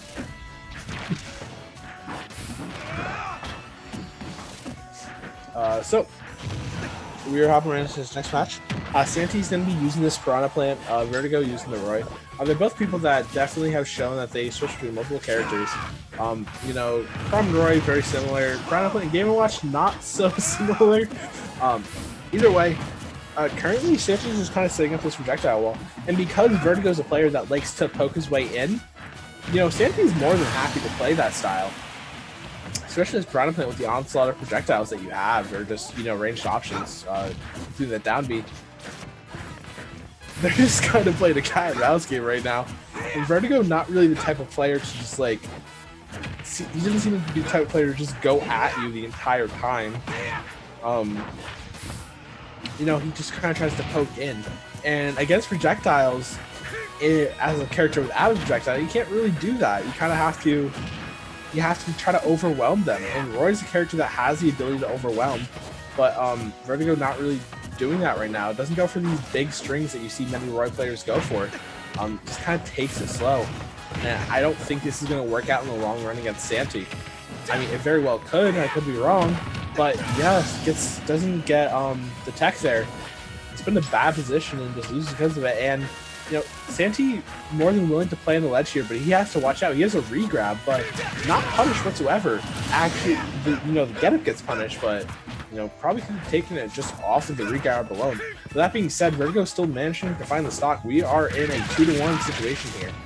Santi only 14% on his second stock, and he has so much to play with. And we're going to need to see a major playstyle change up from Vertigo if he wants to be able to take this set.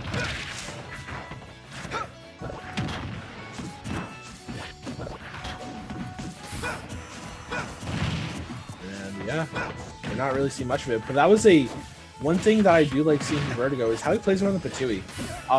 He's able to just kind of down tilt it, and especially with that platform, not really feel like the negative effects of down tilting Piranha Plant while they're charging a projectile. So he's able to kind of get the best of both worlds. But he is getting hit by that down B, and yeah, he's just kind of getting bullied right now.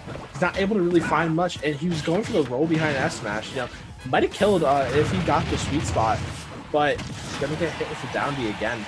He's just. It doesn't seem like this type of playstyle is what it's going to take to beat Piranha Plant. That's going to be an up throw and take it, even on a stage with as big upper blast zones as Town and City. So that's going to be you know, it did bring some second stock 5%, but that was a pretty dominant game one there. In terms of just, it didn't feel like Vertigo could get much fully started, which is unfortunate.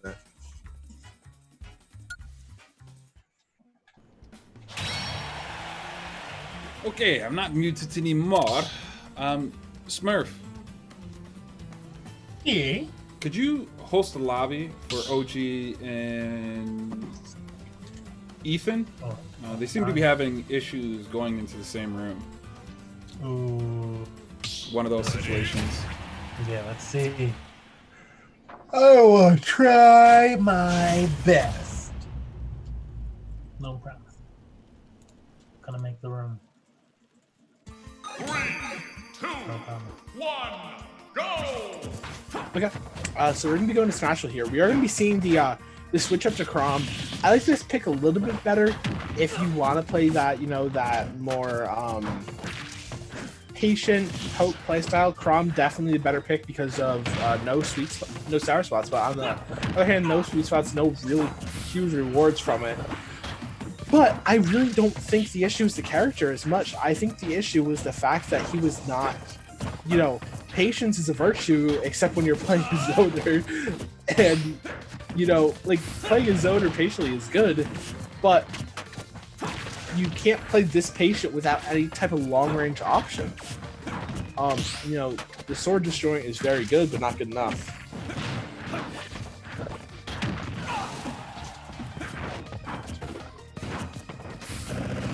Yeah, we're seeing it again. Starting to get worn down.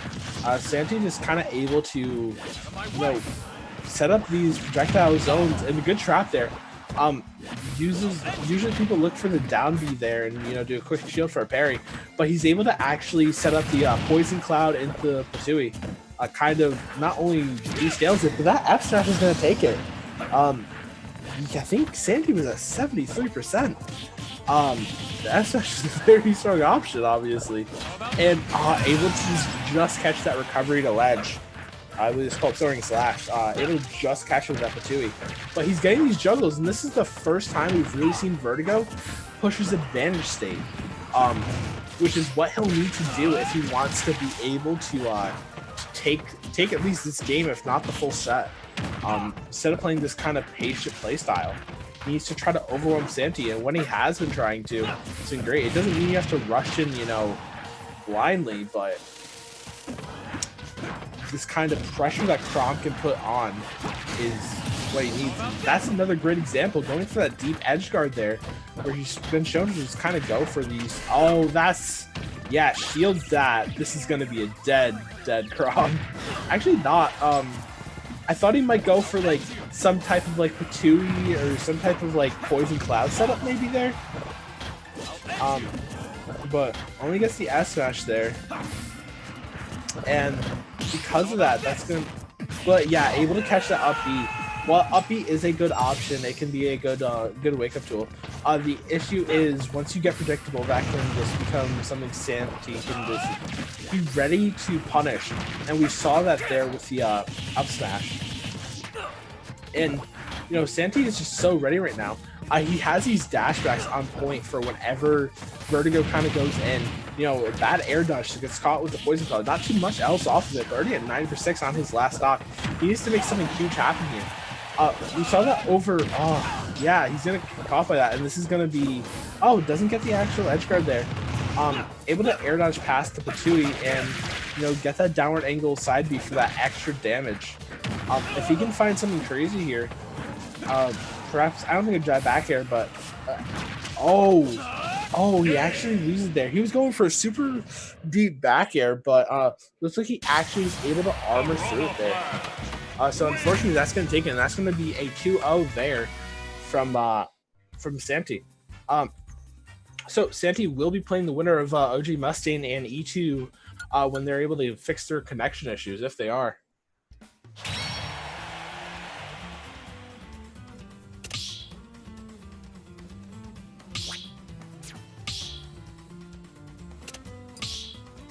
Got them both in the arena, so that's happening.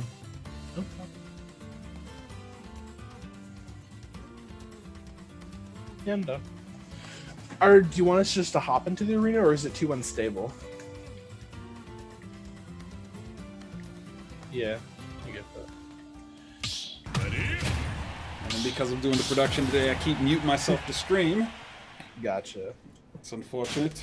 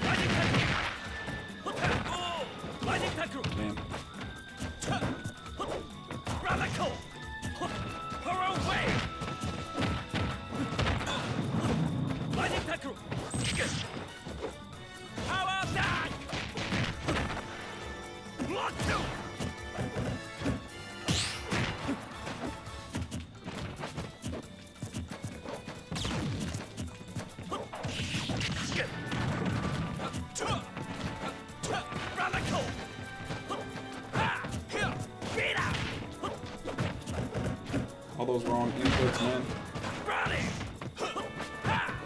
Infinite is annoying at the moment. While we're waiting for our next possible streamable match, Whatever that may be.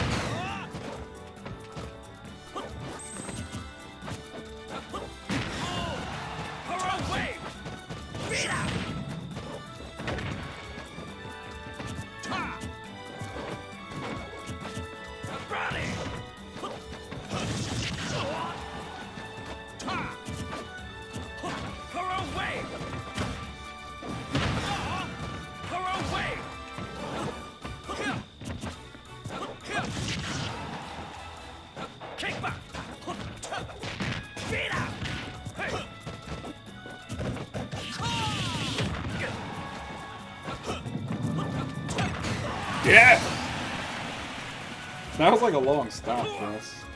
Jeez. Considering we're holding forward the entire time. Wow. If I was OG Mustang, I would hate Ethan after what he just did. He just sat there. He shot a good like 12 at least. It was coconuts or whatever, peanuts in a row. Just Oh, sitting- pop gun. Yeah, just sitting there shooting it, just not stopping. It's like wow. This Like is what we do now? OG moved forward for the first time, and then you got hit with a banana. So sad. Disgusting.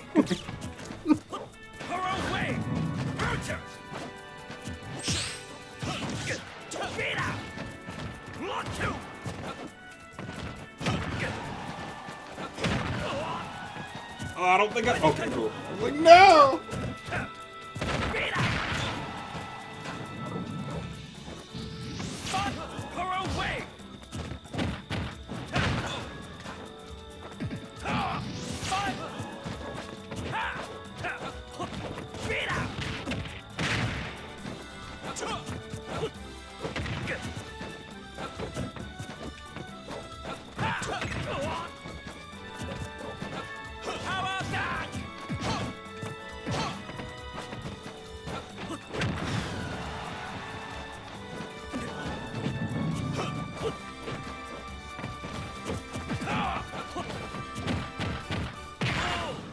Are you okay?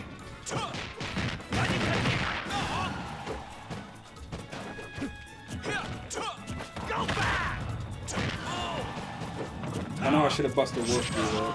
I'm just that bad with inputs. I know that's what you were expecting, but I was like, should I go with the safe option or?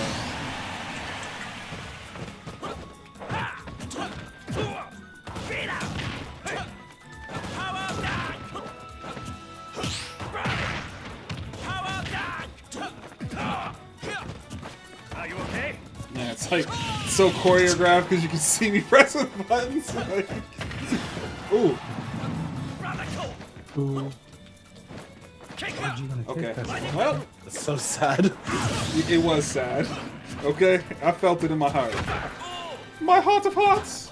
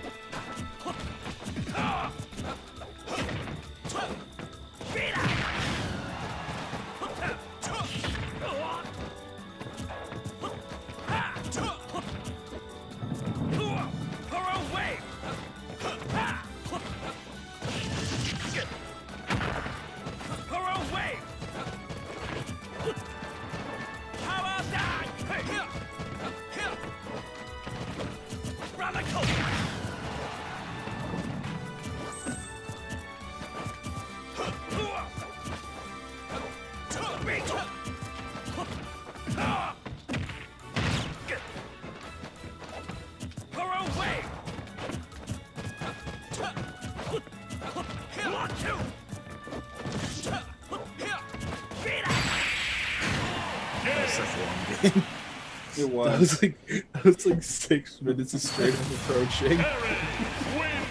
Okay. Oh, geez, up one, huh?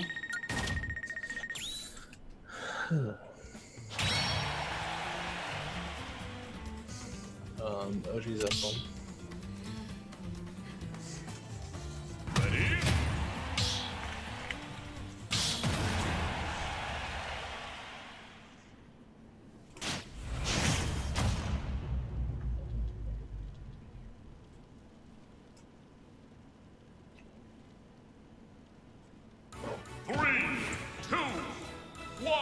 Yeah, they're playing now.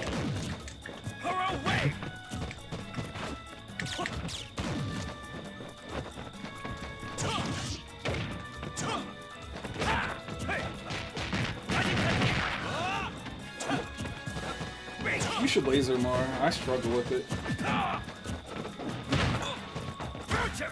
Yeah, if I was like playing lame, I would just up tilt his spot dodge over and over. But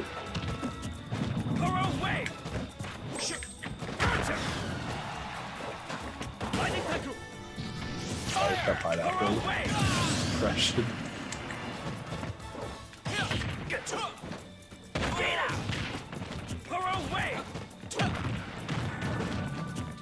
Like any zoning, I just seem to be really bad at.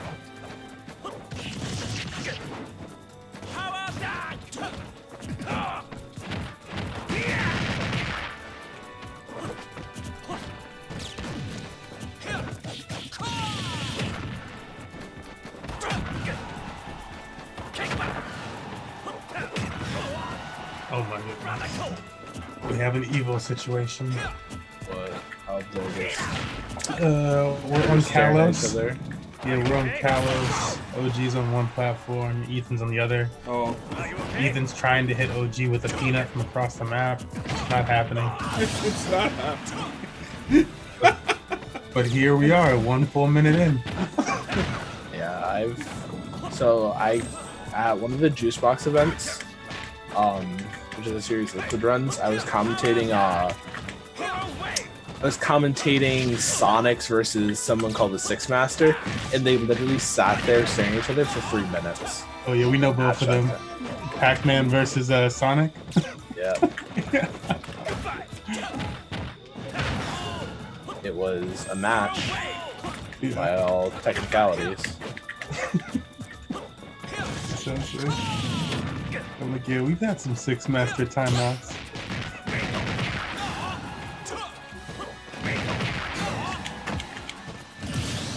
Yeah, he's don't really was not my favorite match to commentate. It's like, well, it's gonna be a while. We'll see what happens. Be back in 5. Both set down the controller.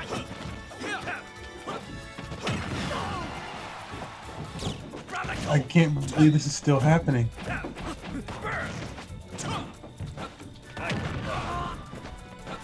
Like, OG is at least trying different jumping options. You have to be hit. 0-0 damage.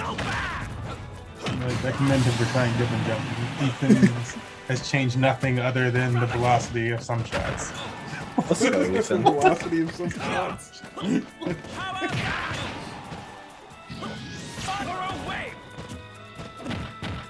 That's so funny because OG is finding time to like, when Ethan like slows down the shot for the velocity, it'll be like hit right below his like right beneath OG's toe, and that'll be the time that OG chose to do a taunt.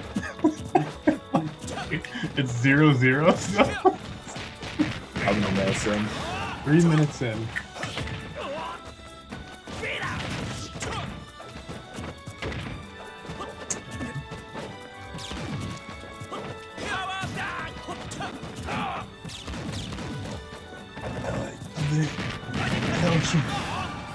That's what you do, huh? Like this wait, it's still 0-0? Yep. Oh no. Okay. Oh, Ungodly no. amount of taunts. It's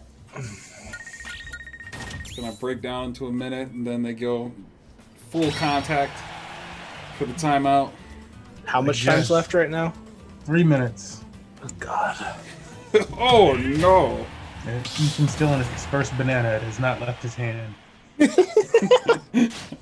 how you know. I mean, I was once. We had HBox during one of our events, and one time there was we basically did it was HBox versus this Pichu player, some guy. I don't know if you're familiar Yeah, with him, but we've had some guy come out. Really good. yeah, he's good. But it was they were literally for like, I think it was, they literally didn't touch each other the entire match until like 1 minute left. And we run a 7-minute roll set. And then they actually ended up not touching each other, or I forget what it was. I think they got like the perfectly even percent at the end of it somehow. And we had to do a fucking tiebreaker game, like a 3-minute one stock. You guys get half the time. No more bullshit.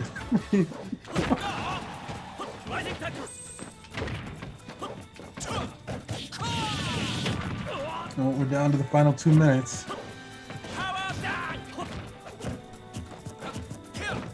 Ethan's gun did explode once. Oh, I didn't know that happened. Yeah, that apparently does not do damage to him. Yeah, if you do, it's like a super powerful KO option if you can land it. Mustang is switched to a different comp action. Really impressed by the fact that he's able to like taunt and dodge some of these for so long. No mistake at all. Such a long amount of time. Who's gonna get that one damage? I feel like Diddy's gonna send his rocket over there at the last second. I hope it's Mustang just so we don't have to do another batch of it. 1 minute left. We're winding it down. 0-0.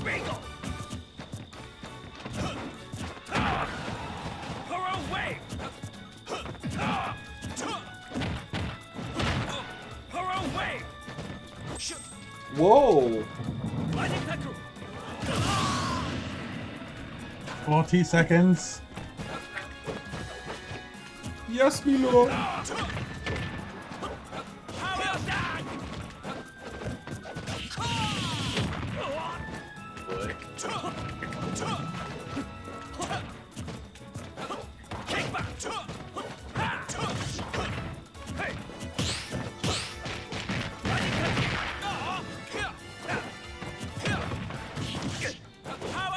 Fourteen, 13. Ethan approaches. Ethan approaches. It's getting heated now. He's in there. They're going. They're starting to touch each other. They're trying. They're trying. No one's able to touch the other. Why? Ethan gets a hit at 11. No, look at you guys there.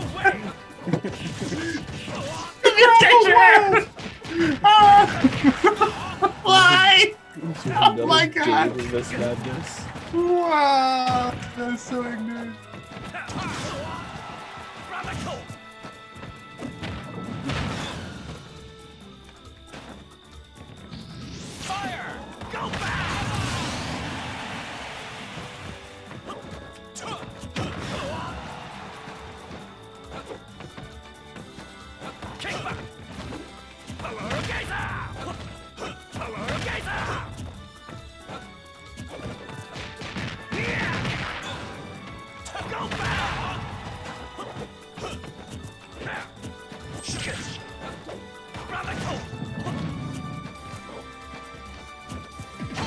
That was so good.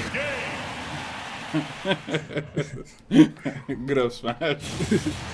It's like, yeah, all those moments where you're like, please don't do that, and it's like, it happens. Oh god. So is it 1-1 or is it? For them, it's 1-1 now. It's 1-1. Yeah, this is their game 3. Hopefully they decide to approach from the beginning. But I wouldn't bet money on it. 3, 2, 1, go!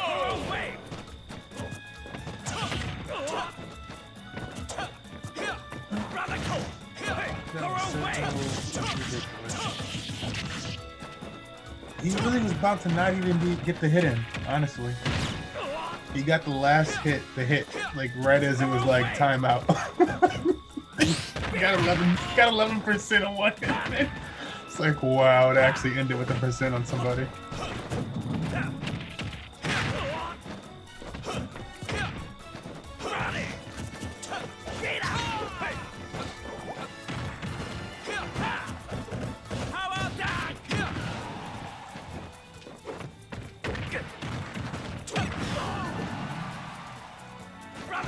Wow, that didn't crash.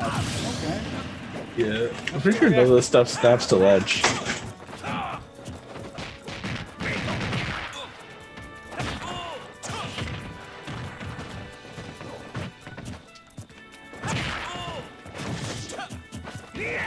surprising tackle there.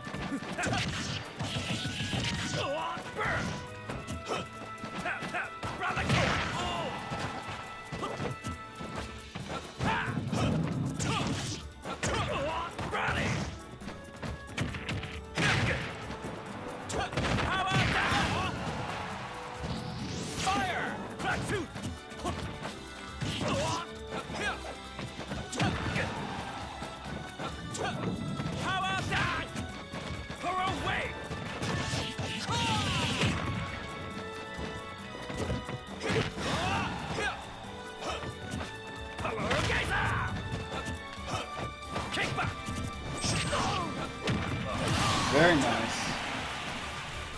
I'll go. They did things to him.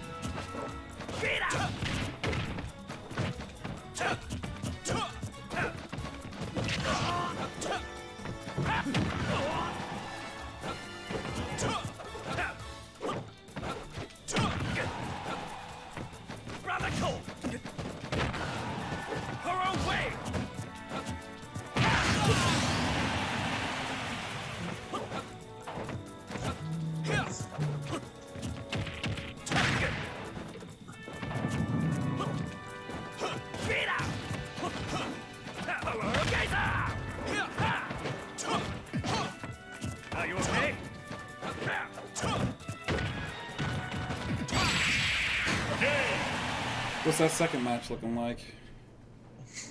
It's looking like Sorry, got it, still about to start.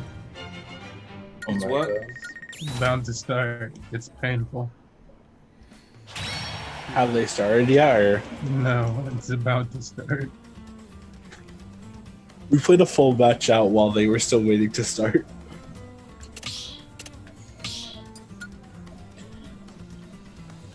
It's so sad. Choose your fighter.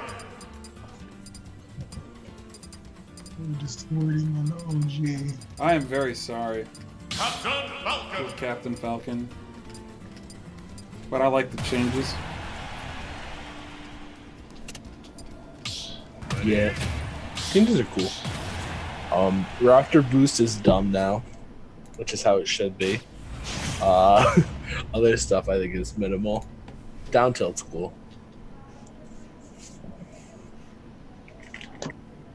Three, two, one, go!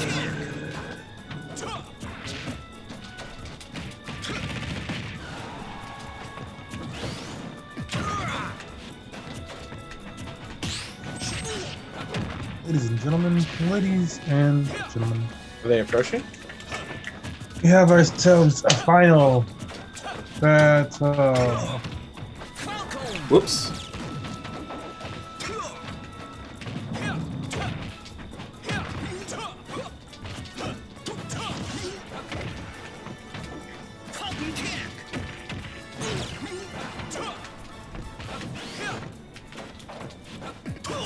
Oh, it's on Final Destination 2, yeah. They can't fight.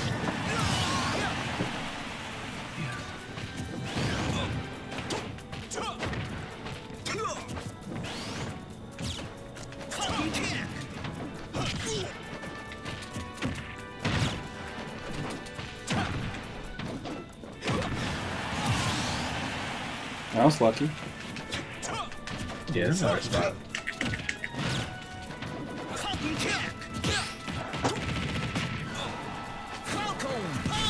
He's been winning these matches between the two of them. I don't know why I'm treating this like he has a projectile, but I am. So if you're wondering why I'm Falco punching, that would be it. You gotta spam the knee, bro. Don't you know any better? And that, whatever that grab is on shield. Knee, up B. and knee and up B. That's all there is. And then That time I ass. actually wanted to do that because it would have been cool. You know, we would have got a good laugh, and you know, it would have been like, hopefully not salty, but joined in with the laugh. You know. I'm really good salty. Okay, good.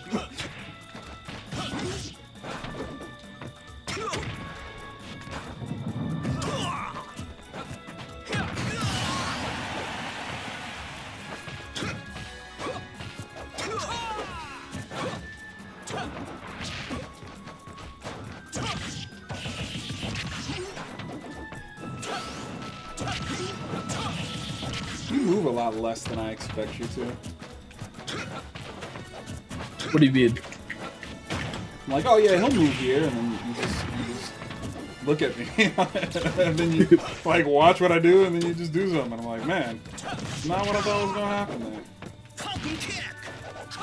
Yeah, the unfortunate nature of this game is the best option is to do nothing 99% of the time.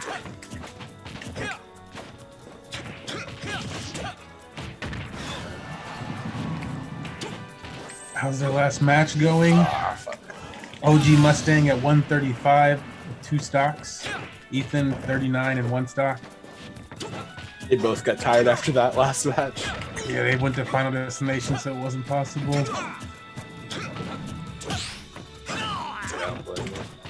Both in our final stock.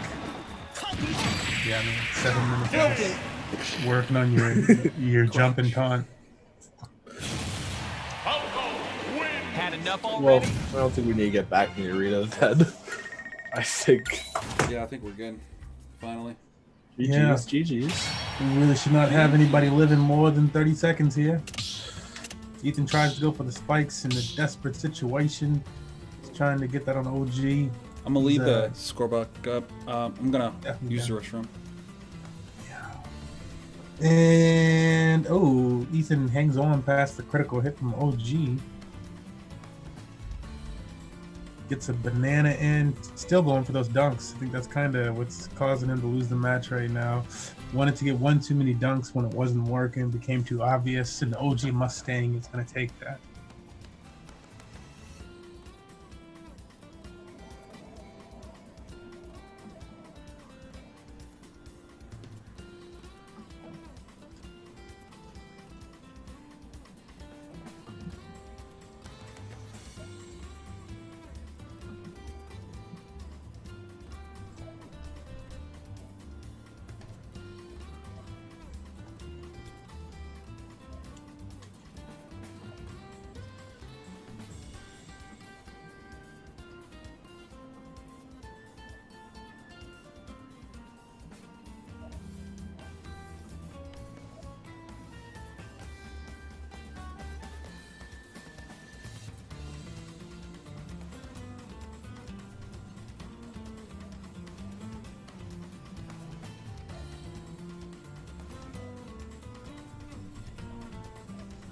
All right, it's going to be OG Mustang and Santi. Gotcha.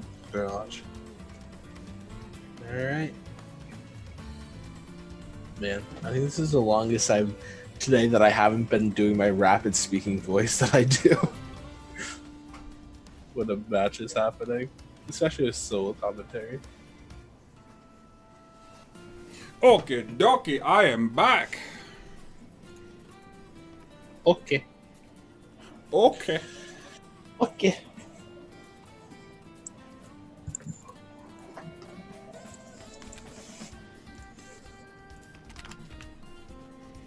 Oh, he already did it.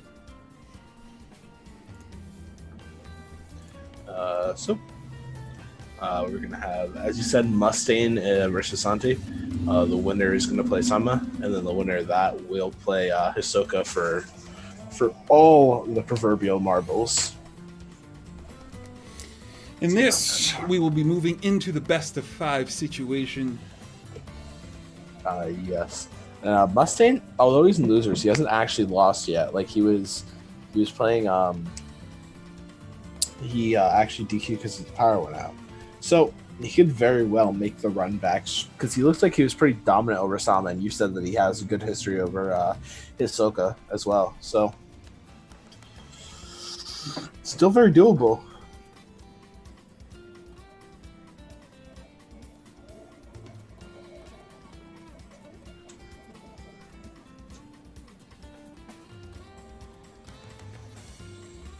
It's possible.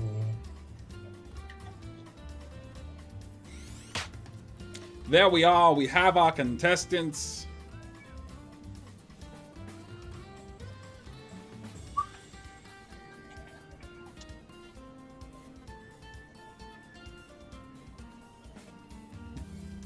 Let's take a look into their match. Going through the banning stages, but Terry and Game & Watch is what we're going to get, as you would expect.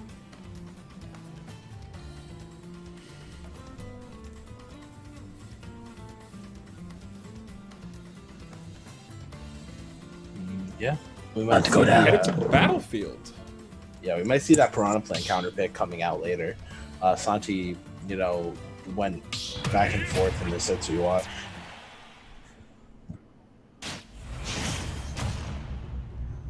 It seemed like on stages he could, I don't know if this is the case, but it seemed like on the smaller stages he went Game & Watch a lot of times. I wonder if that's just his Game & Watch's very good boxing options, or also because he was looking for those cheesy 9 kills whenever you get it. Either way, we're going to be hopping right into this next match as I go into commentary, boys. So we're starting off here. Santi trying to drift in with that, but Mustaine is able to use that that upbeat. He charges it up, so he's able to use it as a sort of anti-air because of the initial vulnerability on the move. So yeah, just finds the down tilt and the burn knuckle. That one, Game Watch a very light character, but it looks like Santi wasn't quite ready for it, and again just catches the neutral get up. That burning knuckle. Now that's going to be a not so much an early, but a very quick stock there for Mustaine. And he's obviously looking to capitalize on it as much as he can. But if Santi doesn't come up with a big conversion here, he might be able to run away with it. Especially because he's not quite at the percent to go for that down throw judgment that he got a couple of times on Ethan.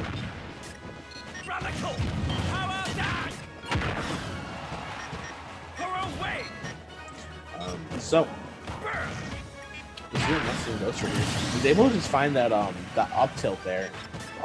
Pretty strong kill option. He's able to kill it there. A great conversion though off of the bomb. Doesn't get too much off of it, but just able to kind of use all of Game Watch's tools to string together. He's gonna need to use everything the character has if he wants to make the comeback in this game. Able to find that down tilt there. One of the historically stronger options that Game & Watch's toolkit. Weird option to go for the dash attack instead of an F smash there. Definitely could have gotten it, especially at that percent. He was at like 160 before the hit, or like 150 and 172 after. But still, he's not taking too much extra percent. Only takes, I don't even know if the 12% was the extra. So, I mean, doesn't make too big of a deal there. Just the extra. And yeah, going for the down throw into Nair there, definitely would not have killed with the hammer because Battlefield's blast ones are a bit larger. Does try to come off with a hammer there, and he does that a lot. One thing I'm noticing, and I'm sure Mustaine will start to pick up on, is that he likes to jump off ledge a lot. Whether he'll jump off ledge and he'll jump on stage with an aggressive option, or sometimes he'll just jump off, reset, and then jump off again. Risking the regrab situation, but due Game Watch's up B a lot of times, he's able to just, up B out of it. He's just continuing to kind of play as neutral. And the thing is, Game Watch is a character that can get early kills, especially if you get these down smash conversions. But he's not really finding much of that. Holding that F smash there, hoping for a drift in from Mustaine, but Mustaine's too good of a player to give him something as easy and simple as that.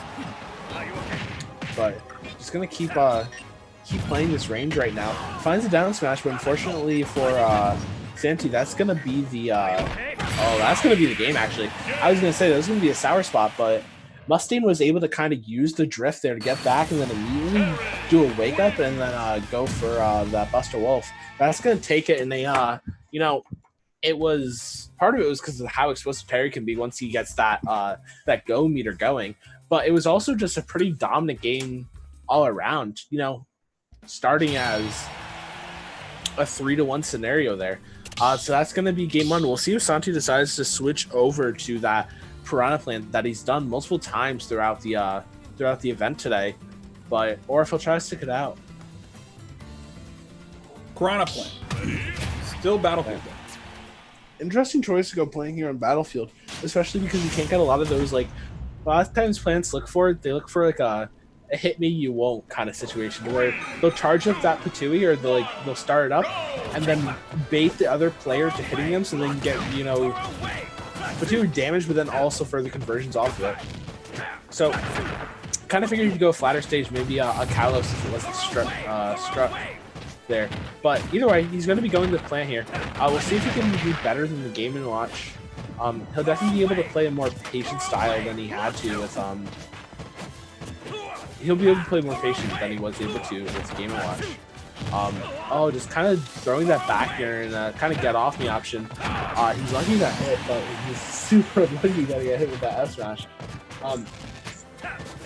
That back here is a good option if you hit it, but if you don't, you leave yourself in a vulnerable situation where your opponent can just go down for an easy X guard, even someone that has a punchable recovery or start. But he's able to use the a little bit of armor on that down B to actually clank off of the Patui. But that being said, he's in a good position here until he just got Buster Wolf.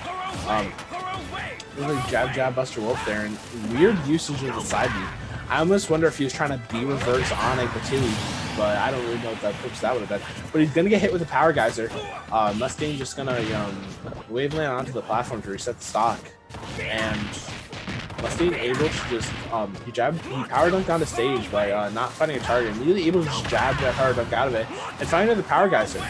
We see this with Mustang a lot. What he'll do is he'll get low stuff and then he'll immediately just start. I almost want to call it mashing. You know, when he gets caught with that down B, a great usage of that tool to just kind of pluck him out of the air. But what Mustang has done a lot in these sets is that he will use all his go stuff as soon as he gets it. Just kind of throw out these big hitboxes. His opponents will use we got no battles to be had. But he'll do that a lot. And it usually nets him a lot of extra damage and even stocks because people just aren't ready for it. Speaking of not ready for it, he rolls into it, but Mustang able to, I think he might have been looking for the neutral get up there, but still able to cover it. I don't know if that was excellent space or just dumb luck, but either way, able to find it with the burn knuckle, and that's going to be 2-0 up for Mustang. Senti, I wonder if he'll go back to the Game Launcher, if he'll stick with the Piranha Plant for this Game 3 scenario, see if he can make the reverse 3-0, but right now it is not looking very it's not very looking likely if possible at all. So we're headed to PS2 for this one, so definitely a change. Yeah, and I'm surprised he didn't stick with the Game Watch on Battlefield. Another He reason went is hero. because- Interesting. I was expecting that reaction. That's why I was like, he went hero. And I'm surprised he didn't stick with Game Watch on Battlefield because Game Watch and Battlefield can just really abuse the platforms with these up B into up air juggles that Game & Watches love to go for. Be a little bit shameless with that up B usage, but especially the plant didn't quite work out. But maybe he's praying to RNGesus. I mean, we already saw him go for those judgment kills earlier. He got like 2 in one set in a best of 3, I think. So he's already praying to the heart of the cards. So we'll see if it works out here.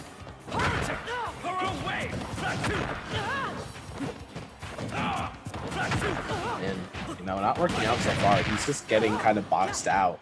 Terry has such good tools just to kind of space you out or go in full send. Especially with Fair. That jab power dunk that leg definitely gonna kill. Or I believe like 110 before the hit. So that was a clean drip that still has not been touched yet on his first stock. Gonna get grabbed there for the first time and actually take percent, but this is not the prettiest. And the thing that Mustang's doing so well is sometimes he'll either approach with like a grounded option, you know, grab power dunk. Oh, this is a burn knuckle. This is so brutal. But he'll also use the so there's kind of a disjoint hitbox on Terry's leg. People like to call them swords. Because they function very similarly to a sword hitbox.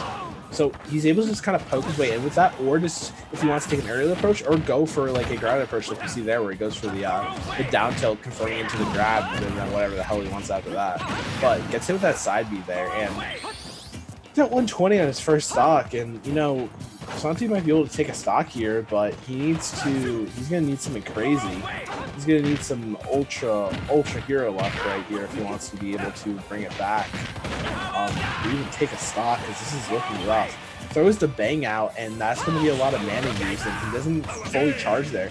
I don't know if he just wasn't expecting it, but that's gonna be a very quick and very ugly free stock from OG Mustang. Now he's going to go on to losers finals to play the person that he actually got DQ'd against in the in winners because his power went out. So we're going to see the true run back of that set. This time in a best of 5 fashion, where that would have only been a best of 3.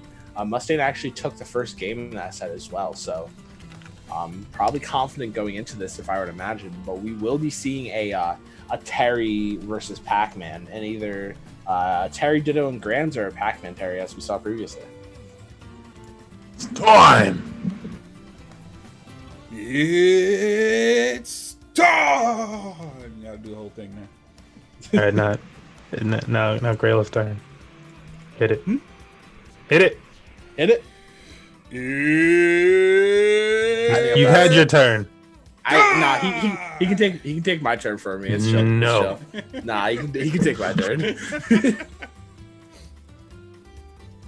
I don't think my voice could handle that right now.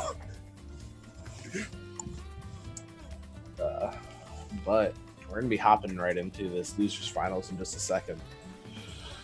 I think that Sama needs to make a lot of adaptations to how he plays against Terry from what I saw in his set against Ahsoka, because he relies so much on zoning, and then he doesn't use any of the other tools on either Pac-Man or Lucas. And I feel like if he tries that against Mustang, someone who puts as much pressure on as he does, it's just going to be ugly. It's about to get ugly. Okay, I'm done. You know, I just when it's In there, here, up in okay, here. cool. Thank you. Yeah, you're welcome. Come on, Bubba. Yeah.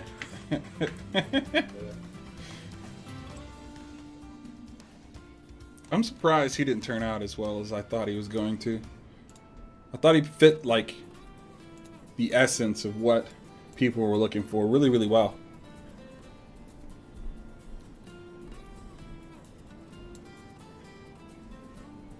So hopefully Sama checks in. If not, he still takes third, which today is a $10 payout. Ain't nothing to scoff at, you know? It's not second, which is 20, and it's not first, which is 40 today. So, yeah. Still a little sun.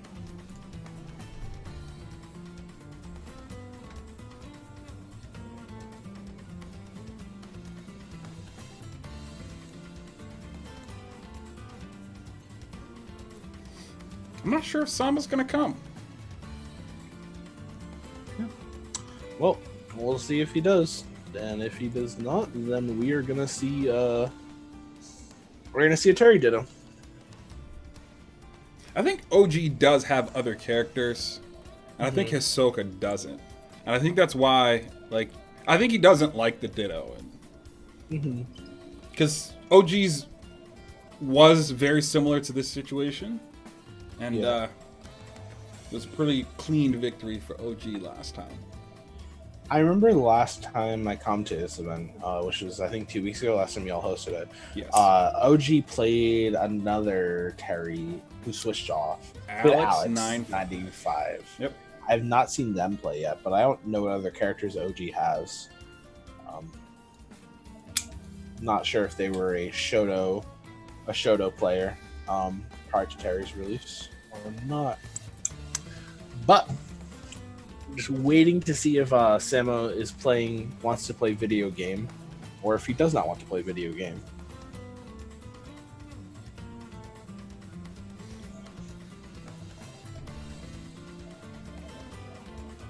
I'm paying fairly close attention. So let's just keep the lobby fresh.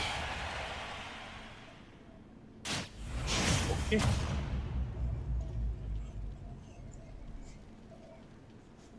There's just so much testosterone in this matchup. That's all I have Only to I was say. a man with Captain Falcon. You're doing your best. If only I was a man. I wanted to grab him and blow him back on. It did not work! Wow. Yeah, absolutely bodied. Captain Falcon wins. So we're just waiting on Sama at the moment. The pack player extraordinaire. But he might have had enough after waiting for this long, which happens more than you think, because players just end up waiting for a while because that's how brackets run, and it's like, well, not much we can do about it. Right, life moves on, man. How long is the DQ timer? It's only 5 minutes. We're already halfway Gotcha. through it. We're 4 minutes into it currently. Yeah, see? He is. Yeah, and I don't want to jump the gun. You know, as a TO, you kind of have this mode where you're like, fast as humanly possible, and then it's just like you kind of start realizing like, it's probably not right. You know, it's probably not the right answer. How far into What the the infinite tournament? means to say is when he was a young boy, he watched the movie Click, and it has deeply affected his life. We are in losers finals. It may DQ into grand finals, where we'll get Hisoka versus OG Mustang.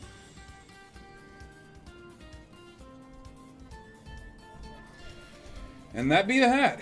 He DQ'd. And we'll accept it. Alright, so we're heading on to Grands here then. I guess this matchup between Samba and OG Mustang was not meant to be.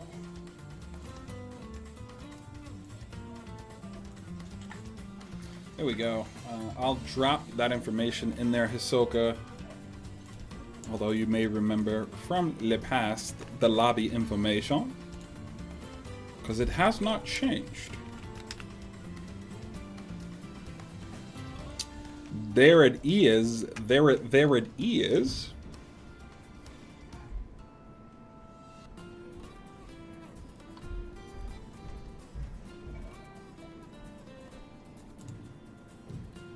Scary Terry. I think last time they went all FD too. Gotcha. That is, if they go all FD, they just want to beat each other up. There's no other. Their goal is just to hold forward and hit button. Put hair on your chest. Which I'm down for.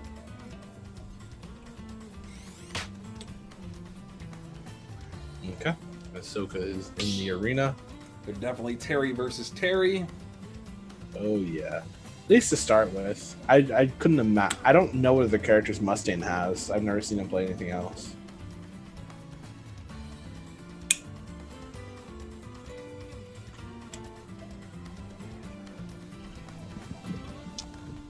Dun, dun, dun. Oh god, they're using the same Terry skin. Why? I hate when people do that. So one's just gonna be slightly darker. Definitely hate it when, like, you know, it's not even somebody's, like, their skin and they just choose yours.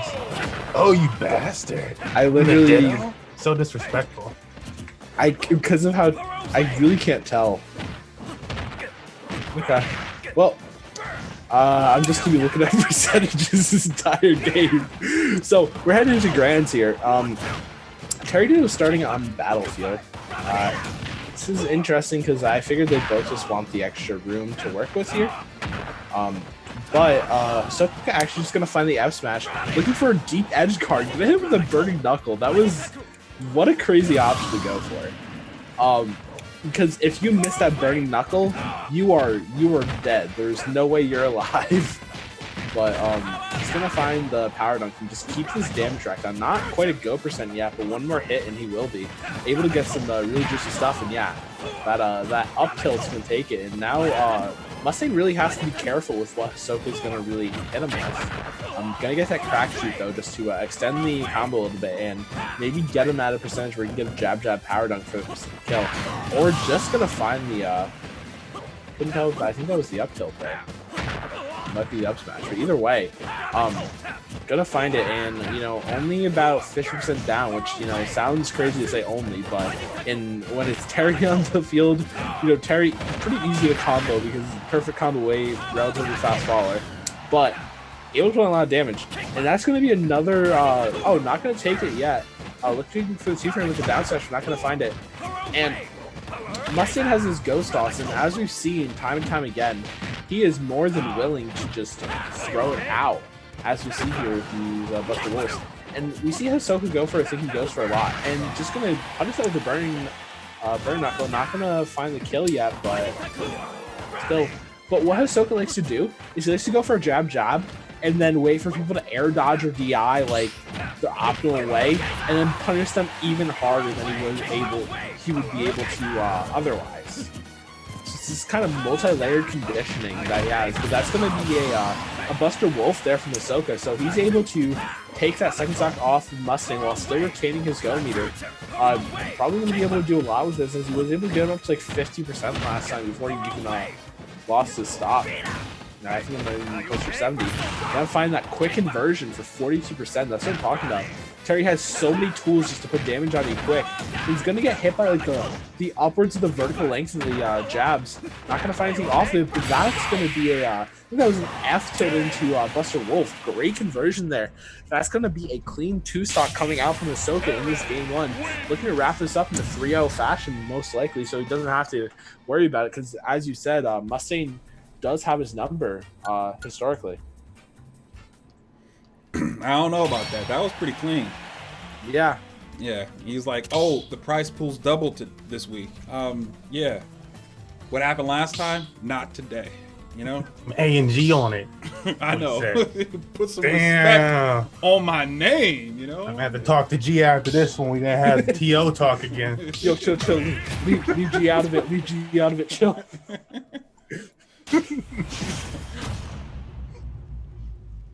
Okay, so we are seeing the pick to Young Link here. Actually, I don't know what I expected Mustang to play, but Young Link definitely wasn't it.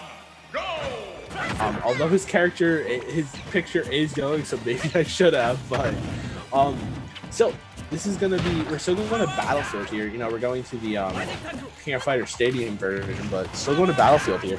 I think this is gonna be a crazy strong counterpick for Mustang if you can use the platforms, because Young Link's a character that can kind of not ladder so much as able to just kind of constantly play around these platforms and also set up camp if able to get started. But so far, Hisoka is just kind of suffocating him.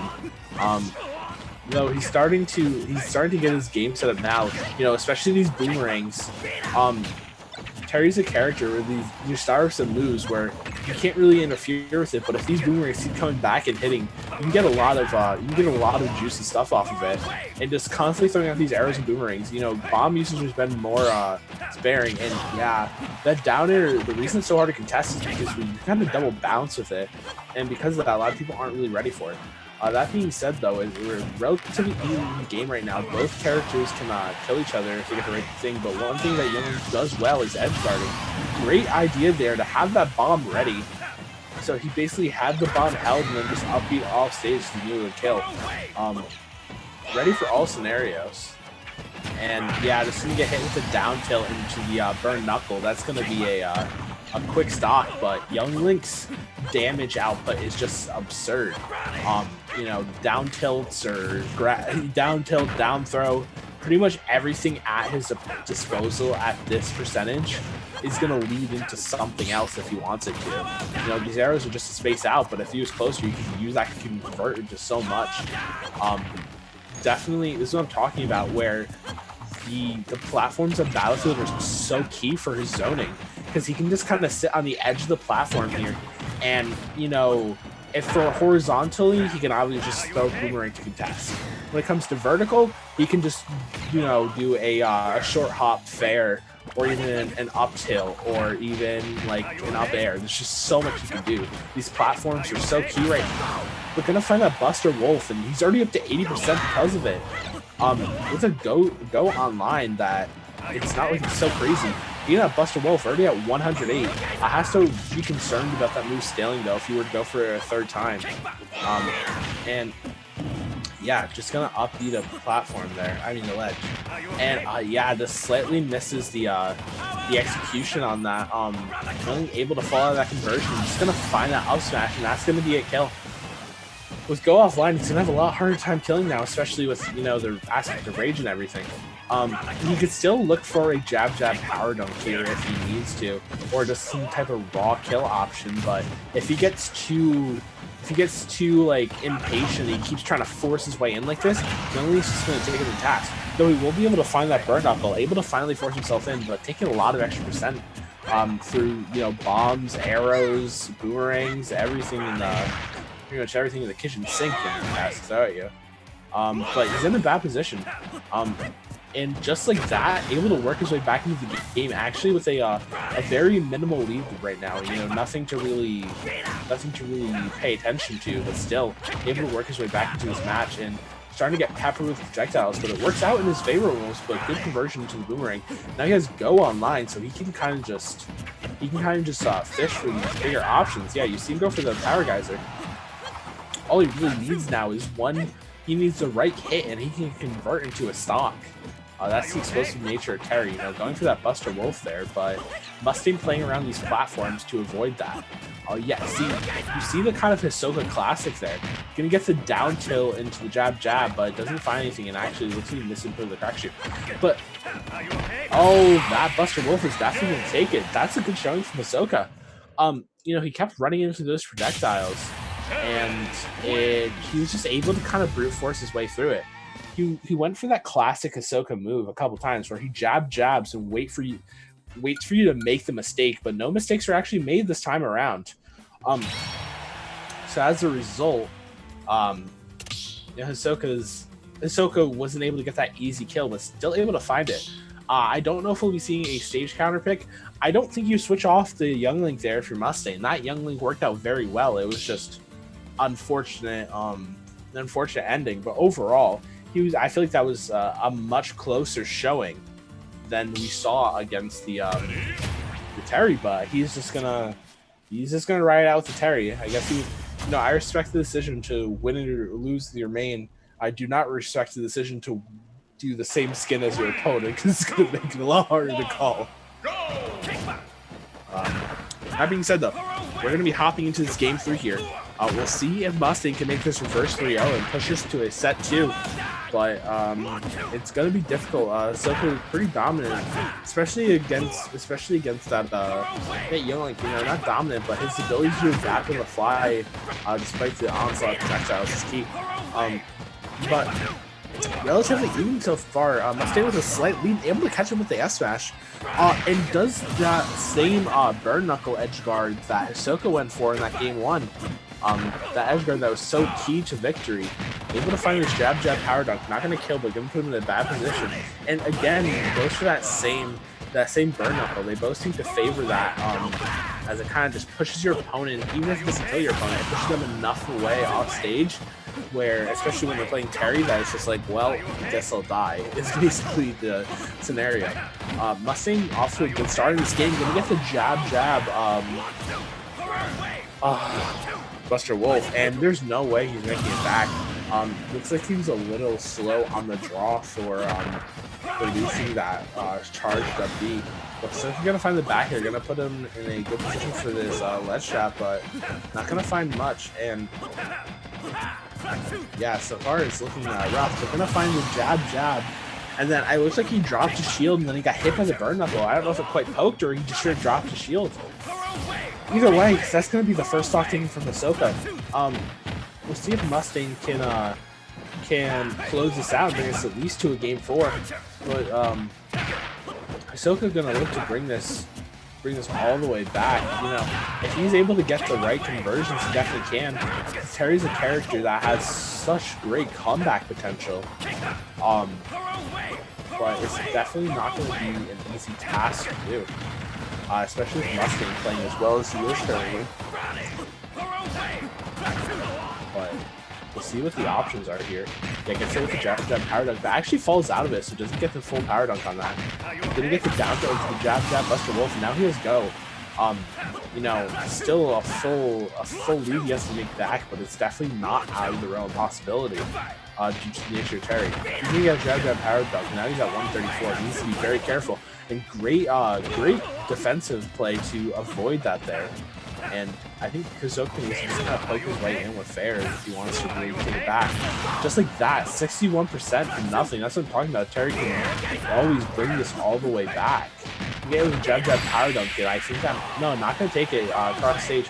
He's at 174 now. He really has to be careful. That's just 1,000% going to take it, and that's going to be the stop. We're going to be heading into a game 4 scenario. Hisoka's still up 2-1 on his stage counter pick. You know, a matter of comfort above everything else, but we'll see what the option is going forward in the set.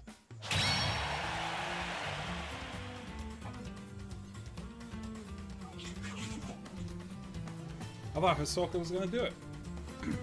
Yeah, I thought it was too, honestly.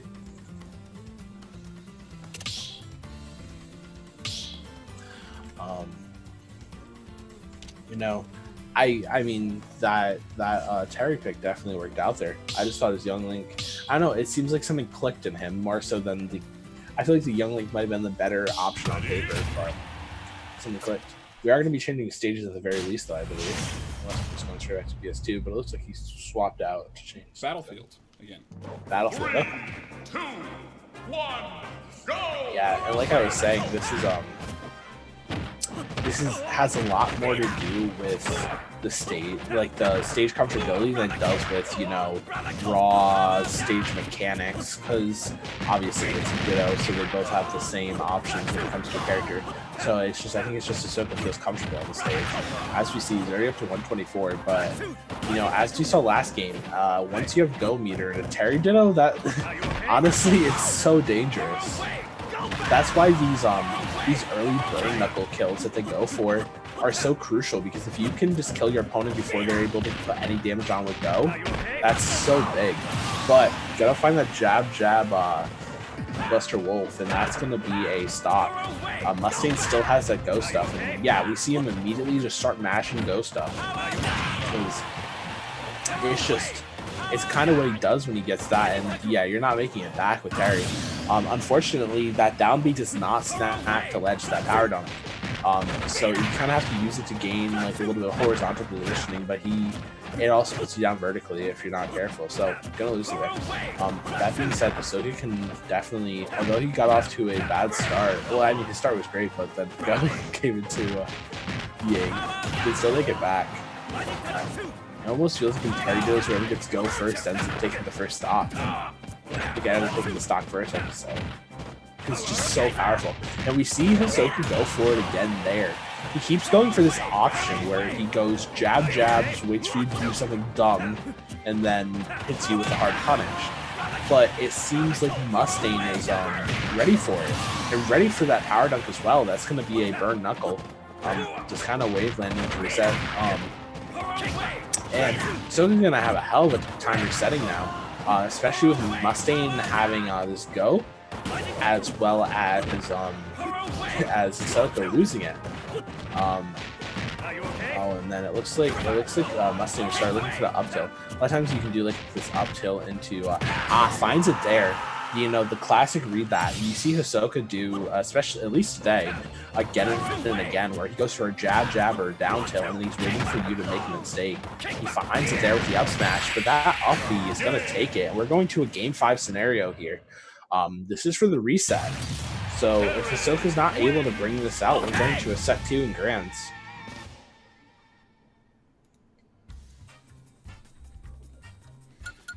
Absurd.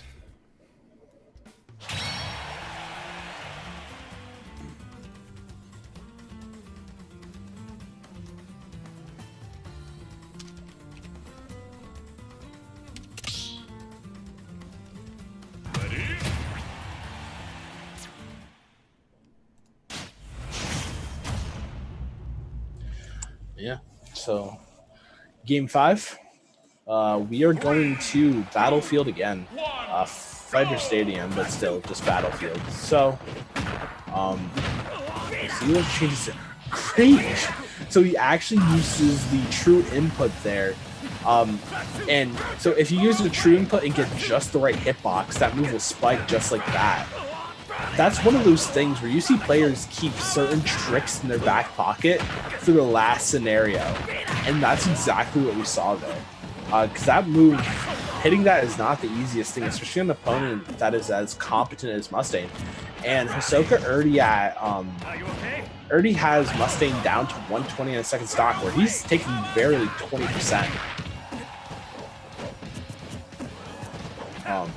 So this is just a complete turnaround from that game, those games 3 and 4. Only 37%, and he's on his last stock. We are under a minute into this game 5. Hisoka does not want this Yoda reset. He wants to close this out right here. And, you know, Mustang's going to have to take a fight for everything to get back into it. And, you know, once he gets go meter, it's going to be a lot easier because of the nature of Terry. You know, you can just kind of, I don't want to say math, but you can throw out these options a little bit more safer. But he's just gonna, Hisoka's just gonna Buster Wolf to kind of combat that. 2 Buster Wolves back to back, already at 81%. And, you know, Mustang has to look out for so much. Gonna hit Hisoka with the burning knuckle, and now they both have go meter, and that's just gonna be a power geyser to take it. That's gonna be a really, really commanding 3-stock to end the event. That's going to be a 3-2 here from Hisoka, not taking anything from Mustang after losing those games 3 and 4.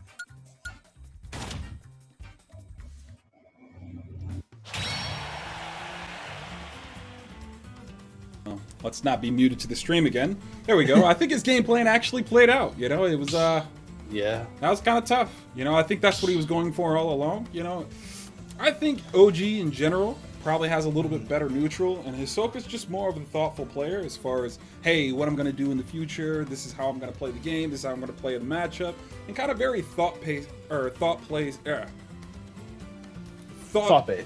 Yeah, thought-based type of gameplay, you know, versus kind of interactive, intuitive, kind of, I'm going to fight it out, go into a little bit of autopilot, and then kind of get the victory, you know? But that definitely felt like, hey, look, this is my game plan, this is what I'm going to do, and it worked the first 2 sets, and then OG adjusted, and then Hisoka was like, nah, I got something for that too. So, yeah, especially with that spike at the beginning of the game with the down B. That's something that you need to hit it. As far as I'm aware, you need to hit it at a very particular spot, as well as getting all the true input stuff. So you need, that's something like when I saw him, I'm like, oh yeah, he saved that for now. Like, that's not something you throw out. That's crap, I don't want to go, I don't want to reset. Okay, let me do this real quick. Right. So that does it for us. This has been Smash Weekly 124. If you guys are unfamiliar, this is a weekly event we host. We do this every Sunday, holiday and family permitting. Finally, we have an event on Wednesdays. It's called King of the Hill. Essentially, if you win 10 times on stream, you can walk away with $5. It's a really laid-back event. We come, we hang out, we talk. Usually, it's not even about the game going on. It could be anime, it could be pop culture, it could be any kind of thing. It's just a chance for us to kind of host something and give you guys an opportunity to play and earn a little bit of money here at Money Match Gaming. So yeah, if you're interested in that, join our Discord. Let me drop the information there. Wham Bam, thank you, man. We drop plenty of announcements about future events and so on and so forth. So if you're interested, come join that. Finally, we have a reward system in our Discord that'll allow you to earn something called tickets. It's a currency that we have in our Discord.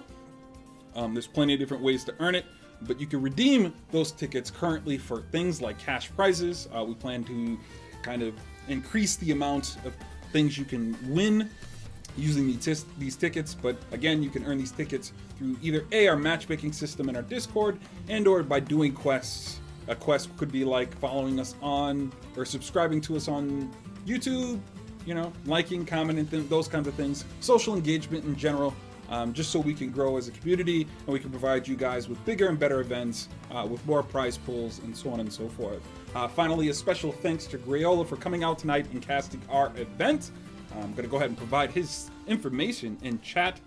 You guys can check out his Twitter, kind of follow him and what he does, whether it be TOing for different kinds of events, and or just kind of having your general rant on Twitter. Yeah.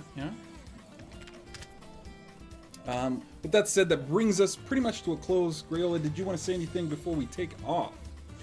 No, I think that about covers it. Thanks for having me today. How about you, Smurf Dad?